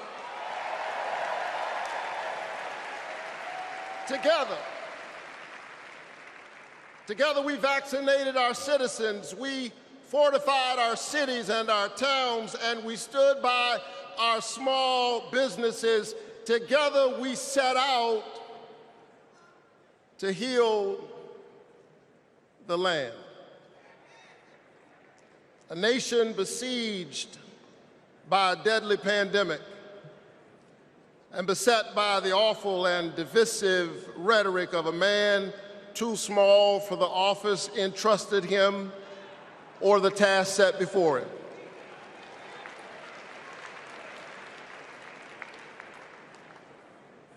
The day after my January 5th election, he instigated an insurrection, a violent assault on our nation's capital and the peaceful transfer of power, all driven by the big lie. But behind the big lie was an even bigger lie. It is the lie that this increasingly diverse American electorate does not get to determine the future of the country. The lie and the logic of January 6th is a sickness.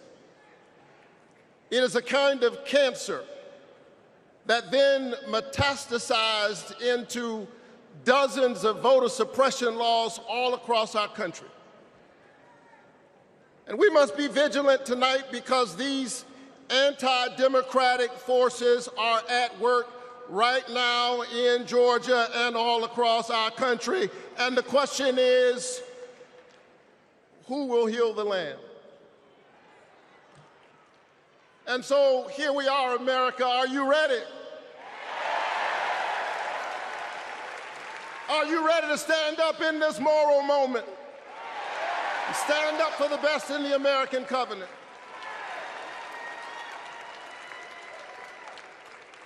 Elections are about the character of a country. And we must decide, again, we are the latest generation of Americans who get to decide what kind of country we want to be. And we must choose between the promise of January 5th and the peril of January 6th. A nation that embraces all of us or just some of us. Donald Trump's America is the America of January 6th. People who have no vision traffic in division. He does not know how to lead us, and so he wants to divide us. America, make no mistake, Donald Trump is a plague on the American conscience.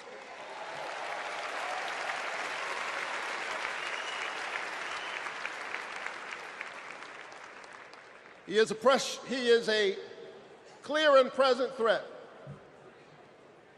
to the precious covenant we share with one another. And yes, I saw him holding the Bible, and endorsing a Bible as if it needed his endorsement. He should try reading it.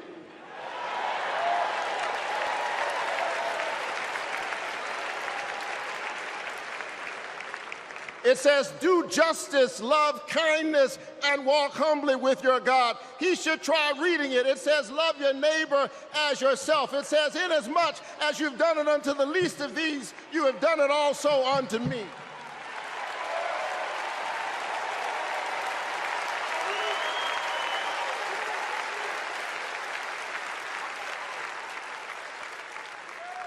I choose the American covenant. E pluribus unum, out of many one. I choose January 5th. I choose a nation that provides a path for ordinary people and gives every child a chance.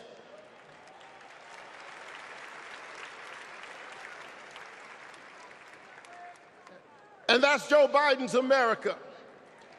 And he's been fighting for it for more than a half century.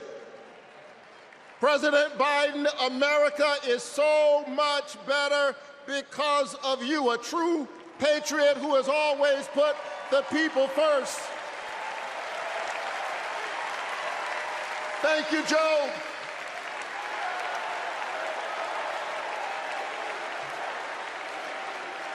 Thank you, Joe.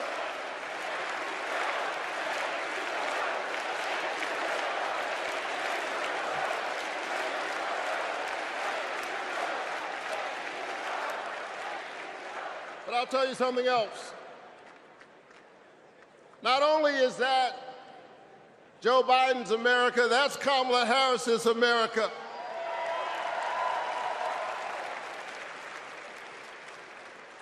She was leading with Joe Biden when we expanded the child tax credit, cutting child poverty in America nearly in half.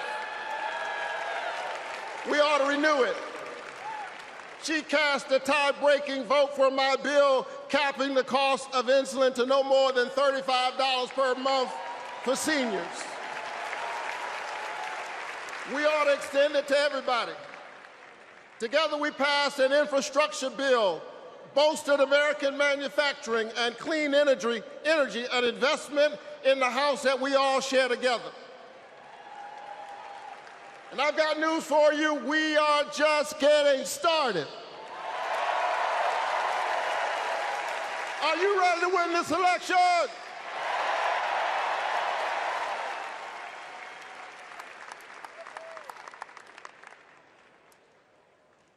Kamala Harris and Tim Walz represent the new way forward. We're not going back. We're not going back because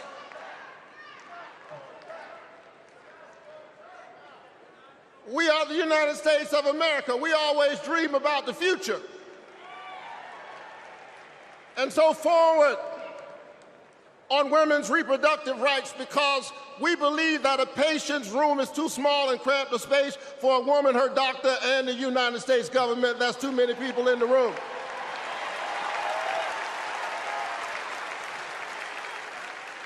Forward on worker rights, because most people do not mind working. They just want to share in the prosperity that they are creating for others. Forward on voting rights, forward on affordable housing and access to health care.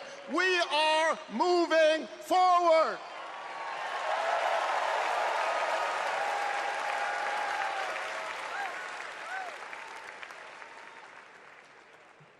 And so I'm inspired tonight. I'm inspired by all of you. I'm inspired by the resilience of an American spirit that has rebounded from the pandemic and is holding at bay the forces that are trying to divide us. And I'm inspired tonight by the memory of my late father, a preacher and a junk man. Monday through Friday, he lifted old broken cars and put them on the back of an old rig. But on Sunday morning, the man who lifted broken cars lifted broken people whom other people had discarded and told them that they were God's somebody.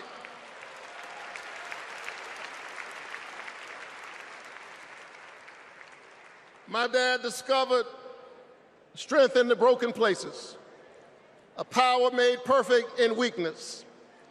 And so I'm convinced tonight that we can lift the broken even as we climb. I'm convinced tonight that we can heal sick bodies. We can heal the wounds that divide us. We can heal a planet in peril. We can heal the land.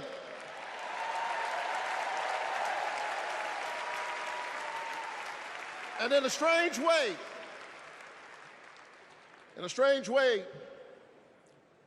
the pandemic taught us how. A contagious airborne disease means that I have a personal stake in the health of my neighbor. If she's sick, I may get sick also. Her health care is good for my health. I'm just trying to tell you that we are as close in our humanity as a cough. I need my neighbor's children to be okay so that my children will be okay. I need all of my neighbor's children to be okay. Poor inner city children in Atlanta and poor children of Appalachia. I need the poor children of Israel and the poor children of Gaza. I need Israelis and Palestinians. I need those in the Congo, those in Haiti, those in Ukraine. I need American children on both sides of the track to be okay. Because we are all God's children. And so let's stand together. Let's work together. Let's organize together. Let's pray together. Let's stand together. Let's heal the land. God bless you. Keep the faith and keep looking up.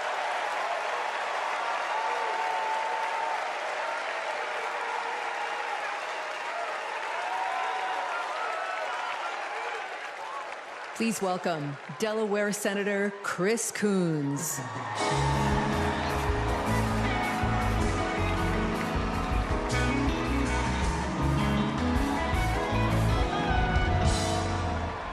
Good evening, folks. Good evening, America. Good evening, Chicago. Are there any Democrats in the room tonight? Folks, we are on the verge of making history.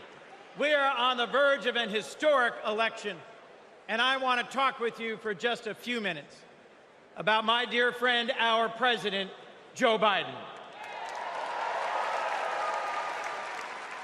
Joe Biden's mom had a saying: "You are defined by your courage, and you are redeemed by your loyalty." 4 years ago, I had the honor of helping introduce Joe Biden to our national convention. I spoke about Joe's faith, his love of family, his determination to restore the soul of our nation. Back in 2020, America was nearly flat on our back from a deadly pandemic, an economic collapse, and then in January, an assault on our democracy. All of this, because the drama and chaos of our former president had knocked us down. But folks, Joe Biden's courage, Joe Biden's faith in us, Joe Biden's determination to heal the soul of our nation gave us hope and gave us confidence.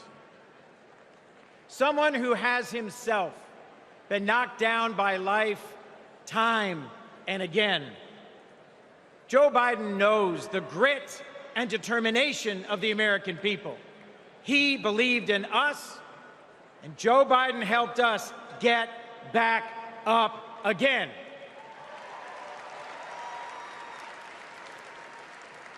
using the incredible skills he developed in many years in the U.S. Senate, Joe got passed and signed into law the most consequential legislation of any president in 60 years, helping our veterans, advancing gun safety, cutting prescription drug prices, fighting climate change, rebuilding bridges and broadband, bringing manufacturing back to America.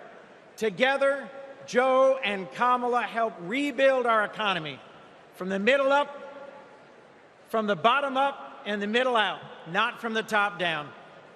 And they made our families safer and our country stronger at home and abroad. Today, we are so much better off because they believed in us, in our democracy. And our incredible First Lady, Jill Biden, our incredible First Lady, Jill Biden, our incredible First Lady, Jill Biden, was at Joe's side every step of the way, fighting for education, advancing the cancer moonshot, determined to improve women's health care, honoring military families. Joe and Jill, together, you have done so much for us, and there's so much more you will do and we can do together. Mr. President, thank you. Thank you for elevating a great leader in Kamala Harris.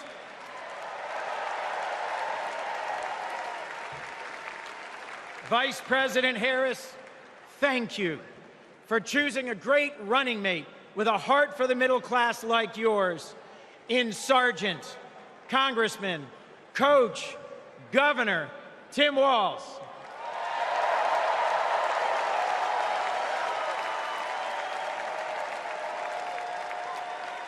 I have hope. Do you? I have hope. Do you? I have hope. Do you?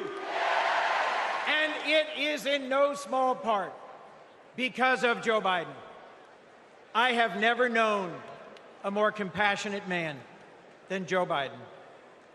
I have never known a man who has taken from his own loss and his own faith and delivered so much for the future of so many others. Mr. President,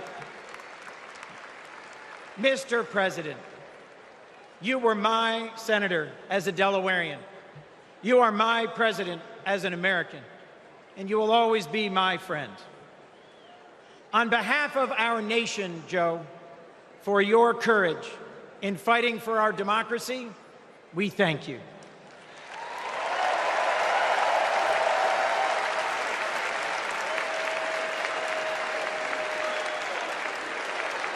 On behalf of our Democratic Party, for your loyalty in fighting for our democratic values, we thank you.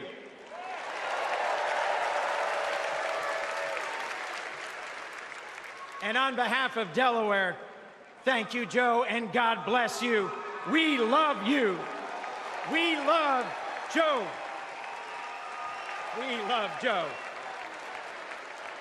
We love Joe. We love Joe.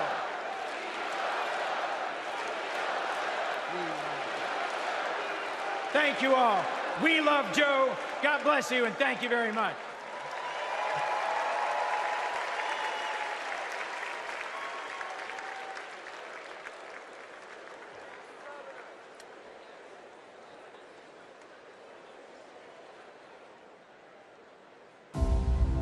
Hi, I'm Vivian Weirwell, and I am a 4th grade student at Kristen McAuliffe. I've been bouncing around all week excited for this moment, and last night I could barely sleep. I remember the day that we heard that President Biden had won, and the whole neighborhood started celebrating. So when I heard you were coming, I really wanted to meet you. I adore you because you embrace change from my generation, and the ones to come. I look up to you.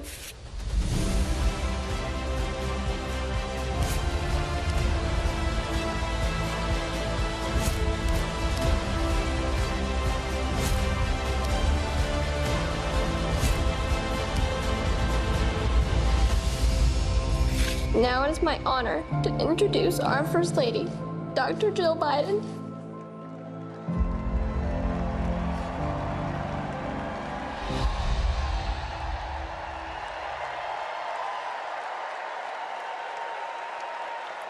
Please welcome First Lady of the United States, Jill Biden.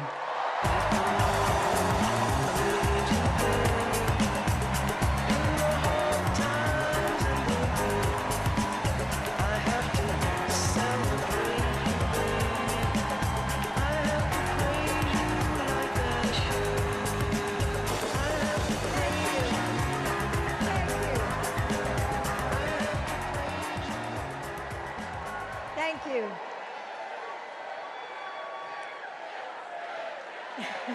Thank you.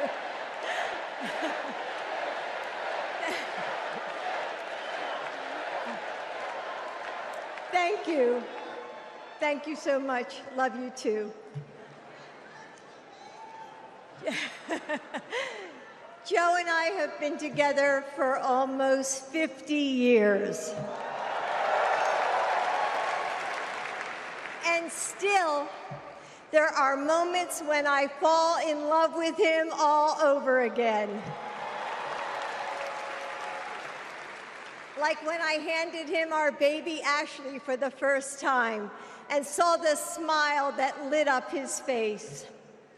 Or on nights after an exhausting day working in the Senate, when he would read one more bedtime story just because the kids asked. When he stops on a rope line because he sees someone grieving who needs to know that everything is going to be all right one day. Or to encourage that child with a stutter to find the confidence she needs. Those moments when I'm reminded of all he's accomplished in the name of something bigger than himself. Receiving the Medal of Freedom with humility.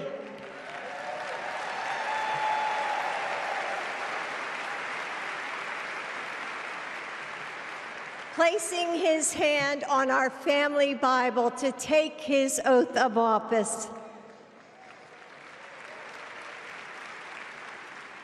And weeks ago, when I saw him dig deep into his soul and decide to no longer seek re-election and endorse Kamala Harris.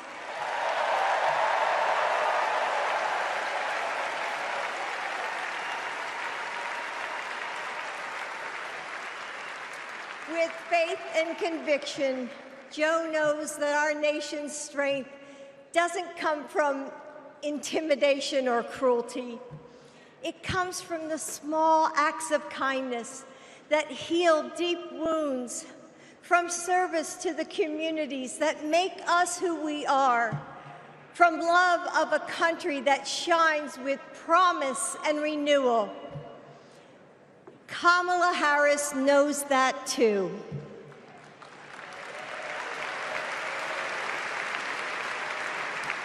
Our son, Beau, first worked with Kamala when he was Attorney General of Delaware.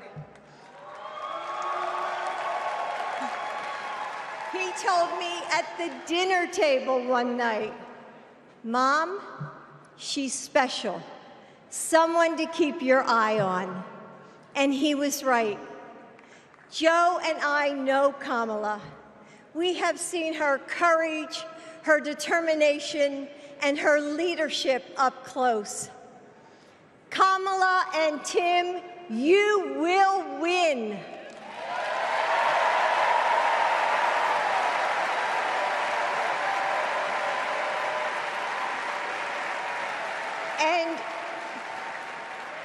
And you are inspiring a new generation. We are all a part of something bigger than ourselves, and we are stronger than we know. The future of our country is in the hands of those in this room and all of you watching at home. It's going to take all of us, and we can't afford to lose. with faith in each other, hope for a brighter future, and love for our country, we will fight and we will win together. Thank you. Thank you.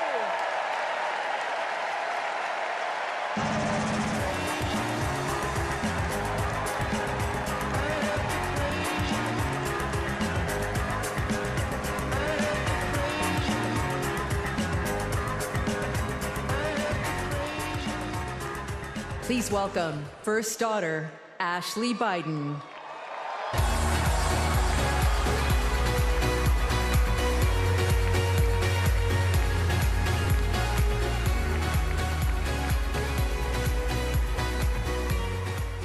Good evening. I have this memory. It's the eve of my 8th birthday. Dad is still in DC, tending to urgent matters in the Senate.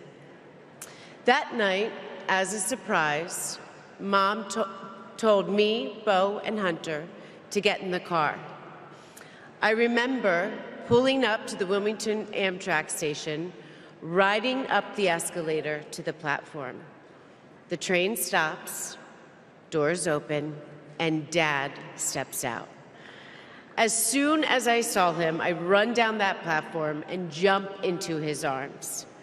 Like magic, Mom brought out a cake, they sang happy birthday, and I blew out the candles. Dad hugged me, and he said that he had to get back to work. He crossed to the southbound train, and off he went to DC. That was a snapshot of one moment, of one day, on this extraordinary journey of being Joe Biden's daughter.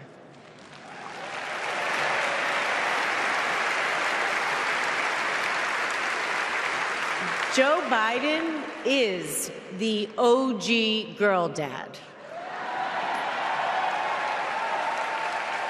He told me I could be anything and I could do anything.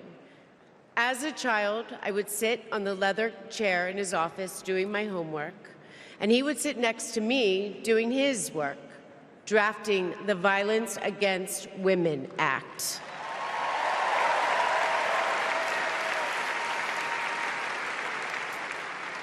And he wasn't just a girl dad. And he wasn't just a girl dad. I could see that he valued and trusted women. How he listened to his mother, how he believed in his sister, and most of all, how he respected my mother's career. Dad was always there, doing everything he could to be a true partner to her. Dad, you always tell us, but we don't tell you enough, that you are the love of our lives and the life of our love.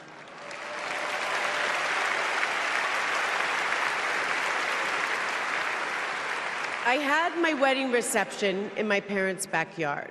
At the time, my dad was vice president. But he was also that dad who literally set up the entire reception. He was riding around in his John Deere four-wheeler, fixing the place settings, arranging the plants, and by the way, he was very emotional. I thought that I would be a mess, but he was the one crying, and I was the one who had to comfort him. Before he walked me down the aisle, he turned to me and said that he would always be my best friend. All these years later, Dad, you are still my best friend. His example in service inspired my career. I'm a social worker in Philadelphia.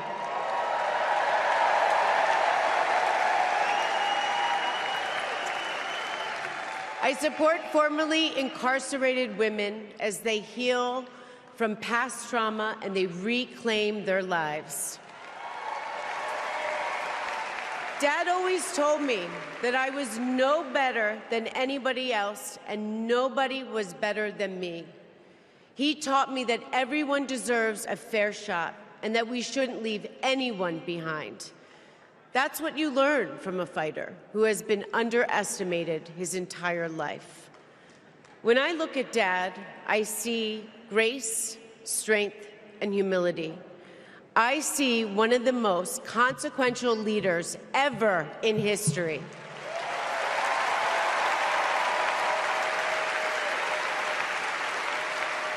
And I also know that he never stops thinking about you, about your dreams, about your dignity, about your opportunities, about your family. Dad knows that family is everything. When Hunter and I lost our brother Bo to cancer in 2015, the grief and the pain felt like it might never end. Dad had the capacity to step out of his own pain and absorb ours. And I know that Bo is here with us tonight, as he is always with us.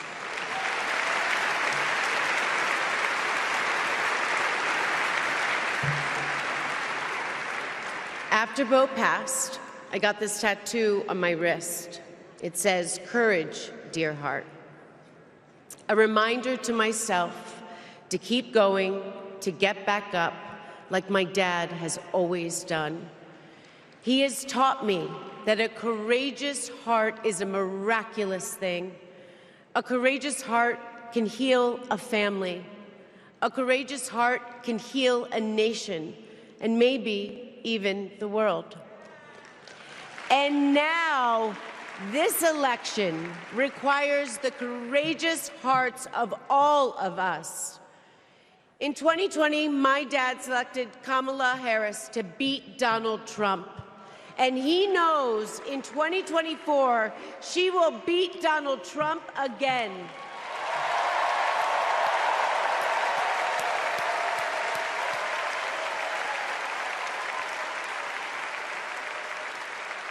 So tonight, I am asking you, if you stood with us in 2020, call upon your courageous heart.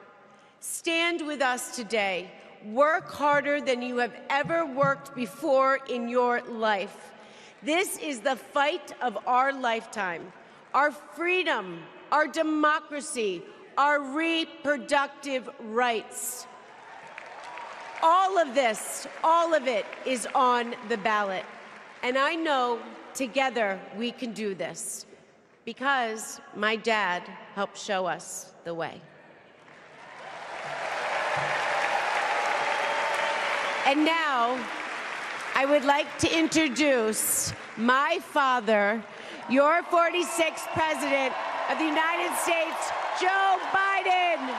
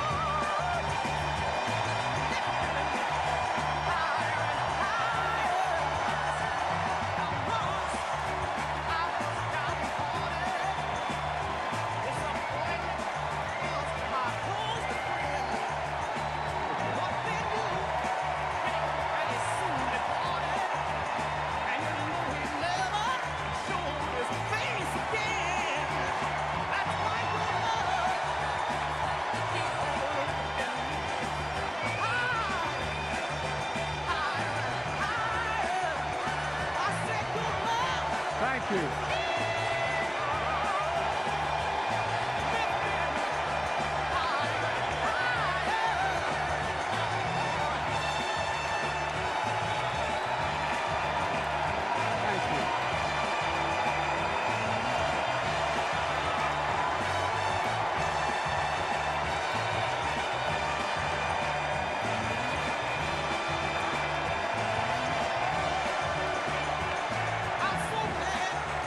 Thank you, thank you, thank you.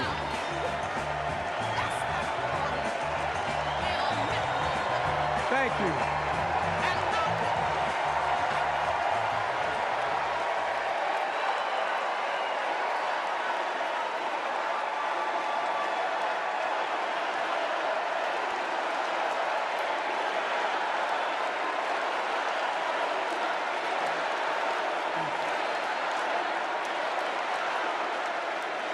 Thank you, thank you, thank you.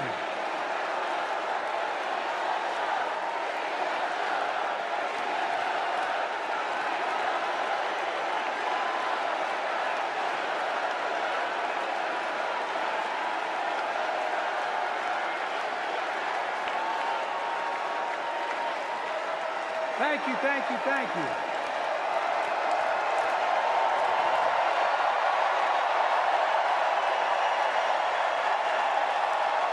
Thank you.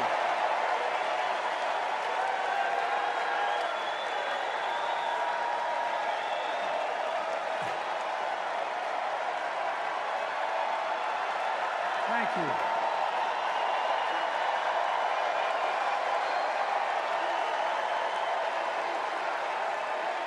Thank you. I love you. Thank you.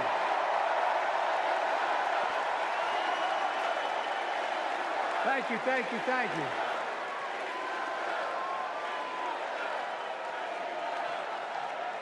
That was my daughter.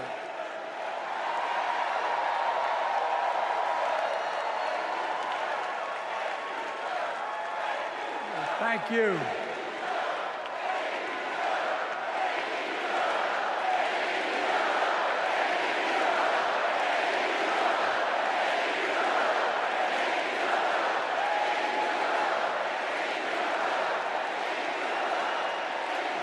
Thank you, thank you, thank you. Thank you. Thank you for so. I tell you what.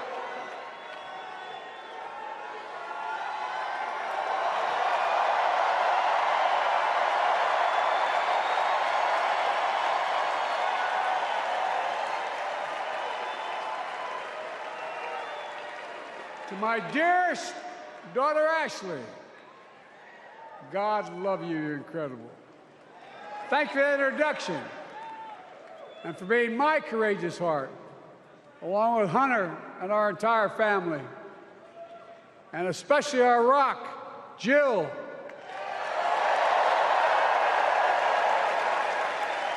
Who, as those of you who know us, she still leaves me both breathless and speechless.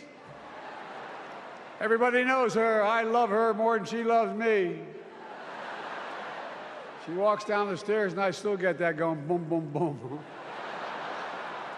You all will know me. No, not kidding. Let's give a special round of applause to our First Lady, Jill Biden.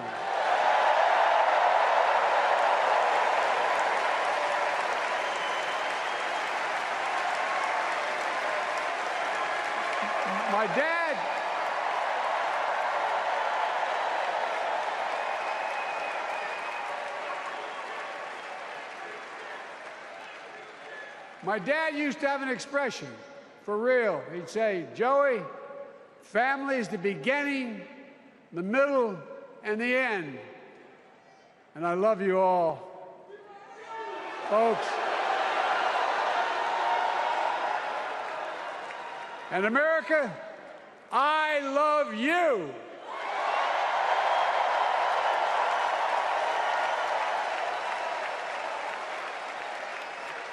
Folks, let me ask you.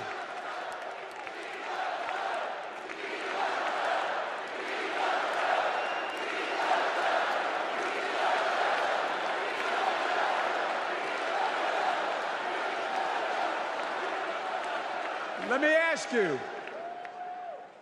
Are you ready to vote for freedom?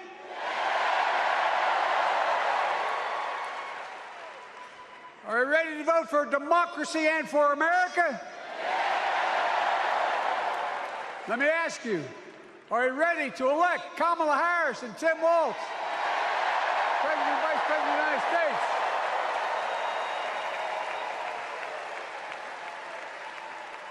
My fellow Democrats, my fellow Americans, nearly 4 years ago, in winter, on the steps of the Capitol, on a cold January day, I raised my right hand and I swore an oath to you and to God to preserve, protect, and defend the Constitution and to faithfully execute the office of the President of the United States.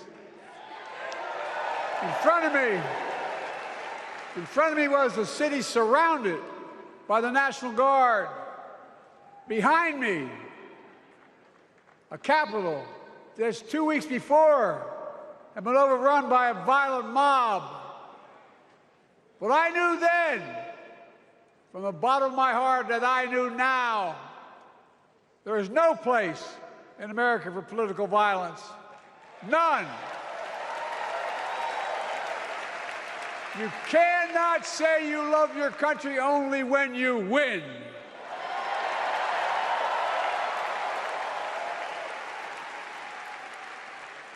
In that moment, I wasn't looking to the past.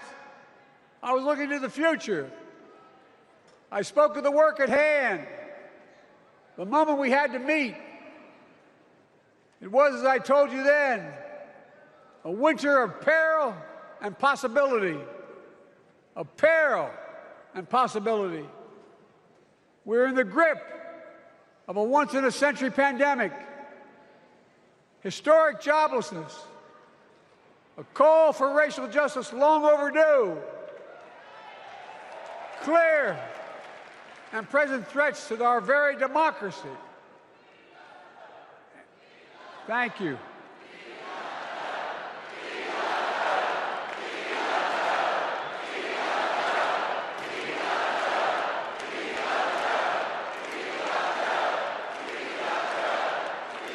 And yet I believed then, and I believe now, that progress was and is possible. Justice is achievable. And our best days are not behind us, they're before us.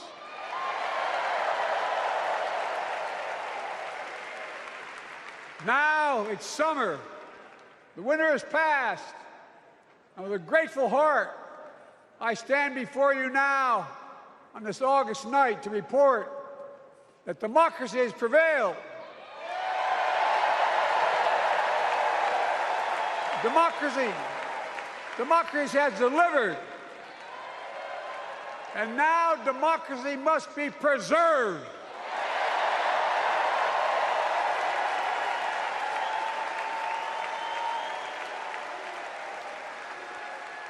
You've heard me say it before. We're facing an inflection point. One of those rare moments in history when the decisions we make now will determine the fate of our nation and the world for decades to come. That's not hyperbole, I mean it literally. We're in a battle for the very soul of America. I ran for president in 2020 because of what I saw in Charlottesville in August of 2017. Extremists coming out of the woods, carrying torches, their veins bulging from their necks, carrying Nazi swastikas, and chanting the same exact anti-Semitic bile that was heard in Germany in the early 30s. Neo-Nazis, white supremacists, and the Ku Klux Klan, so emboldened by a president then in the White House that they saw as an ally. They didn't even bother to wear their hoods. Hate was on the march in America. Old ghosts and new garments, stirring up the oldest divisions, stoking the oldest fears, giving oxygen to the oldest forces that they long sought to tear apart America. In the process, a young woman was killed. When I contacted her mother, I asked about what happened. She told me.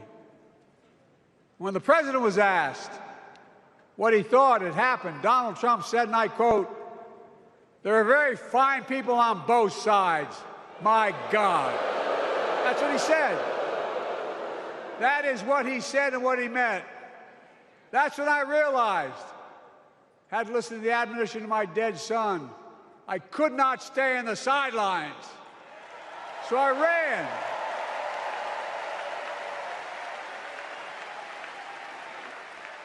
Because I had no intention of running again. I just lost part of my soul. But I ran with a deep conviction. In America, I know and believe in an America where honesty, dignity, decency still matter. An America where everyone has a fair shot and hate has no safe harbor.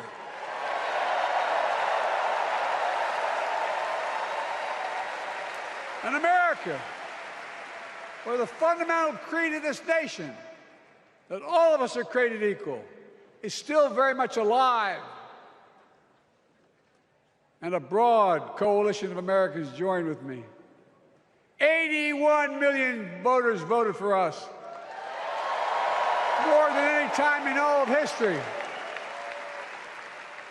Because of all of you in this room and others, we came together in 2020 to save democracy.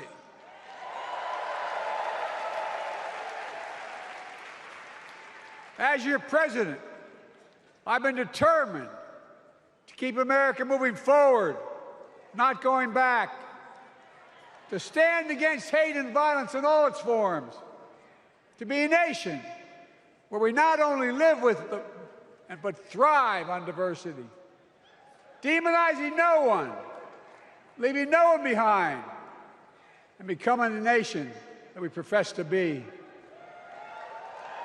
I also ran to rebuild the backbone of America, the middle class.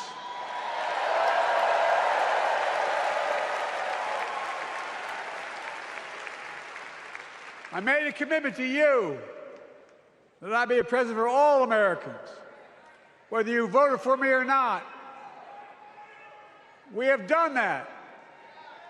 Studies show the major bills we have passed actually delivered more to red states than blue, because the job of the president is to deliver to all of America.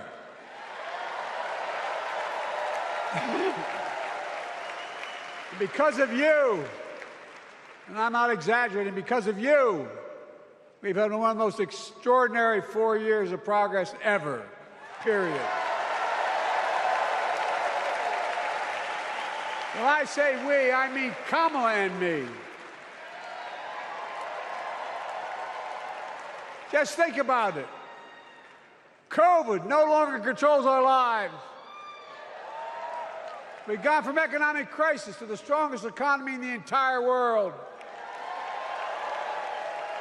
Record 16 million new jobs. Record small business growth. Record high stock market. Record high 401ks. Wages up and inflation down, way down, and continuing to go down.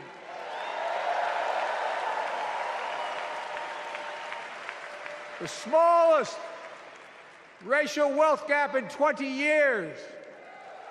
And yes, we both know we have more to do, but we're moving in the right direction. More Americans have peace of mind that comes from having health insurance. More Americans have health insurance today than ever before in American history.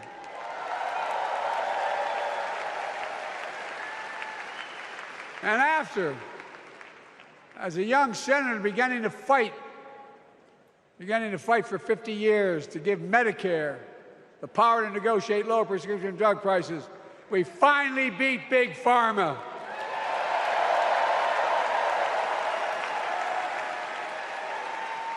And guess who cast the tie-breaking vote? Vice President, soon-to-be President Kamala Harris.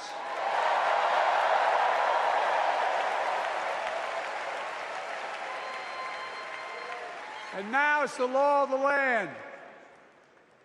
Instead of paying $400 a month for insulin, seniors with diabetes will pay $35 a month. The law we passed already includes, starting in January, every senior's total prescription costs can be capped at $2,000 no matter how expensive the drugs they have.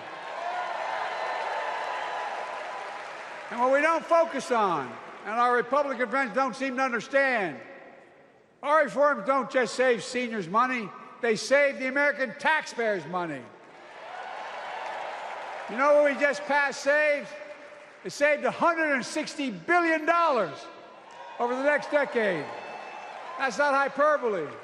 It's because Medicare no longer has to pay those exorbitant prices to the big pharma. But look, well, thank you, Kamala, too. Look, folks, how can we have the strongest economy in the world without the best infrastructure in the world? Donald Trump promised Infrastructure Week every week for 4 years, and he never built a damn thing.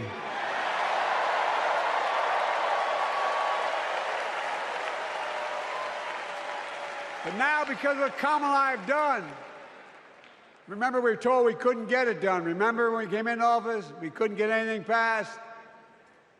But right now, we're giving America an infrastructure decade, not week.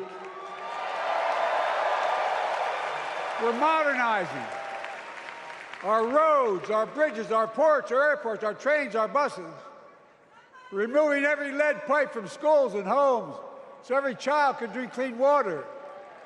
We're providing affordable, high-speed internet for every American, no matter where they live, not unlike what Roosevelt did with electricity. And so much more. We are uniting the country. We're growing our economy. We're improving our quality of life. And we're building a better America.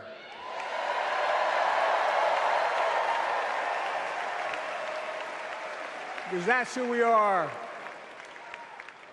How can we be the strongest nation in the world without leading the world in science and technology? After years of importing 90% of our semiconductor chips from abroad, which America invented those chips, our Chips and Science Act meant that private companies from around the world are now investing literally tens of billions of dollars to build new chip factories right here in America.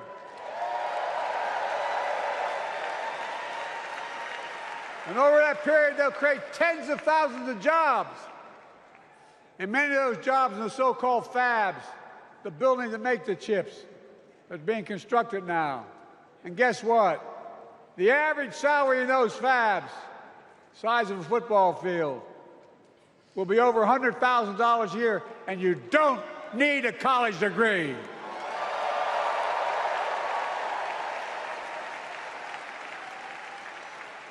Because of you and so many electeds out there, American manufacturing is back. Where the hell to say we wouldn't lead the world in manufacturing? 800,000 new manufacturing jobs.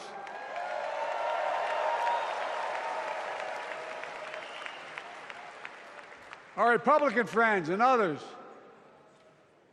made sure they'd go abroad to get the cheapest labor. We used to import products and export jobs. Now we export American products and create American jobs right here in America, where jobs belong. With every new job, with every new factory, pride and hope is being brought back to communities throughout the country that were left behind. You know you're from them, many of you. You know what it's like when that factory closed, where your mother, your father, your grandmother, grandfather worked. And now you're back, providing once again, proving that Wall Street didn't build America, the middle class built America, and unions built the middle class.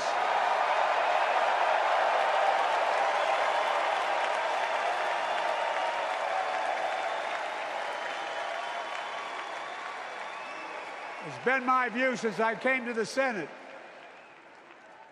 And that's why I'm proud to have been the first president to walk a picket line.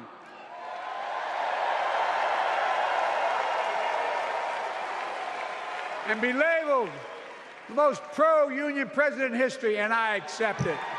It's a fact.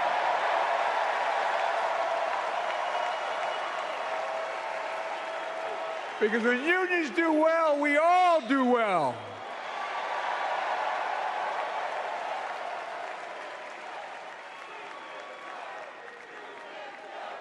You got it, man.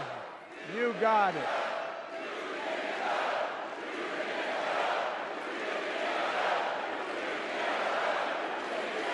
I agree.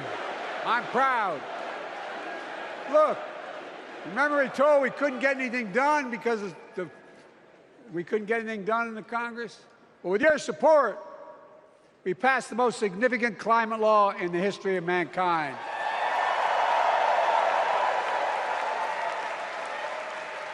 Over $370 billion. Cutting carbon emissions in half by 2030. Launching a climate corps, similar to AmeriCorps and Peace Corps, creating tens of thousands of jobs for young people of the future who are going to make sure this continues. Creating hundreds of thousands of jobs in clean energy for American workers, including the IBEW installing 500,000 charging stations all across America. And in the process, reducing carbon emissions. And we're seeing it. We're seeing to it that the first beneficiaries of environmental initiatives are those fence-lined communities that have been smothered by the legacy of pollution. Louisiana and Delaware, Route 9, all the factories, all those chemical factories are right next to the poorest neighborhoods. They're the ones we're going to bring back.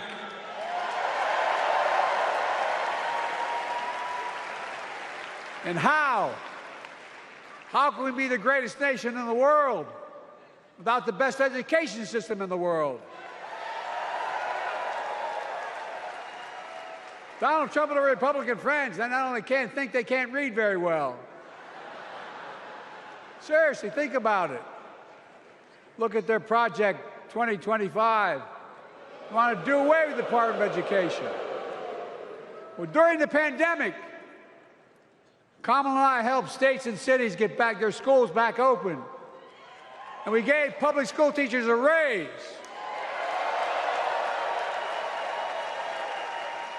We created apprenticeships with businesses and communities, putting students on a path to a good paying job, whether or not they go to college. And by the way, we're making college a hell of a lot more affordable. Increasing Pell Grants by $900. Over $15 billion to HBCUs. Minority service education, including Hispanic institutions and tribal colleges. We kept our commitment to provide more student relief than ever by lifting the burden of helping millions of families so they could get married, start a family, buy a home, and begin to build family wealth and contribute to the community and grow our economy. It's not costing us, it's creating more wealth. We fundamentally transformed how our economy grows, from the middle out and the bottom up instead of the top down. You know, my dad used to say there wasn't a whole hell of a lot to drop down on my kitchen table at the end of the month. I come from a basic middle-class family, 3-bedroom house, 4 kids, a grandpop living with us, decent neighborhood, but never a penny to spare. And look, that top-down notion never worked. A lot of Democrats didn't think it worked, thought it worked, but it doesn't. And when we did all that, what we've done, everybody can do well. Everybody.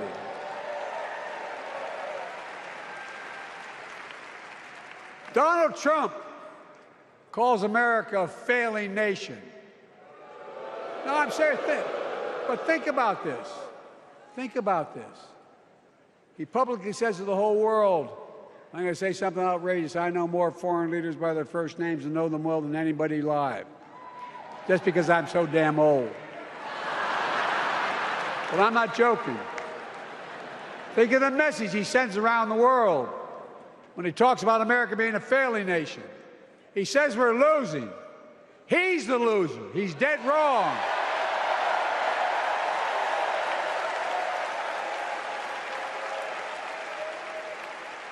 Many of you are very successful people who travel the world. Name me a country in the world that doesn't think we're the leading nation in the world. Without America, not a joke, think about it. I'm being literal. Who could lead the world other than the United States of America? Well, guess what? America's winning, and the world's better off for it. America's more prosperous, and Americans are safer today than they were under Donald Trump. Trump continues to lie about crime in America, like everything else. Guess what? On his watch, the murder rate went up 30%, the biggest increase in history. Meanwhile, we made the largest investment, Kamala and I, in public safety ever. Now, the murder rate is falling faster than any time in history. Violent crime has dropped to the lowest level of more than 50 years. And crime will keep coming down when we put a prosecutor in the Oval Office instead of a convicted felon.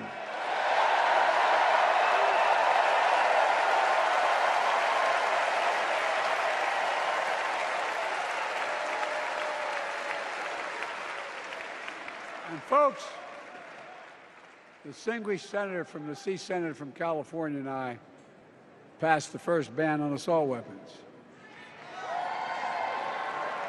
And guess what? It worked.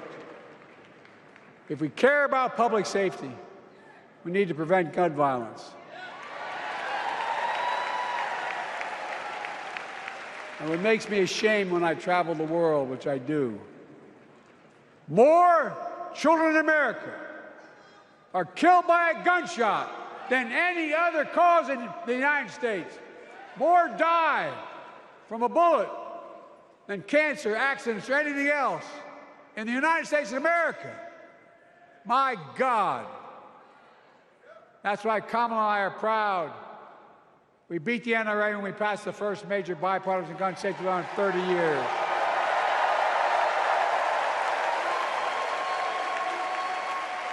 I'm serious. That comes from here. And now it's time to ban assault weapons again. And demand universal background checks.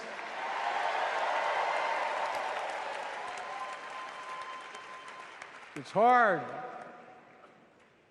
I never thought I'd stand before a crowd of Democrats and refer to a president as a liar so many times. No, I'm not trying to be funny. It's sad. Trump continues to lie about the border. Here's what he won't tell you. Trump killed the strongest bipartisan border deal in the history of the United States that we negotiated with the Senate Republicans. Took 4 weeks. Once it passed, and they acknowledged the most expansive border change in American history, he called senators to say, don't support the bipartisan bill, because he said it would help me politically and hurt him politically. My God. No, I'm serious. Think about it. Not a joke. Ask even the press who doesn't like me. They'll tell you that's true. Typically, Trump, once again, putting himself first and America last. Then I had to take executive action. The result of the executive action I took, border encounters have dropped over 50%.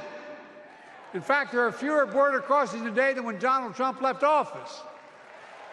And unlike Trump, we will not demonize immigrants, saying they're the poison of blood of America.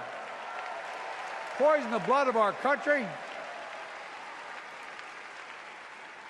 Kamala and I are committed to strengthening legal immigration including protecting dreamers and more.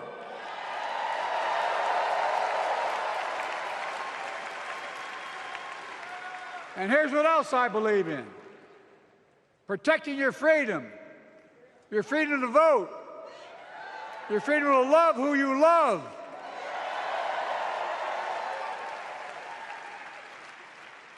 and your freedom to choose.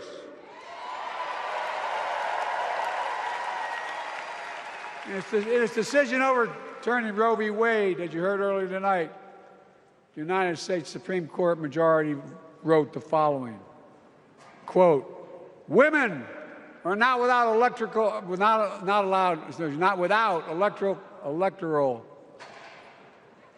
or political power." No kidding. MAGA Republicans found out the power of women in 2022. And Donald Trump is going to find out the power of women in 2024. Watch.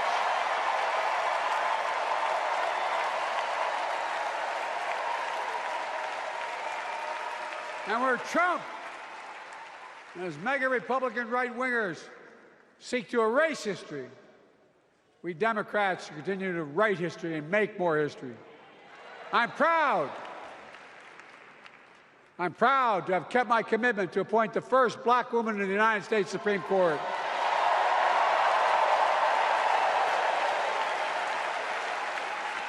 Ketanji Brown Jackson, a symbol for every young woman in America that you can do anything.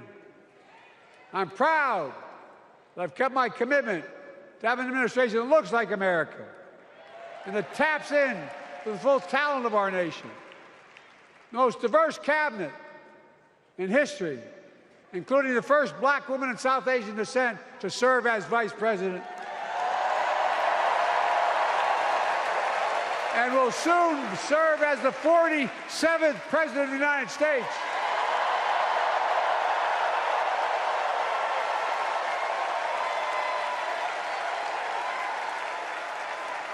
She is good. Look. Thank you, Kamala.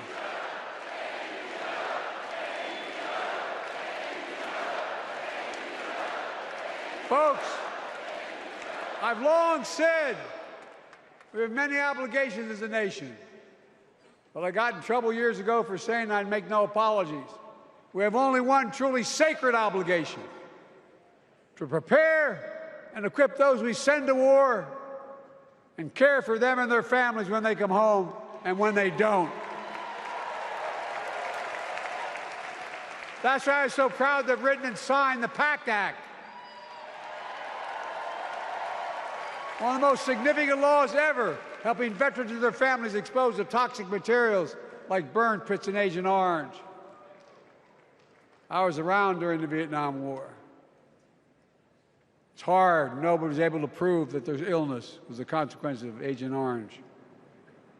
And no one was able to prove initially that because they lived in burn pits like my son lived next to in Iraq for a year, that it was the cause of their illness. But because of the PACT Act, a surviving spouse with 2 children is now eligible for a stipend of about $3,000 a month. And those children who lost a parent are eligible for tuition benefits to go to college and to get job training. It's already helping over 1 million veterans and their families just so far. Well, I love them, and I'm so proud of my son's service. We get it. But guess who doesn't get it and doesn't respect our veterans? We know from his own chief of staff, the 4-star General John Kelly, that Trump, when in Europe, would not go to the grave sites in France. The brave service members who gave their lives to this country. He called them suckers and losers. Who in the hell does he think he is? Who does he think he is? There's no words for a person. They are not the words of a person not worthy of being commander-in-chief, period. Not then, not now, and not ever. I mean that. I mean that from the bottom of my heart.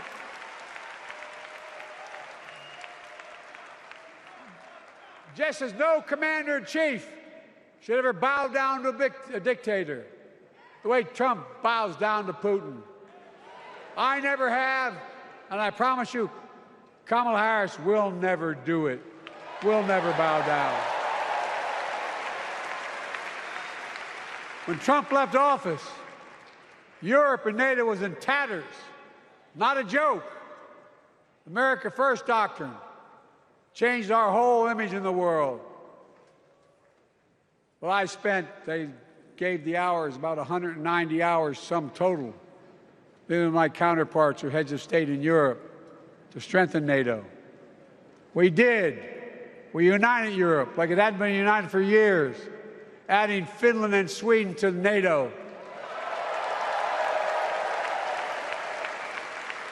10 days before he died, Henry Kissinger called and said, not since Napoleon has Europe not looked over their shoulder at Russia with dread until now. Until now. Well, guess what? Putin thought he'd take Kyiv in 3 days. 3 years later, Ukraine is still free.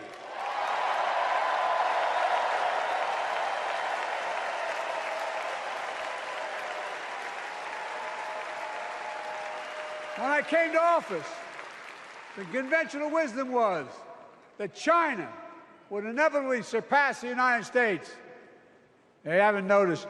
No one's saying that now.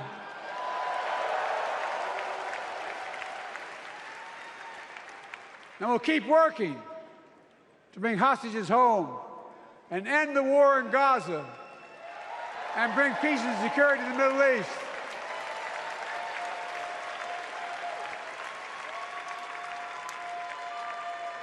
As you know, I wrote a peace treaty for Gaza. A few days ago, I put forward a proposal that brought us closer to doing that than we've done since October 7th. We're working around the clock, my Secretary of State, to prevent a wider war and reunite hostages with their families and surge humanitarian health and food assistance into Gaza now.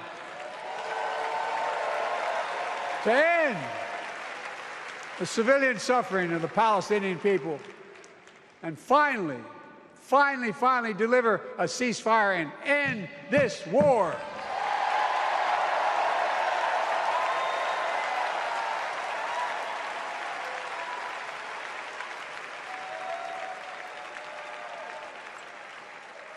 Those protesters out in the street, they have a point. A lot of innocent people are being killed on both sides.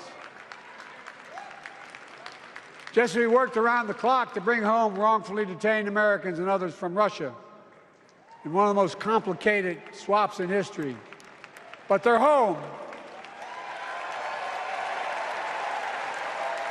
Kamala and I are going to keep working to bring all Americans wrongfully detained around the world home. I mean it. Folks, I've got 5 months left in my presidency. I've got a lot to do. I intend to get it done.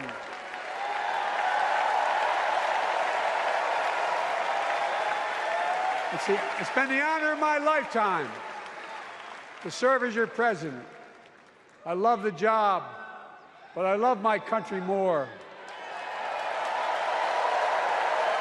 I love my country more. And all this talk about how I'm angry at all those people who said I should step down, that's not true.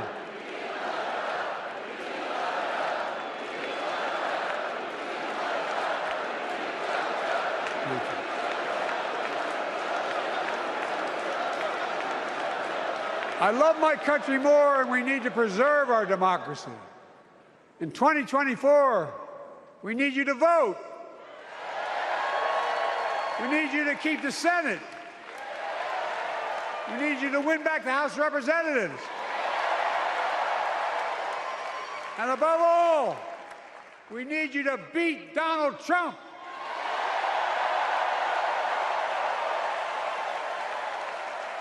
And elect Kamala and Tim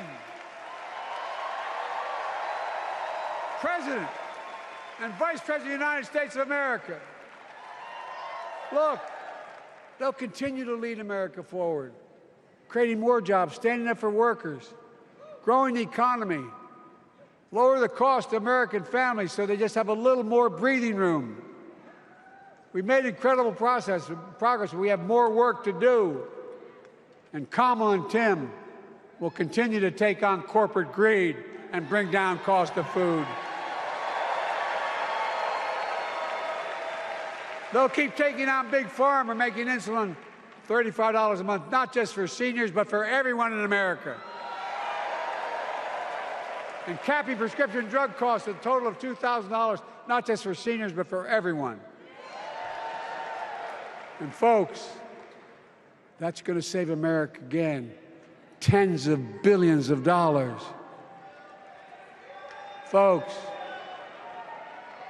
they'll make housing more affordable, building 3 million new homes, providing $25,000 down payment assistance for the first-time home buyer, more than the 10 we approved. Donald Trump wants a new tax on imported goods, food, gas, clothing, and more. You know what that will cost the average family, according to the experts? $3,900 a year in a tax. No, that's a fact. Kamala and Tim will make the child care tax credit permanent.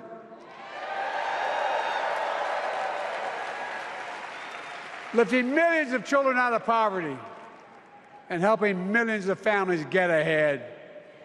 But you know what Trump has?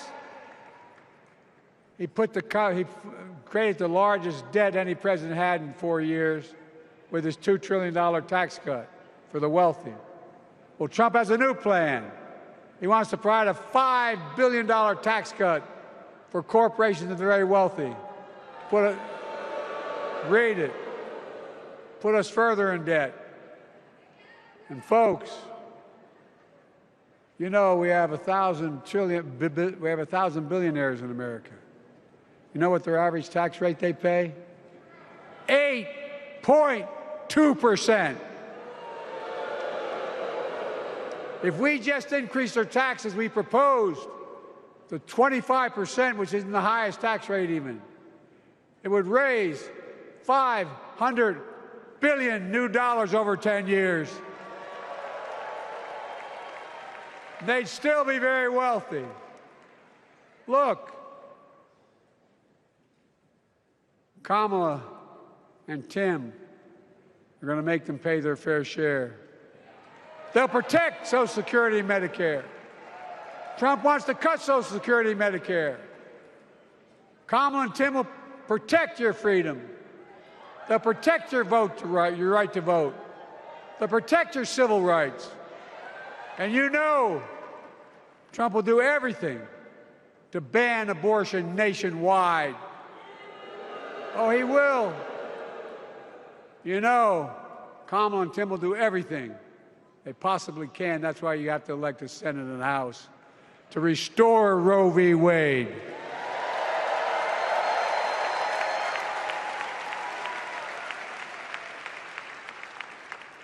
The ancient Greeks taught us that character is destiny.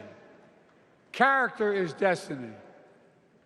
For me and Jill, we know Kamala and Doug are people of character. It's been our honor to serve alongside them. And we know that Tim and Gwen Waltz are also people of great character. Selecting Kamala was the very first decision I made when I became our nominee. And it was the best decision I made my whole career.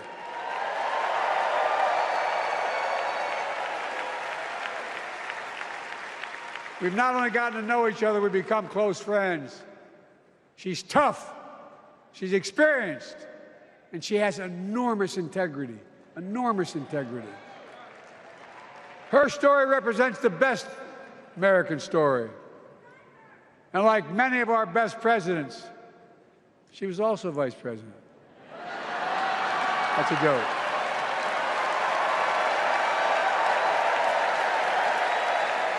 But she'll be a president our children can look up to.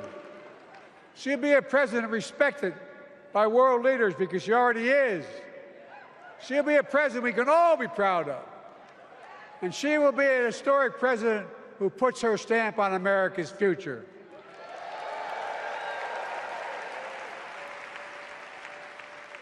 This will be the first presidential election since January 6th.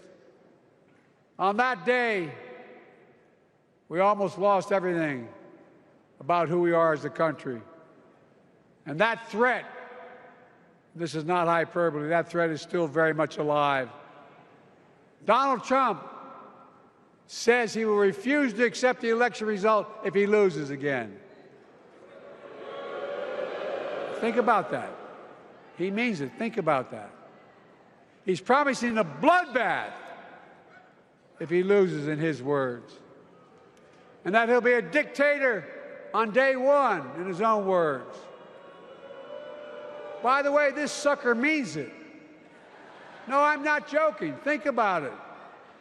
Anybody else said that in the past, you'd think he was crazy. He is crazy, but you'd think it was an exaggeration, but he means it. We can't let that happen. Folks, all of us carry a special obligation. Independents, Republicans, Democrats. We saved democracy in 2020, and now we must save it again in 2024.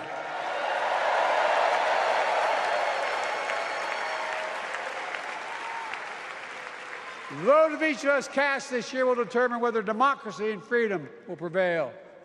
It's that simple. It's that serious.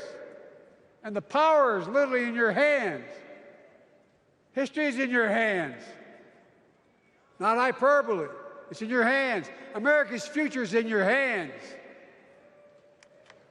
Let me close with this. Nowhere else in the world could a kid with a stutter and modest beginnings in Scranton, Pennsylvania, and Claymont, Delaware, grow up to sit behind the resolute desk in the Oval Office.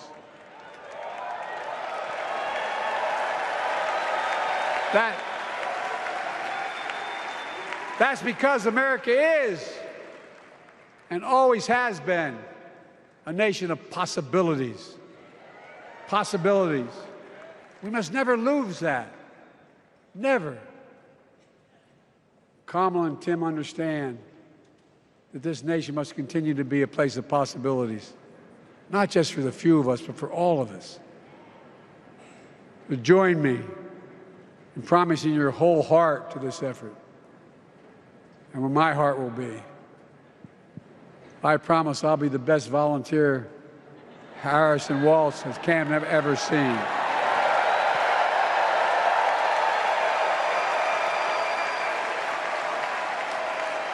Each of us has a part in the American story. For me and my family, there's a song that means a lot to us, that captures the best of who we are as a nation. The song is called American Anthem. There's one verse that stands out, and I can't sing worth a damn, so I'm not going to try. I'll just quote it. The work and prayers of centuries have brought us to this day. What shall our legacy be? What will our children say? Let me know in my heart, when my days are through, America, America, I gave my best to you.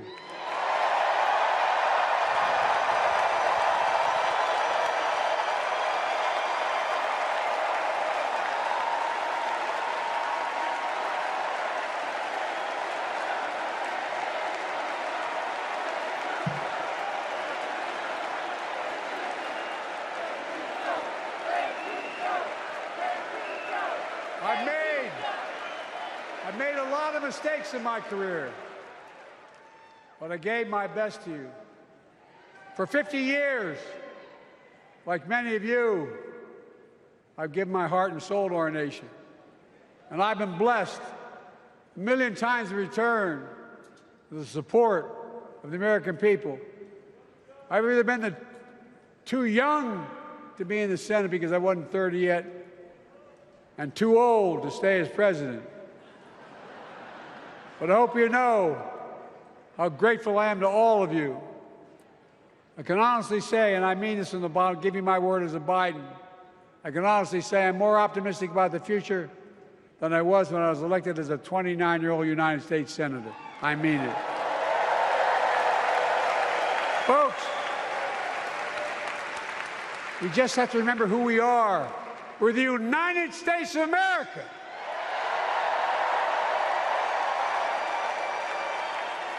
And there's nothing we cannot do when we do it together. God bless you all, and may God protect our troops. Thank you.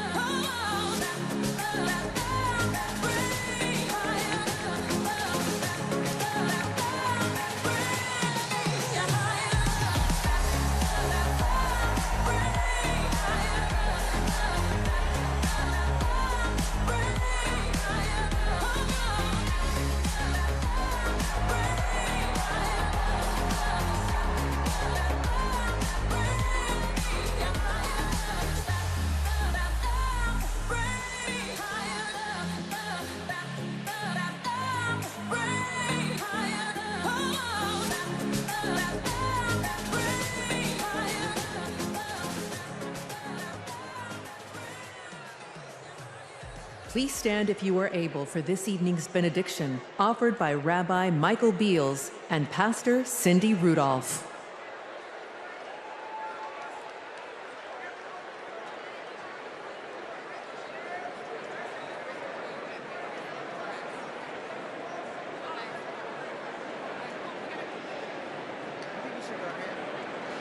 Tonight's convention theme, For the People, hints at the inclusive, bridge-building messages and policies the Democratic Party will require to succeed not only in November, but long after that. No prayer better unites Jews, Christians, Muslims, and others of faith, along with Democrats, Republicans, Independents, and undecideds, that the threefold priestly Cohenite benediction presented in the Bible. It is divided into three in order to shower the following blessings of gratitude, hoda'ah, upon my fellow Delawarean, President Joe Biden, for more than 50 years of selfless, effective public service. Joy, simcha, in public discourse and policy encouraged by Governor Tim Walz. And light, or, combined with freedom, cherut, inspired by Vice President Kamala Harris's vision for America. Please respond in unity with a heartfelt Amen after each of these three ancient Hebrew benedictions.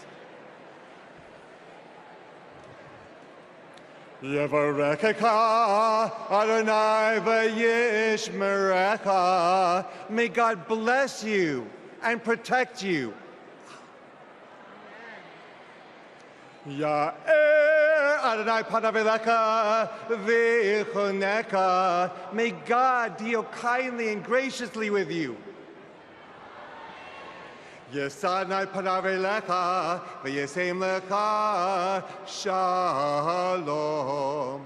May God turn towards you and grant you that most precious gift, the gifting of wholeness and the gift of peace, and let us say a heartfelt Amen.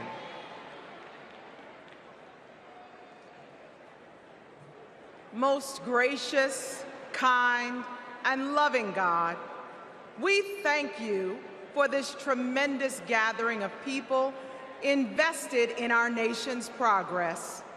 Lord, as we look upon our leadership, we see what you require of us: to do justice, like the justice Vice President Harris has championed her entire career; to love mercy, like the mercy Governor Walz has modeled as a lifelong public servant and educator; and to walk humbly, like the humility President Biden has embodied with decades of outstanding servant leadership. Oh God, as we strive to work for the people, we pray you will unite our nation. Help us to choose hope over hostility, compassion over callousness, and liberty over tyranny. We recognize that we are living through paradoxical times, times that are precarious yet promising. But through God who gives us beauty for ashes, all things are possible. Lord, bless the work of our hands until the weak and meek become purposeful and powerful, and until the marginalized and disenfranchised become energized and mobilized. Inspire us to stand with our fellow Americans so this nation will be a light that shines for you. In the name of our loving and redeeming God, we pray. Amen.